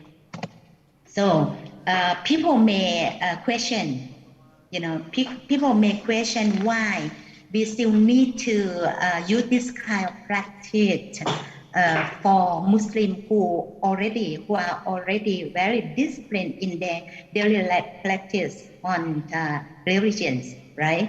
So in fact, although it is obligatory for Muslims to pray and meditate daily, but it can be considered as a failure if they cannot gain a relaxed and peaceful mind. And as such, this means the practitioners are not successfully connected, and they have not surrendered to God yet. So this is the goal of the practice, right? Therefore, the right religious practice is very important. So the study employ Kushu prayer. Kushu prayer actually they have the mechanism to make sure to ensure that the people practice it correctly. You know, they use Kushu prayer and breath seeker meditation and also Islamic caring, which is also very important component, you know, where nurse can express their role to educate, to heal, and to facilitate the practice of the client, you know, towards the goal of the practice, right? So this religious program consider to be appropriate for the current care situation. And the many patients in the current situation, including cancer patients receiving chemotherapy, are OPD-based cases. So there is very limited time to contact with the client. So using a program that is simple, we try to employ simple and familiar for the client will make it easy for them to accept, acquire, and apply for their life, in their life, okay? So in this case, fatigue from the receiving chemotherapy, and actually the fatigue in this group client also affected by the disease itself. So the problem actually is more complicated. You know, it is the physical. You know, it's covered all aspects. You know, the physical, psychological, and physical distress that can amplify fatigue and complicate its management. So this really needs, you know, some effective program to deal with the problem. So in this study, as I mentioned earlier, the program has been developed using three main components: Islamic prayer, seeker meditation, and Islamic caring. Okay, and this, you know, diagram I think is unreadable. Just to show you, you know, you know, they try to explain how these three main components, you know, practice and bring the positive, the expected result to reduce the fatigue and to promote the spiritual well-being. And as I mentioned earlier about the concept, one of the important intermediate outcome is the mindfulness state. Okay, so the component, you know, in this program, they employ prayer and breath seeker meditation. Both of them, you know, can contribute to, you know, the joining, you know, the connect of self with God, you know, through mindfulness state. Okay, so I think the core mechanism and concept, you know, as I mentioned earlier. So I just want, you know, I don't expect you to see the program. Actually, it's too difficult. And in this program, given very impressive outcome, even though it's very simple and very easy program, it's found that the program can help to increase the spiritual well-being, you know, after receiving chemotherapy, and also reducing fatigue as a result of the disease and the chemotherapy. Okay, so, you know, that is you know, one of the example, you know, how actually nurse can can integrate Eastern wisdom or CAM into their care, and what their role in that case. Okay, so caring approach, is the main approach that we use to implement the program incorporating CAM to the practice. And the next case, this one actually another research project of my doctoral student. This one, she developed a caring model incorporating yoga for promoting physical recovery and wisdom of people living with stroke. And in this case, the stroke in acute state, still admitted in the hospital. And I don't have the time to touch in detail, I think. So just let you know that this one also one of very, very good program that incorporate the religion. In fact, incorporate the religion into the practice. And yoga, provide a lot of posture, a lot of pose, okay, for the patient to select, for their practice to suit their own practice. So in this case, for acute stroke patient, actually they are still very early stage. So they can select some of the very gentle posture that suit with their health condition. And it can help to promote early physical recovery and also promote wisdom in the client. And a nurse in this case also need to express their role, very active role in using the caring approach. Through this caring approach, the nurse need to So I would like to shift to the strategies for nurses. Okay, and this SB actually is the same for the use of the complementary therapy in acute and chronic illness. Okay, so as I mentioned earlier, nurses employ caring approach in integrating CAM into their practice. So using this approach, they need to employ the caring relationship.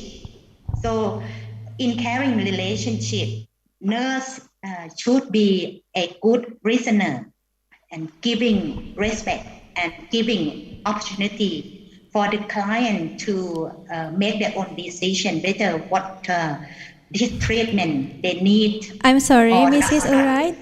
Yes. Your time Yes. is 5 minutes left.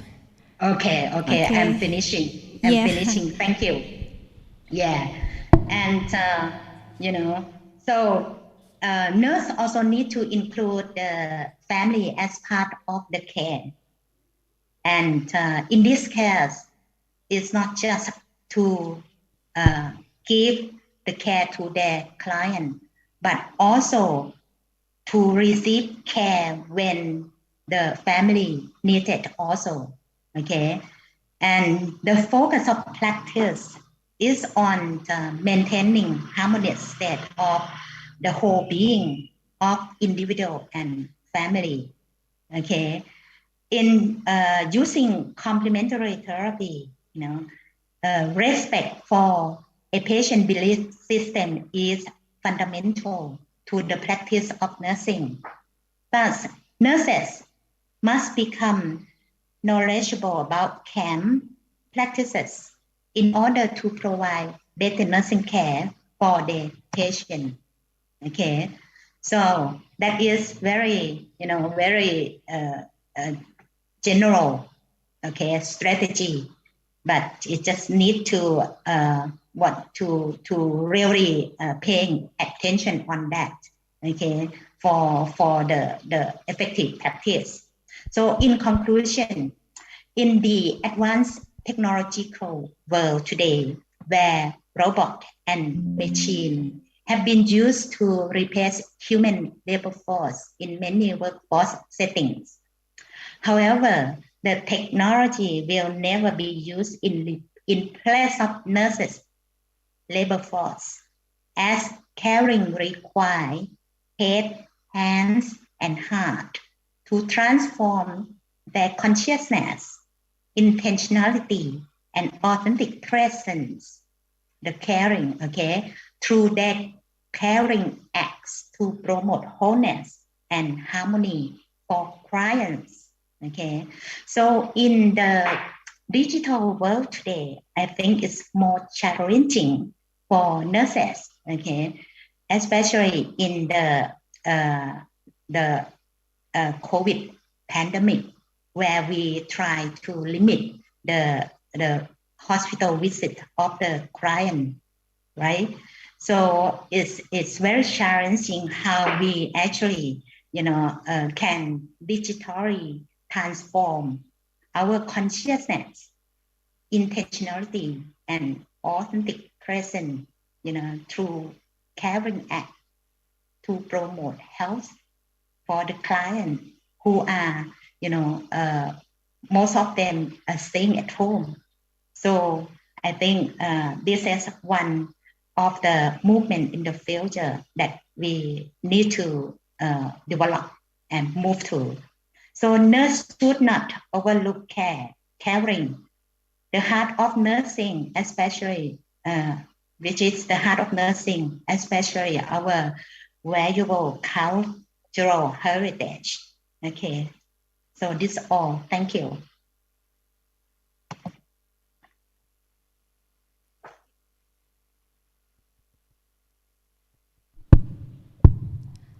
Thank you very much for Mrs. Alright, and with a great presentation. And we will move along to Q&A sessions. And we will start to Mrs. Penyami, right? Okay. Mrs. Yuniska, are you still joining with us?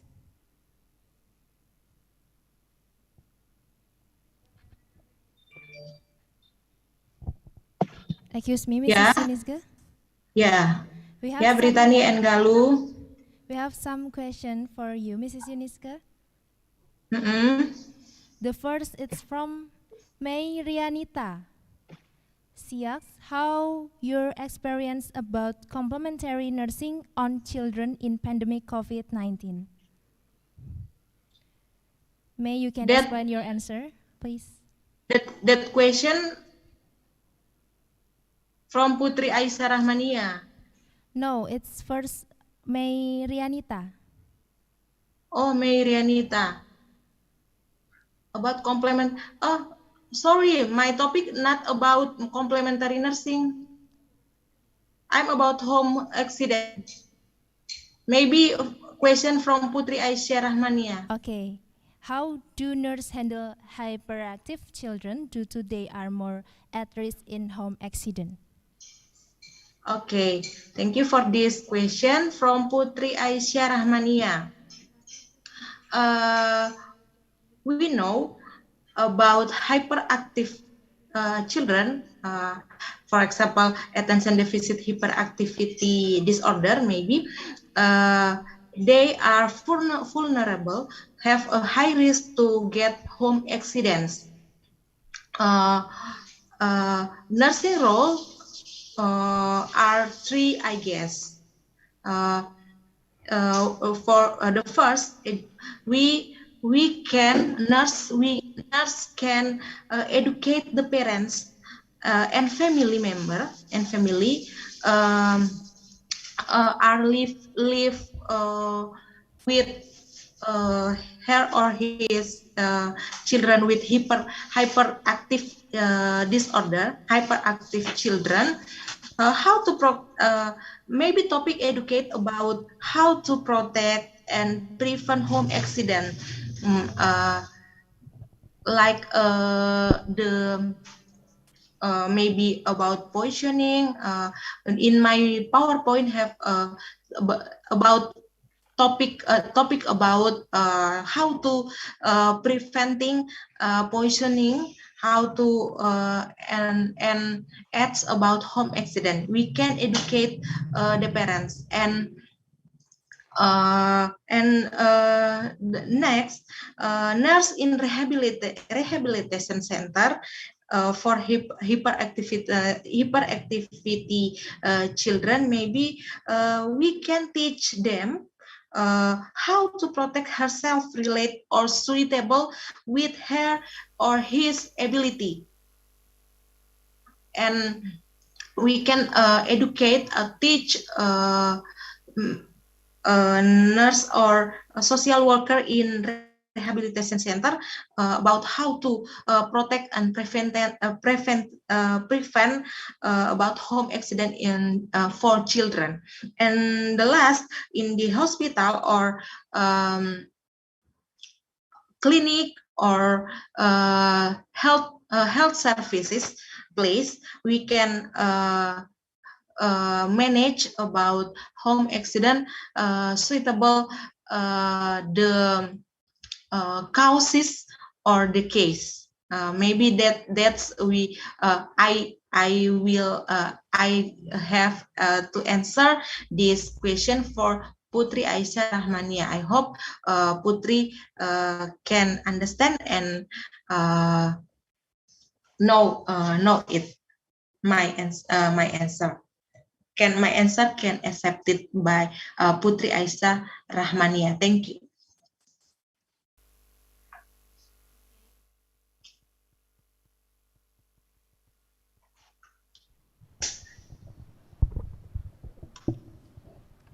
Okay, Mrs. Yuniska, thank you. Hopefully, Putri Aisyah can understand the answer well.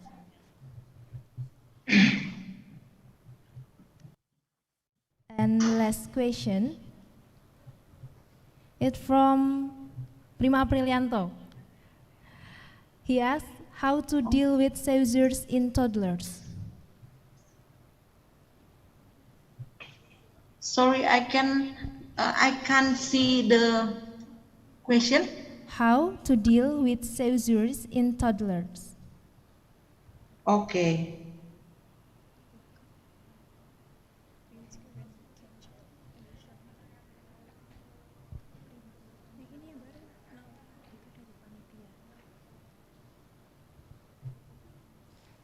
And next question maybe when can a child condition be considered an emergency? Widyaningrum? Yes, Mrs.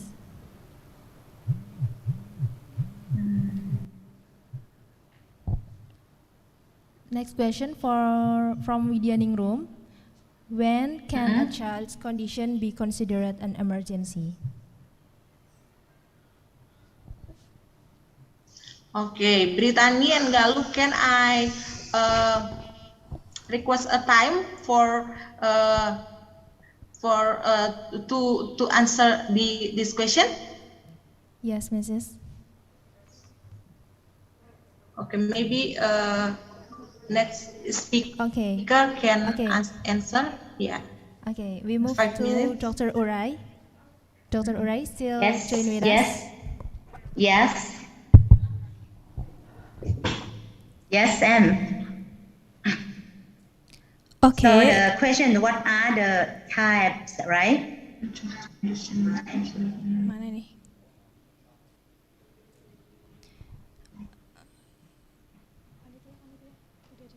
Okay. Go on. Would you like to ask a question? Okay, it's time to Q&A with Mrs. Dr. Urai. The first question is from Dwi. Excuse me, Associate Professor Dr. Urai. Example how to healing can improve mental strength and not make us stressed and insecure, please. How healing. So healing, what does healing mean? Healing actually try to, the techniques that we usually use to heal the patient, in using Eastern wisdom. We can use like yoga. We can use meditation to help heal the client. And this technique actually is help, in stress, stress person, people, okay, usually they have a lot of issue or problem in their mind, right? So using meditation will bring their mind out of the thought to maybe concentrate, to focus on breathing, or to focus in one point. So in this case, just using simple technique, the meditation also, yoga also do the same thing. They use a lot of breathing techniques. So this will help to create relaxation, peaceful and calmness of the mind. Okay, and this is how. So when relaxation, what calmness develop, this can also stimulate the parasympathetic activity that help, to promote the peace, the relaxation, to reduce the stress. Okay, so I think maybe some the example how we use it. And also, one of the problems here, can I move to the next one? What are the principal or important things related to complementary? Yeah. What are the principal or important things related to complementary therapy in critical care? I think both critical care and chronic care actually we use the same techniques. We use the same techniques. In critical care, we use a CAM to manage a lot of spiritual distress. Okay, the problem with the spiritual well-being, right? The suffering, from the disease or the pain, acute pain. Okay, so as this example, we use the same techniques: meditation, massage. Massage can also be used to manage critical pain. And there are research evidence showing that the meditation actually is also very effective to reduce both acute and chronic pain. Okay, and to deal with spiritual suffering caused by multiple very complicated problem. Okay. And this is the example, right? And okay, I would like to move to the next one. Okay, example. Okay, I answered that one already, right? And that's it. Any more question? I think it's enough for the question. Maybe to audience, give some question to Mrs. Alright. Okay.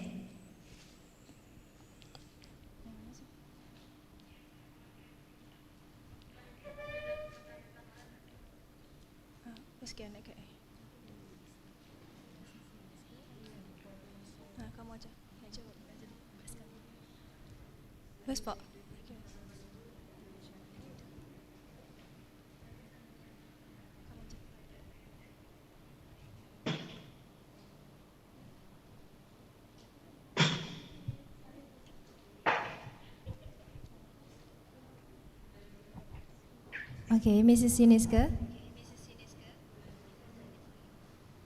Okay. Um, Thank you for the time.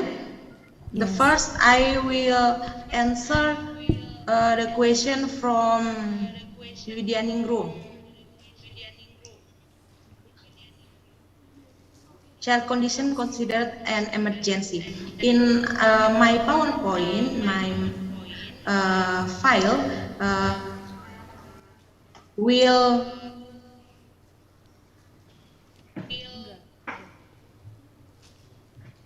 can I show about this is classification about triage guideline, how the children is resuscitation, emergency, urgent, less urgent, non-urgent in emergency department. It is the classification or triage is related to patient need, how long patient need to be seen by a physician or doctor, and help worker, nurses, apotheker, and edge. Emergency is the color or color red color in this triage. Patient need to be seen by a doctor within 5 minutes or 95% of the time. That is a classification to emergency for children about home accident, according this topic. And next question from Prima: how to deal seizure in toddler? Toddler and children is same way, same guidelines or algorithm. Maybe the principle we can teach in family or in to the parents. Help child to lie down. The first in their side flat area, non-crowded area, and remove glass or other harmful object in the area. Do not try to put anything in this child mouth, and maybe we can quickly to call emergency services to get help about this condition. And the final is don't forget to have medication or medical treatment to say so. Maybe for the hyperthermia and say so. Okay, that's all my answer. I hope will accept it and understand. Thank you.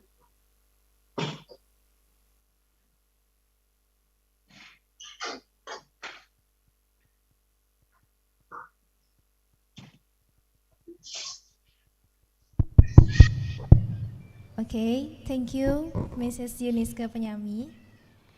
What's a great explanation.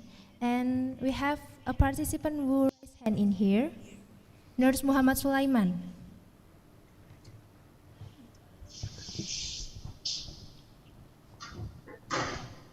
Hello, Nurse Muhammad Sulaiman. Can you hear my voice?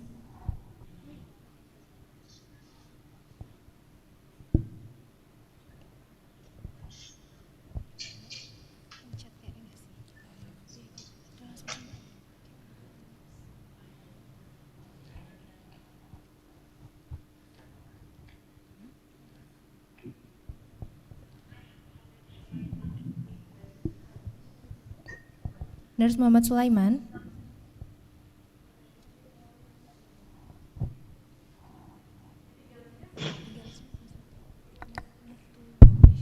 Okay, maybe we'll move in another question to Mrs. Dr. Urat Hartakit. The question is from Fitri Suryani. How do we as nurse respond to the patient complementary therapy, which is supportive therapy from conventional medical treatments? Okay, I think your question use like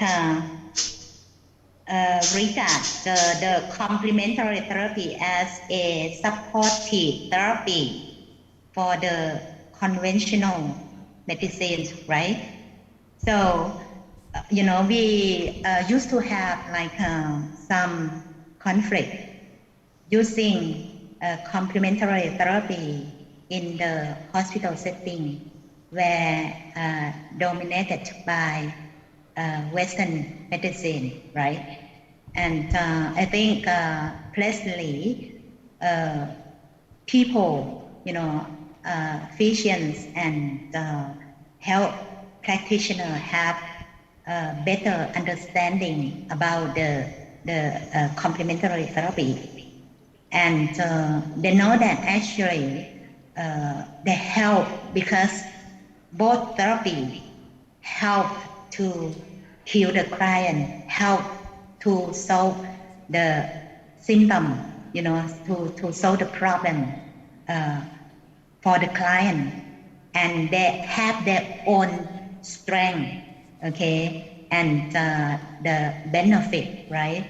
So if we have good understanding, good knowledge about the complementary therapy, I think we won't have difficulty or problem in responding to the need to use, responding to the demand, right? To use of complementary therapy of the client, even though in the hospital setting, because this is actually it's just some of the case that the doctor quite concerned at the present moment about the use of herbal medicine, because herbal medicine sometimes is quite difficult.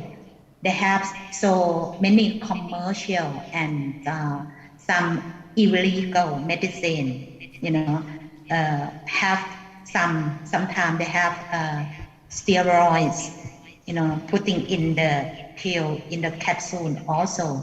So it's not good for the client. So commonly the doctor usually ask the client to stop using herbal medicine when taking the treatment in the hospital or taking the treatment from the doctor, because this medicine can be harm to the kidney, right? And so as a whole, I think the nurse need to have knowledge, should be knowledgeable about complementary therapy, and then you then can use it safely and efficiently. Okay, and anyway, there are so many complementary therapy, which is not aggressive one, not invasive at all, right? Right, meditation, right, drawing, right, many things you can apply anytime. Okay, if you think it's good for the client, it has no harm to the client. So there are a wide, range of complementary therapy. So I think most important thing, nurse need to have a good knowledge on that. Okay. Okay, thank you, Mrs. O'Reilly, for the great answer. And we will move with the last question from Arianto Nugroho Boyolali. Dr. O'Reilly, excuse me, asks, how is treatment to restore or improve mental health for my sister with diagnosis of osteosarcoma? for psychological problem, right? Can you say that again? What problem? Oh yeah.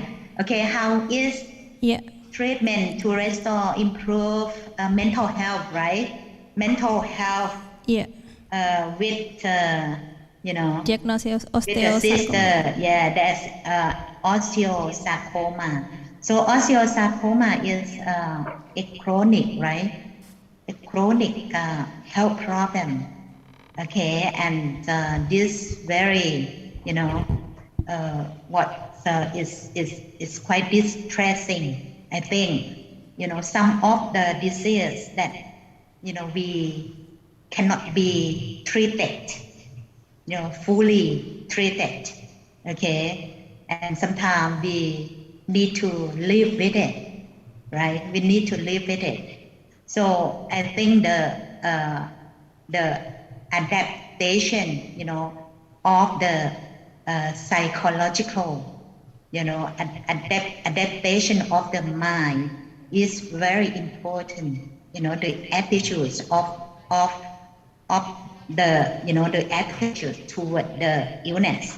Okay, so this kind of attitude actually, is we firstly, I think we need to religious in this case, I think is very useful. Okay, because this kind of disease is can suffer all aspect of human being, all aspect of the people, right? The physical, the mental, and also the spiritual, not the mental. Okay, I think it's affect all aspect of human being. So in this case, I think using, employing religion, the philosophy, the practice of meditation also, okay, can be very helpful to strengthen the mind, okay, to strengthen the mind and to like boost the energy, okay, and can help the body to to fight with the disease. Okay, for the treatment, it's also depend on, when we're talking about mental health. Okay, mental health actually is affected by the disease. So the mental health itself, we can use religious technique, right, to calm down the anxiety, to calm down the psychological problem. But what the cause, other suffering that impact the mental health also need to be taken care of. So the complementary therapy can also use to manage the problem, caused by osteosarcoma, I think in this case. Yeah. So deal with not just only the mental health directly, also other cause, look at the person as a holistic being. Okay, not just targeting on the mental health problem, but other causes that impact the mental health need also be taken care of. That's all. Okay, thank you very much for the answer. Great answer. And okay, thank you for Mrs. Urait, who is willing to be present as speaker at our event in this afternoon. Okay, now I think we have come to the end of the presentation. Okay, thank you for the insightful and valuable presentation for you, Mrs. Urait Hartakit, and it's an honor to have you all in our first international health seminar today. Okay, before we come to the end, we would like to virtually hand out for the e-certificate to Mrs. Urait Hartakit and Mrs. Yuniska. Yeah. Okay, Thank first you. it's Thank you very for much. Mrs. Okay, Yes, I you're have to welcome. smile. Thank you. Thanks for taking your time, Mrs., to be our speaker today. And I hope we can meet you again in another I occasion. think it's misspelling on my on the certificate. Please correct my name and my surname. Okay, that is Sorry. not right. Urai Hatakit is not right. Okay. Okay, Yeah. Mrs. Yeah, Maybe I you will can look correct. at. Yeah, correct Thank it. you. Thank you, Mrs. Yeah, thank you. Bye. On behalf of the comment, I would like to thanks for the speaker, Mrs. O'Wright and Mrs. Yuniska Penyami, for the interesting, insightful, and we hope we can meet you again in another occasion. Thank you also the audience for the active participation, and I hope to see you again in the future. I am Galuh Hapsari. And I am Britania Nabiliana, sending out as moderator in this seminar. Wassalamualaikum warahmatullahi wabarakatuh. Thank you. Thank you.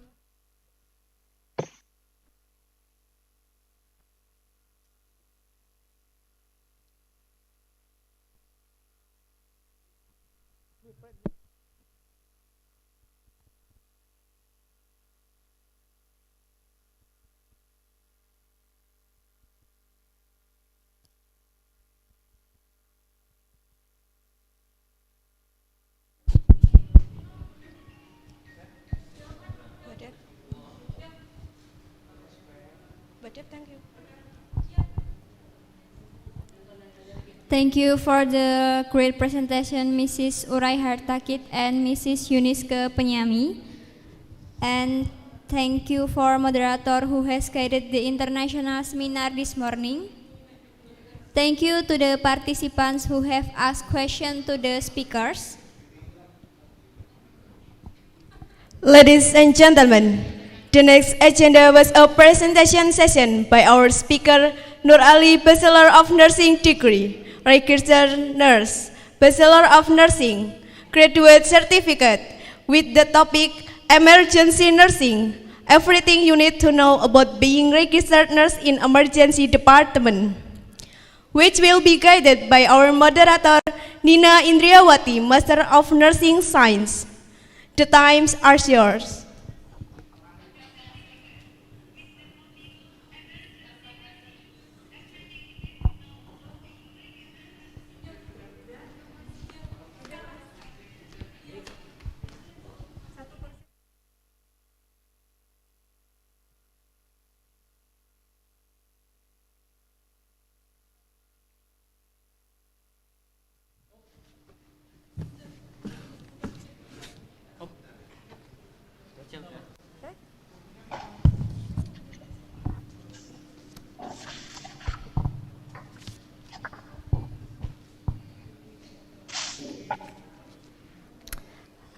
Okay, let's begin. Good afternoon, Mr. Nur Ali. Hello, Mr. Nur Ali. Good afternoon. Okay. Good. Okay. How was your day today? It's good. It's busy today. Busy today. Okay. We know busy that today. you after working, then you join with us. Yeah. Okay. First of all, I would like to introduce Mr. Nur Ali, by maybe his curriculum vitae or not. Maybe I just read that Mr. Nur Ali, registered nurse, Bachelor of Nursing, graduate certificates, is a full-time emergency Nepean Hospital and casual critical care Blacktown Mount Druitt Hospital in Australia. Okay, and great for the Mr. Nur Ali can join with us, and our topic today is back to the emergency nursing practice, and Mr. Nur Ali will give topic from us about the emergency nursing, everything you need, but I think it's not you need, but I need also to know about being a registered nurse in emergency department based on his experience, maybe abroad in Australia, and how about the registered nurse in emergency department there. Next, we will love to hear from you during today's presentations. If you have a question from the audience for our speaker, please feel free to send it through the Ask and Questions that already providing for the host. And so without any further, I would like to kick things off by welcoming our speaker, Mr. Nur Ali, registered nurse, Bachelor of Nursing graduate certificate. The time is yours. Yeah, for Thank 30 you. minutes. How many minutes? 30 minutes. 30 minutes, all right. Okay, thank you for everyone. Good afternoon. Here at Sydney, Australia, about the time is about 5 o'clock. 5 o'clock in the afternoon. Okay, so it's evening, right? Yeah, evening. Today, first of all, I just thank you for the time and the place. Today we're going to talk about being registered nurse. So we're going to talk about, basically I'm going to bring you into the different world. I want you to just imagine and have a feel about being working in emergency. So we're going to talk about, hang on, who's going should I use the slide here or from you? I think it's from us, yeah? The host is providing. Okay? Maybe try the host.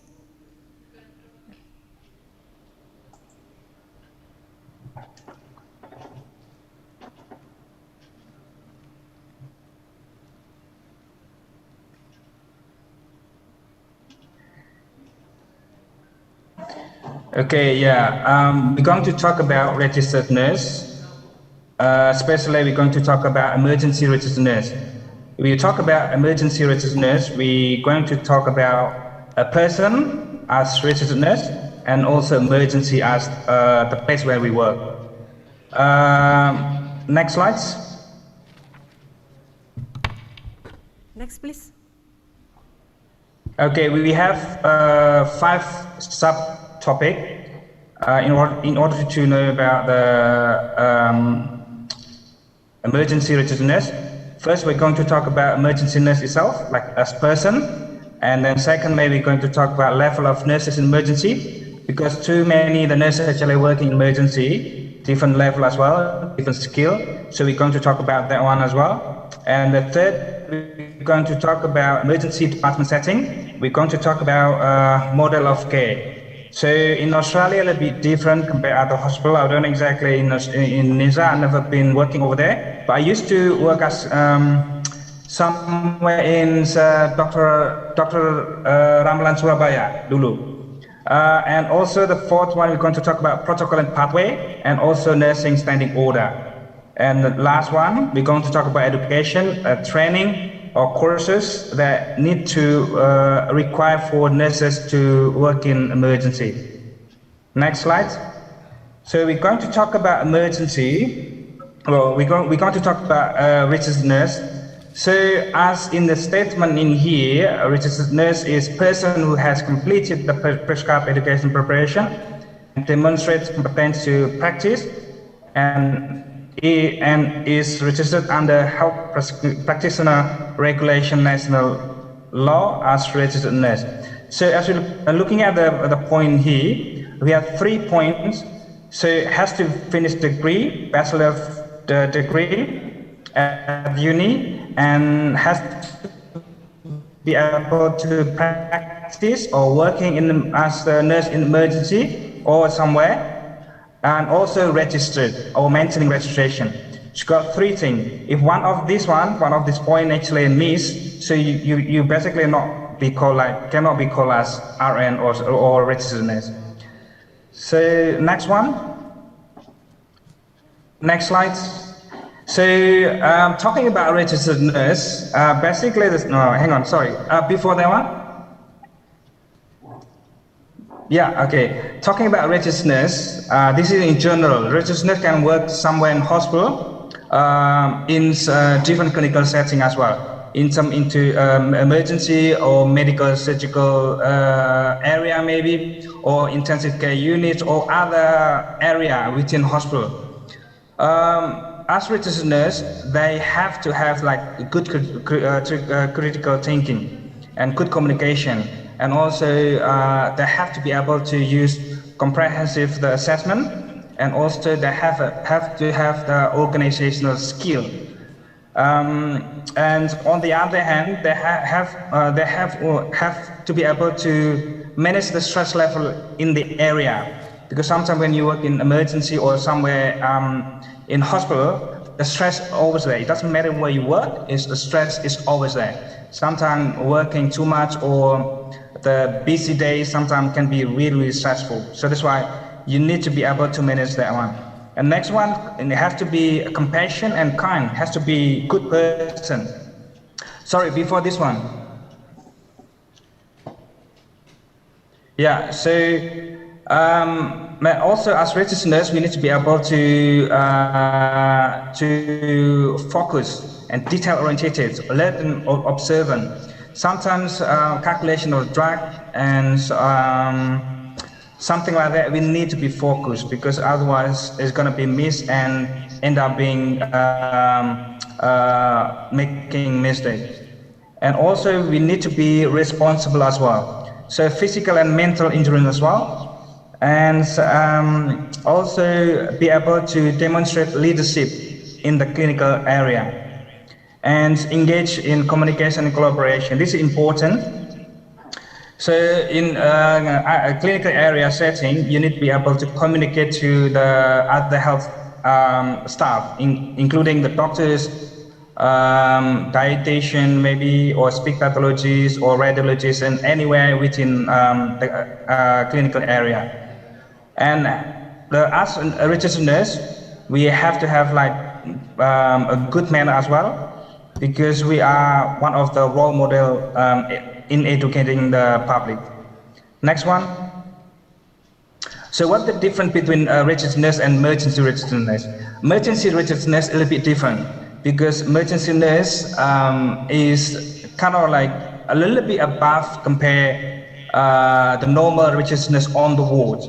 Because in emergency, you are expected to have a lot of skill and knowledge, and just kind of like you have to have the unique skill set above or beyond the standard nursing skill. You need to be able to see the whole picture. So sometimes you have the patient with cardiac history. Sometimes you have the something else like critically quite ill. Sometimes you have the patient with maybe eye injury, for example. So you're not only like one setting. You need to see the whole picture, because we don't know exactly who's actually coming in the hospital. So you need to prepare the whole picture, like you need to prepare the worst scenario. Sometimes the patient is coming with maybe leg injury or something like that. Even sometimes with chest pain or cardiac arrest. So as emergency nurse, you need to be able to see that one and prepare. For example, when you have the patient cardiac arrest coming, you need to prepare what you need to continue resuscitation. So that's why emergency nurse is a bit different. So we need to have the full of knowledge and regular updates and confident too. Because even though you have a lot of skill, but in emergency, you need to keep updating your skill. Every year, you need to update in terms of how to resuscitate, or how to do CPR, or how to read the ECG, how to give medication, all of things. You need to update and confident. And also be able to work in crisis situation, including trauma, including injury. Sometimes the crisis situation is really hard. So your brain needs to be focused. So trauma. So have a look if patients, sometimes patient coming is just really the matter of the time, dying on the table. So that's why you need to see to be able to see that kind of like person or situation. And also injury. Sometimes the patient coming with maybe burn injury, maybe something like really need to focus on, and also sometimes coming with cardiac arrest, like I mentioned before. And on the other hand, as emergency nurse, you need to be able to stay calm and collected. Jadi tenang gitu ya. So you need to calm and collected in urgent situation. And the most important thing in emergency, as emergency nurse, you need to be able to work as team, because over there we have the doctors, we have nurses, we have porter, we have cleaner, we have radiologists, and also everyone involved. Especially we have cardiac arrest coming. So a lot of people actually coming in there. You need to focus and you need to be able to work as team. Next. So over there, the second subtopic, we talk about staff and level. I just going to focus in the nursing because we just kind of like to be able to see what kind of level in emergency. So just have a look, just imagine emergency. So nursing, we have a lot of the level and skill. Sometimes we have new staff member as well. So over there, as my slides, over there we have a DON or Director of Nursing. We have NAM nursing unit manager, like kepala ruangan kalau di Indonesia. And also clinical NAM. Clinical NAM is kind of like kepala ruangan, but on the wards. So NAM, a clinical NAM, has always come with other staff on the floor. But NAM is different. They're just organizing with rostering and everything like that. But clinical is stay with us. And also CNE is an educator. And CA or nurse practitioner. So I would say the nurse practitioner is look like a doctor. They can do everything. They can assess patient, they can chart medication, and they can discharge patient as well. And with also we have CA, level of CA, like clinical assist. They can do everything. They can suturing the wound, for example, atau menjahit luka kemana ya. Also they can do the plaster as well. They can do plaster. They can do anything.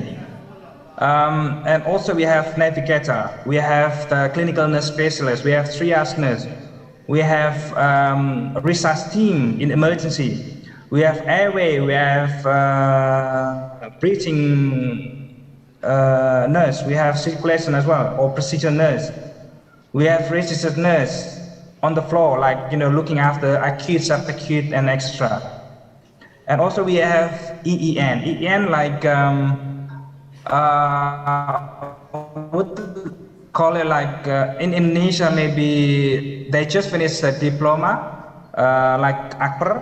They just finished the diploma, so they can be joined with us in emergency. They can do drug as well, but need to be supervised by RN.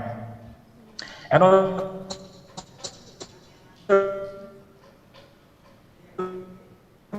we have AIN. AIN is assistant in nursing. Assistant in nursing, they can do restock because in emergency can stock equipment and ready to go. And also we have the nursing student as well. On the other, we have a medical officer, which is divided into different teams. A, team B. In my hospital, the one.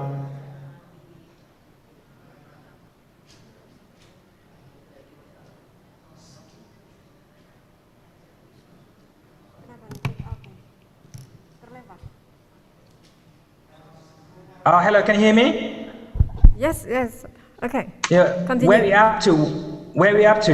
It looks like the internet's disconnected. Okay, I'll just continue. So on the other hand, we have a medical officer as well. I would like calling the doctor team in emergency. We have so many as well. We work as a team. So nurses and also doctors, we don't have any the different, pretty much the same. We work what the RN need to be done, and the doctor doing something need to be done as well. Sometimes as registered nurse, we can do what the doctor can do, because we have, I'll tell you later regarding pathway and protocol. And also, next slide. And we have, next slide, please. Next slide. Hello, Mbak Nina? Yeah. Yeah, next Okay, slide. continue. Yeah. Okay, this one. So in emergency, okay, this slide talk about the staff member. This is the, in emergency, we have clerical staff, we have porter, we have volunteer, we have the kitchen, we have the security, we have cleaner, we have domestic services as well. This kind of the person quite important in when we have the cardiac arrest, because when we have cardiac arrest, we need someone to transport the patient. So when we have cardiac arrest, all the person is coming together. So including this staff as well. So that's why I mentioned this staff also important in order to work as team. Next slide. So then the third subtopic today, we're going to talk about emergency department setting or model of care. So this is important. In emergency, we have the different room.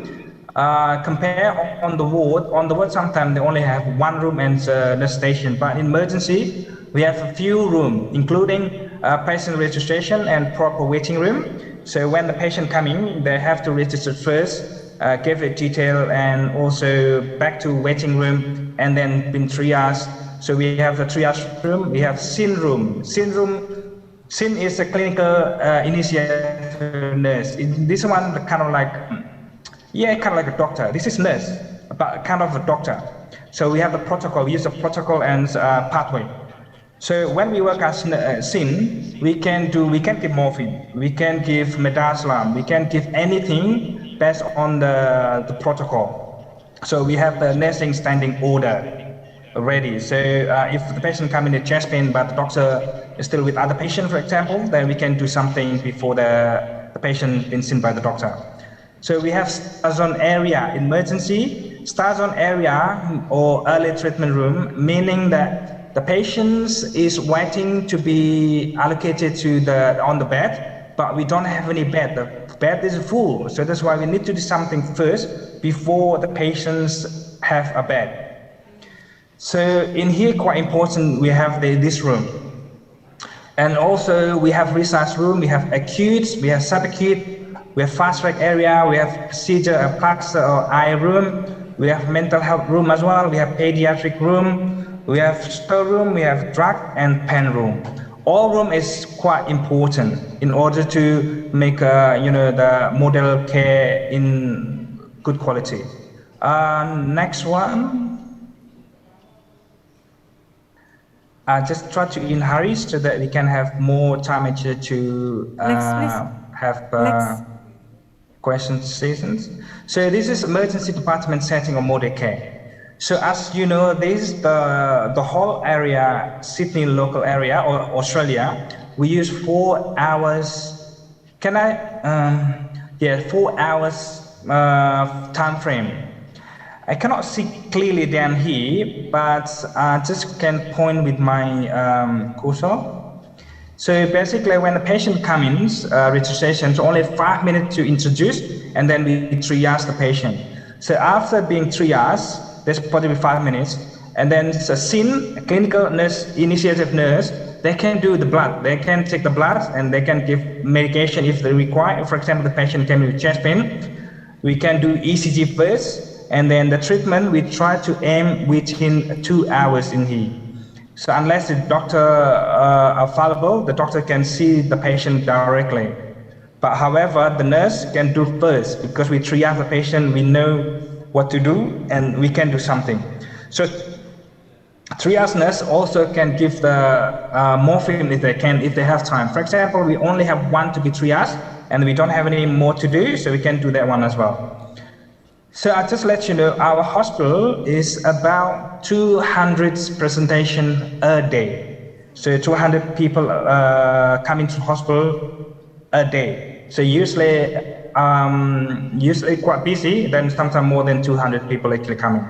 So we cannot stop the patient coming, so that's why we need to be quick. Sometimes with triaging need to be quick as well, and also we need to know exactly what's going on the floor as emergency registered nurse. Next slide.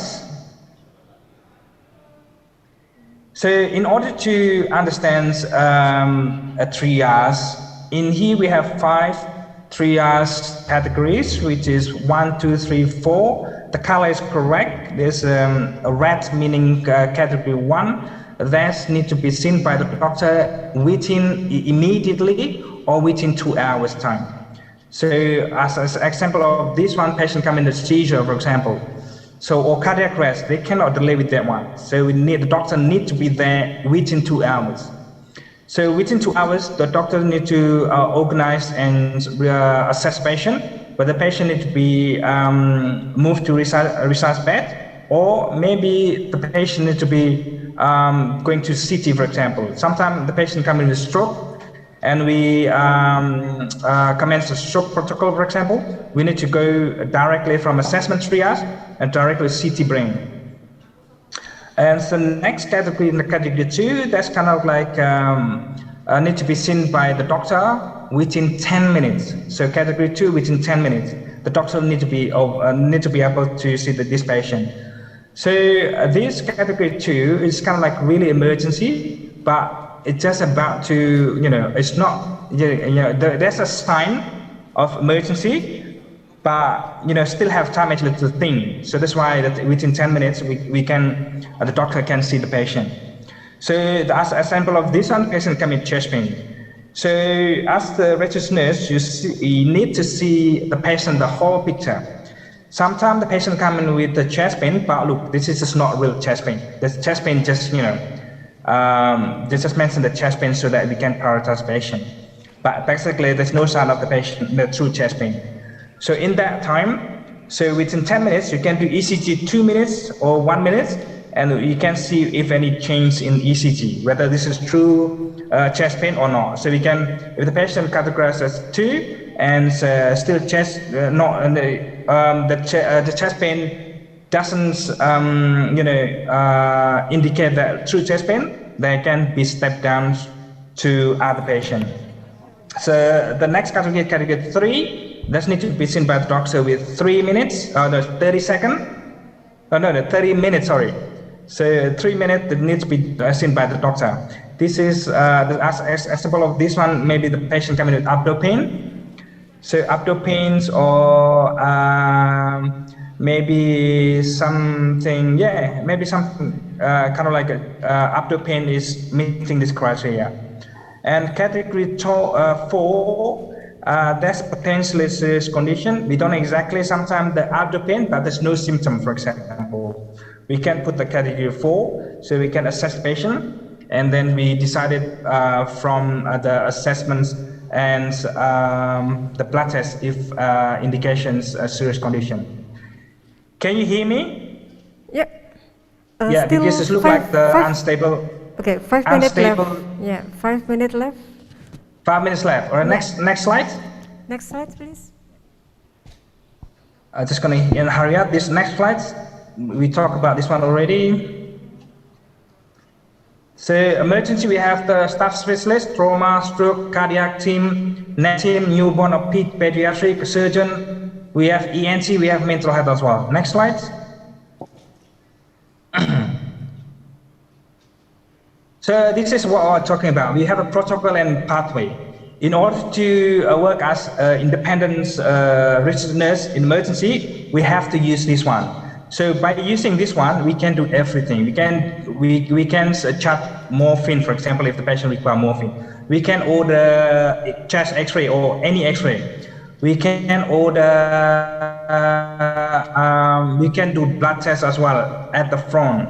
And also we can do everything in emergency.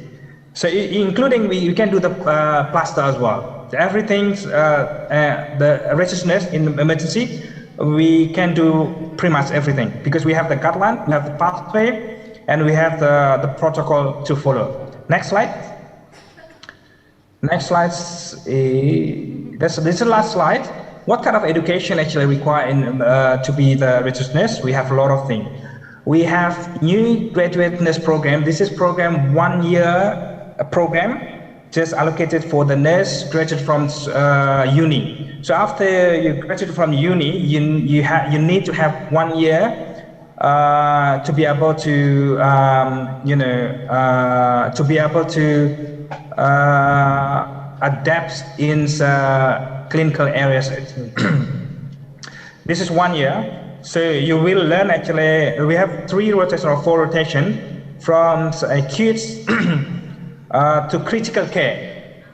So that's why this the graduate nurse program is quite important. And we have BLS, ALS, advanced airway course. And we have research trauma as well. And we have advanced emergency practice. This is all the course that we need to have in order to be the registered nurse or emergency registered nurse. And also we have to have the research team leader as well. This is course that we need to have it. And the last one's leadership course as well. Just want to talk about this one, but we don't have any time. Maybe we're going to talk about anything if you have any questions. So maybe things we can move on to the question session if you really want to, if you have any question. Mungkin itu Mbak Nina. Yeah. Okay. Thank you, Mr. Nur Ali. We move to the questions, because I think we have 2 questions. Have we? From the Q&A? Wait for a moment. Okay, it's very interesting, because Mr. Nur Ali talked about the difference of the registered nurse and emergency registered nurse. And that is the interesting that the emergency nurse have they have to unique competency, that more than the registered nurse. Okay, this is the first question is from Mas Nurs from Malaysia. If hospital will be based on the population at some area, how population capacity are suitable to build a new hospital? Okay, maybe Mr. Nur Ali can direct answer the question. Yeah, this question actually is out of the topic because we're talking about we're talking about emergency nurse, but emergency registered nurse. But anyhow, in order to build a new hospital, we have to look at the populations. So if the population is really crowded, for example, and a lot of traffic and a lot of the new family member, for example, they might need to think about the building new hospital. What I'm saying is when we have the new, the high population with big family member, for example, sometimes it happens a lot of the case actually between in the society or in the community. So maybe that kind of the sector needs to be looking at if in high population. But yeah, I think this is really depend on the area too. Okay, still with the from Mas Nurs Malaysia, and this is related with your topic. If the CPR situation happen in the emergency area, who will be suitable to lead this action, nurse or doctor? Which one? Okay, when we receive the CPR, the leader is basically the nurse. The nurse is leader. So we have the 2 teams. So doctor team and nurse team. So doctor team, they have the doctor team leader, and they have the doctor airway, and they have medication or the procedure airway, doctor. On the other hand, as a nurse, we have team leader as well, and we have We have the research team leader, we have airway nurse, and also we have procedure as well. But the leader will be two. We have doctor, we have nurse as well. We work together because the doctor, team leader cannot work without the team leader, nurse team leader. So, but however, so in this situation, all the research team leader is running controlling the situation, because sometimes if really crowded, the nurse team leader has to speak up and has to be able to control the situation. So yes, so research nurse, emergency research nurse, or RTL, research team leader, nurse is quite what we call, is the main person. I think that's it. Okay. So the main person is the nurse, but both doctor and nurse can be a team leader in that situation, something like that, yeah? Okay, and the next question, maybe you still can speak in Bahasa, right? This is a question from Indonesian maybe ya. Jika terjadi emergency di daerah terpencil yang jauh dari Yankes, atau pelayanan kesehatan apa yang harus kita lakukan? Karena ini di daerah terpencil, mungkin ya kita tidak tahu ya, kalau di daerah terjadi emergency daerah terpencil, ya tergantung daripada daerah tersebut. Kalau nggak ada layanan kesehatan, ya mungkin mengandalkan orang yang mungkin punya pengetahuan tentang emergency.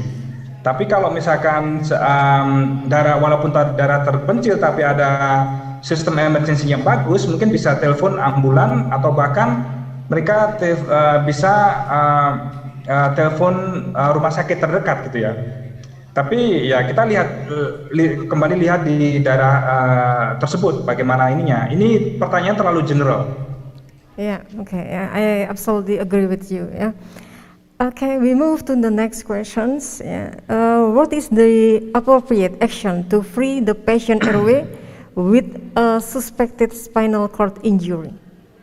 So this is pretty much a straight way. When we patient come in with suspected spinal cord injury, of course we need to you need to be able to do the spine proportion.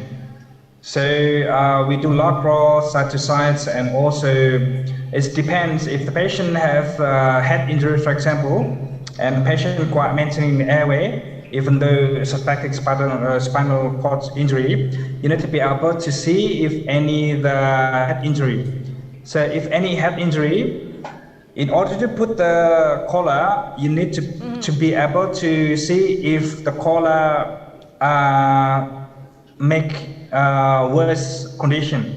What I mean by this, sometimes if the patient has spinal cord injury, we have to be able to see if any injury around the neck area as well.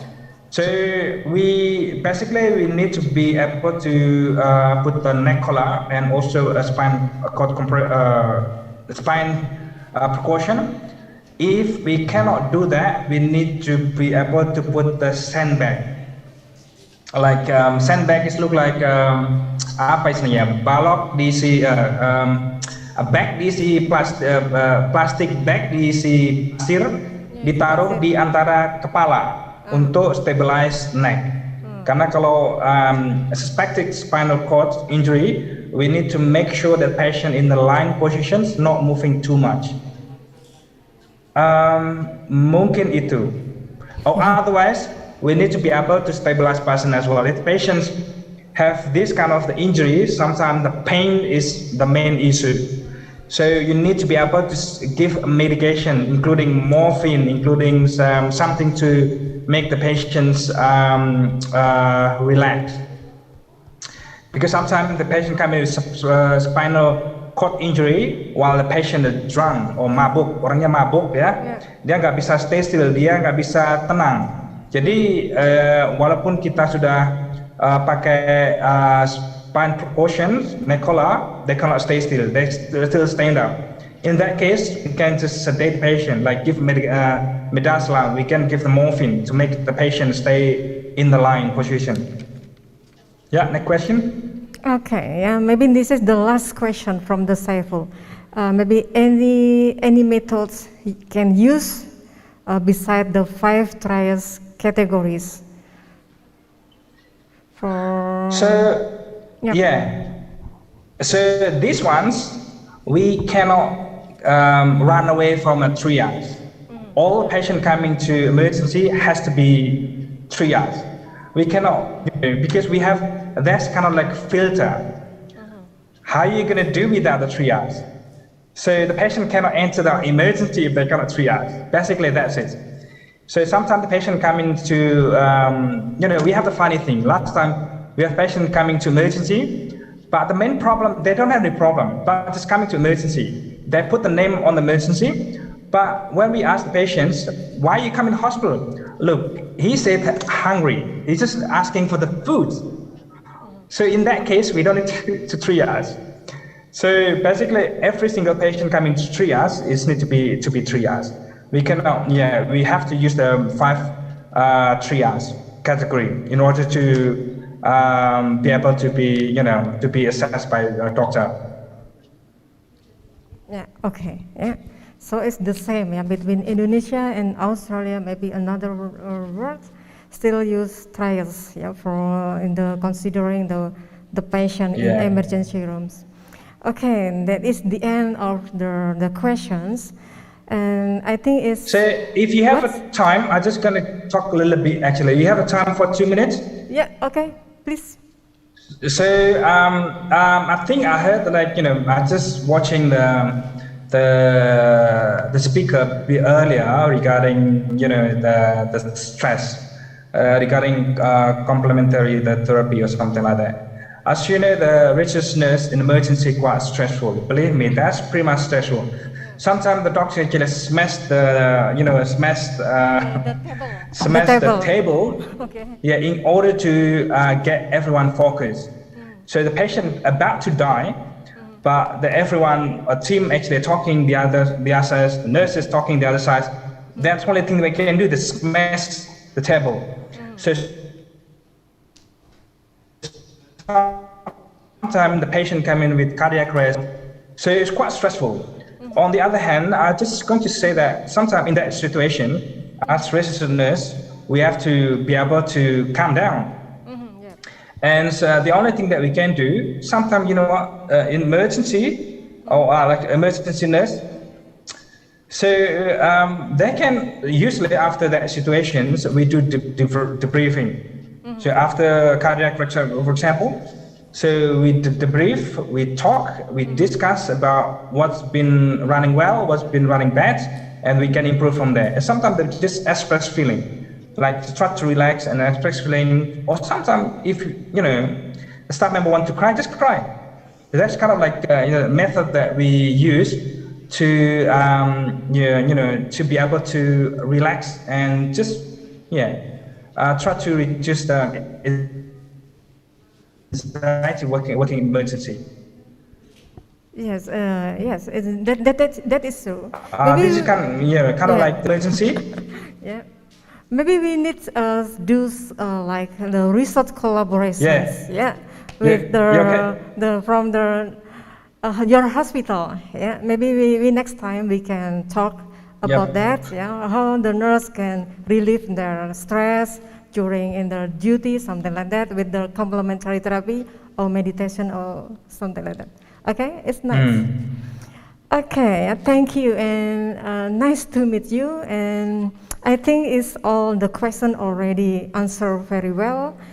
And this is the last speaker in this seminar.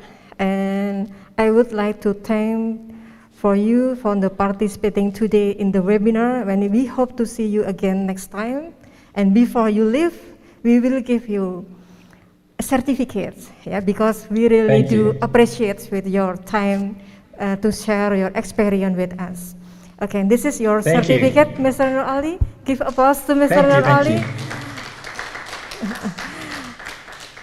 Okay, have a nice day and your evenings. And see you next thank you, time. Marina. Yeah. See you next time. Yeah. Okay, that's all from the all speakers, and I'll back to the MC, please.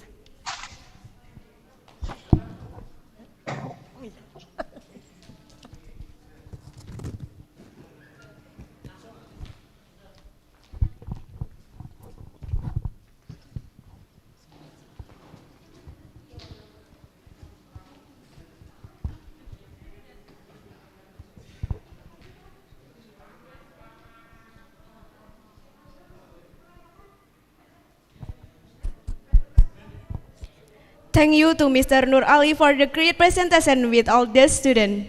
Finally, we come to the end of the event.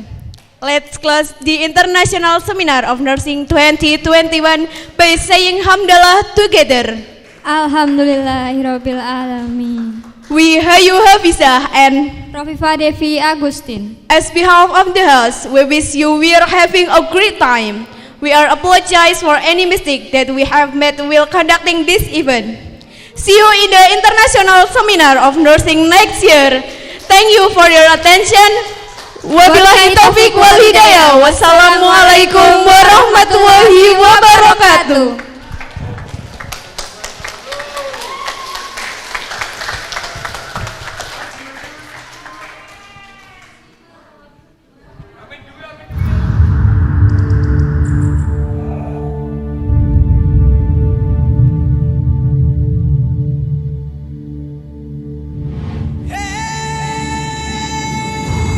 Kita semua ingin bergerak.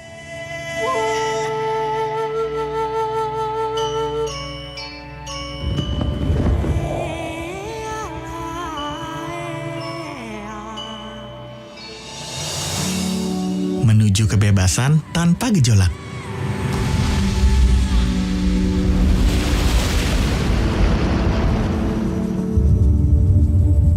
Dari satu titik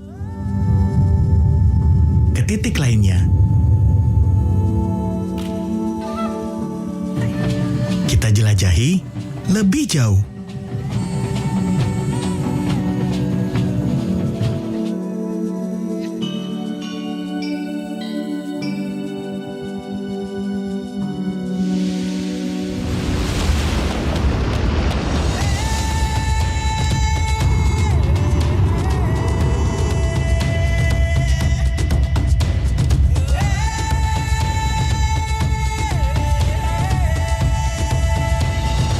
Belajar mengerti bisikan hasrat,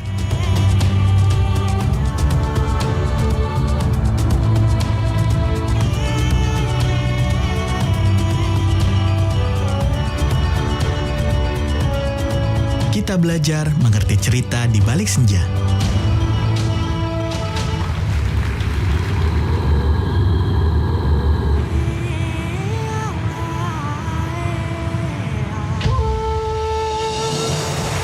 Kita terus melangkah, bahkan berlari kencang.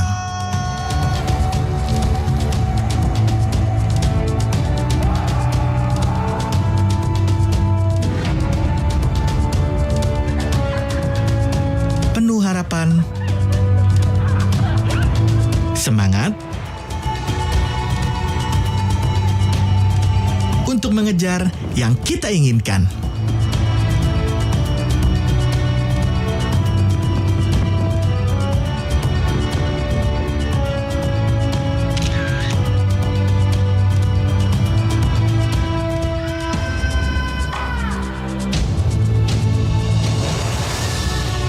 Tapi, apa yang sebenarnya paling berharga?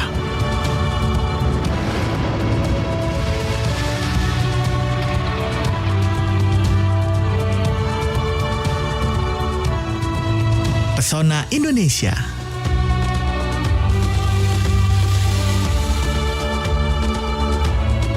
Menyuguhkan kebahagiaan, untuk dibagi dalam rangkaian kisah.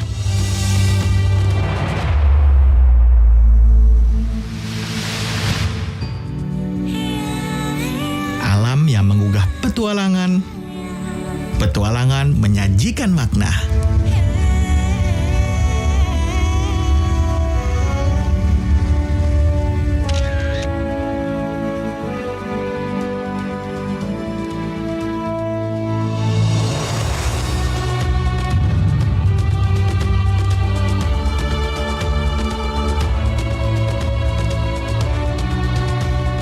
penuh makna, memberi kebaikan.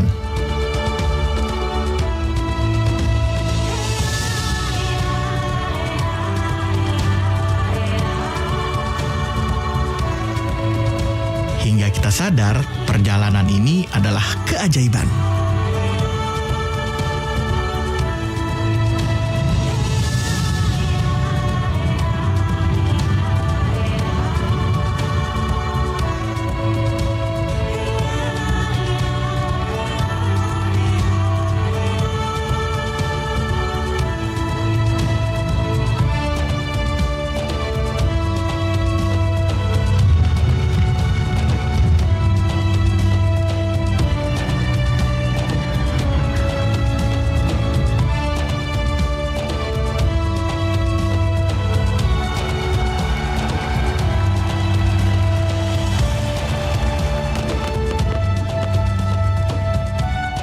Jelajahi lebih jauh pesona Indonesia.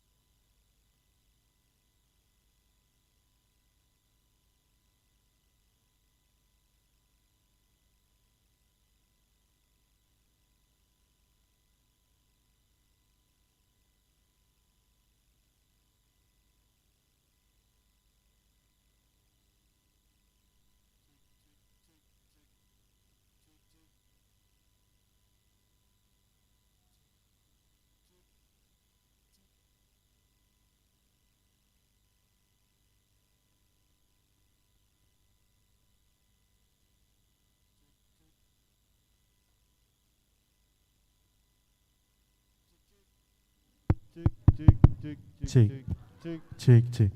Apa ki ngomongnya apa? Sama Jogja. Cek. Ayam coming. Jogja ayam kambing gitu kok. Jogja. Pakai himan resing enggak? Hah? Himan resing Pekalongan.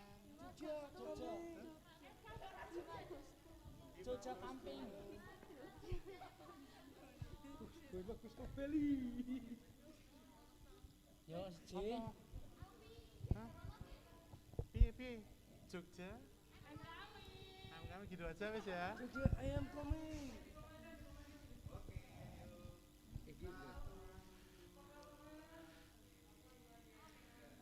Oh, Pekalongan sakpole. Oh, Pekalongan sih, Pekalongan. Pekalongan sih. Pekalongan sakpole, Jogja ayam kami. Oke, 1, 2, 3. Pekalongan sakpole, Jogja ayam kami.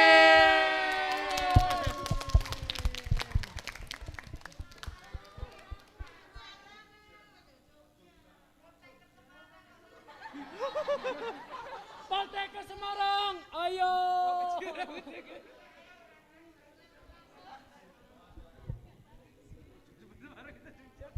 Poltek ke Semarang, ayo kita.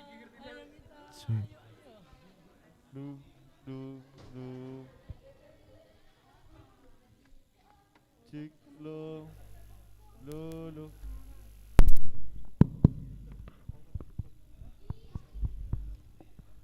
Baik, saya pandu ya. Siap? Oke. Kita yel-yelkan dulu Poltekkes Kemenkes Semarang ya. Poltekkes Kemenkes Semarang.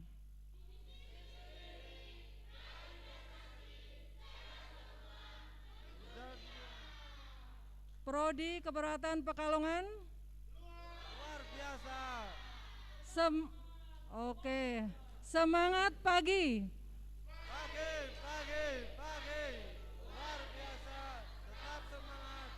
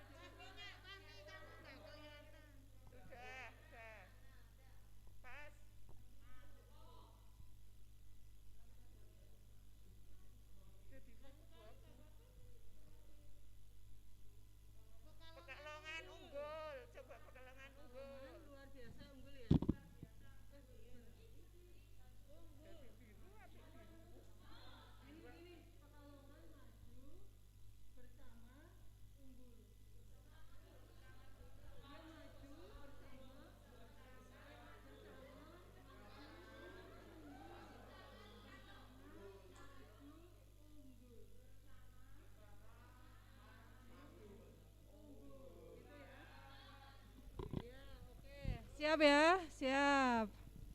Prodi D3 Keberatan Pekalongan.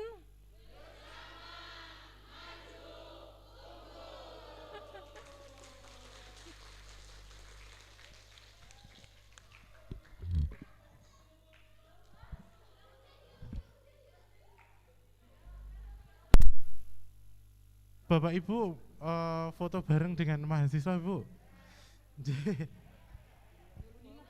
Bu Nina sang pembimbing dan Mas, separuh blendis, Mas.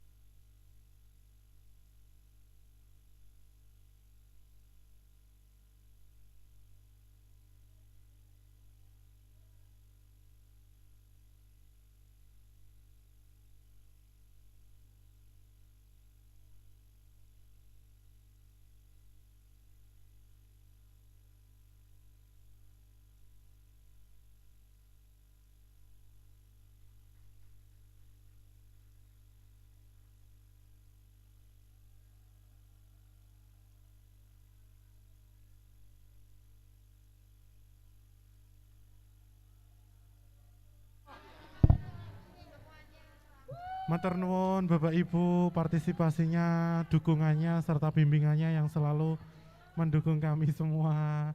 Matur nuwun.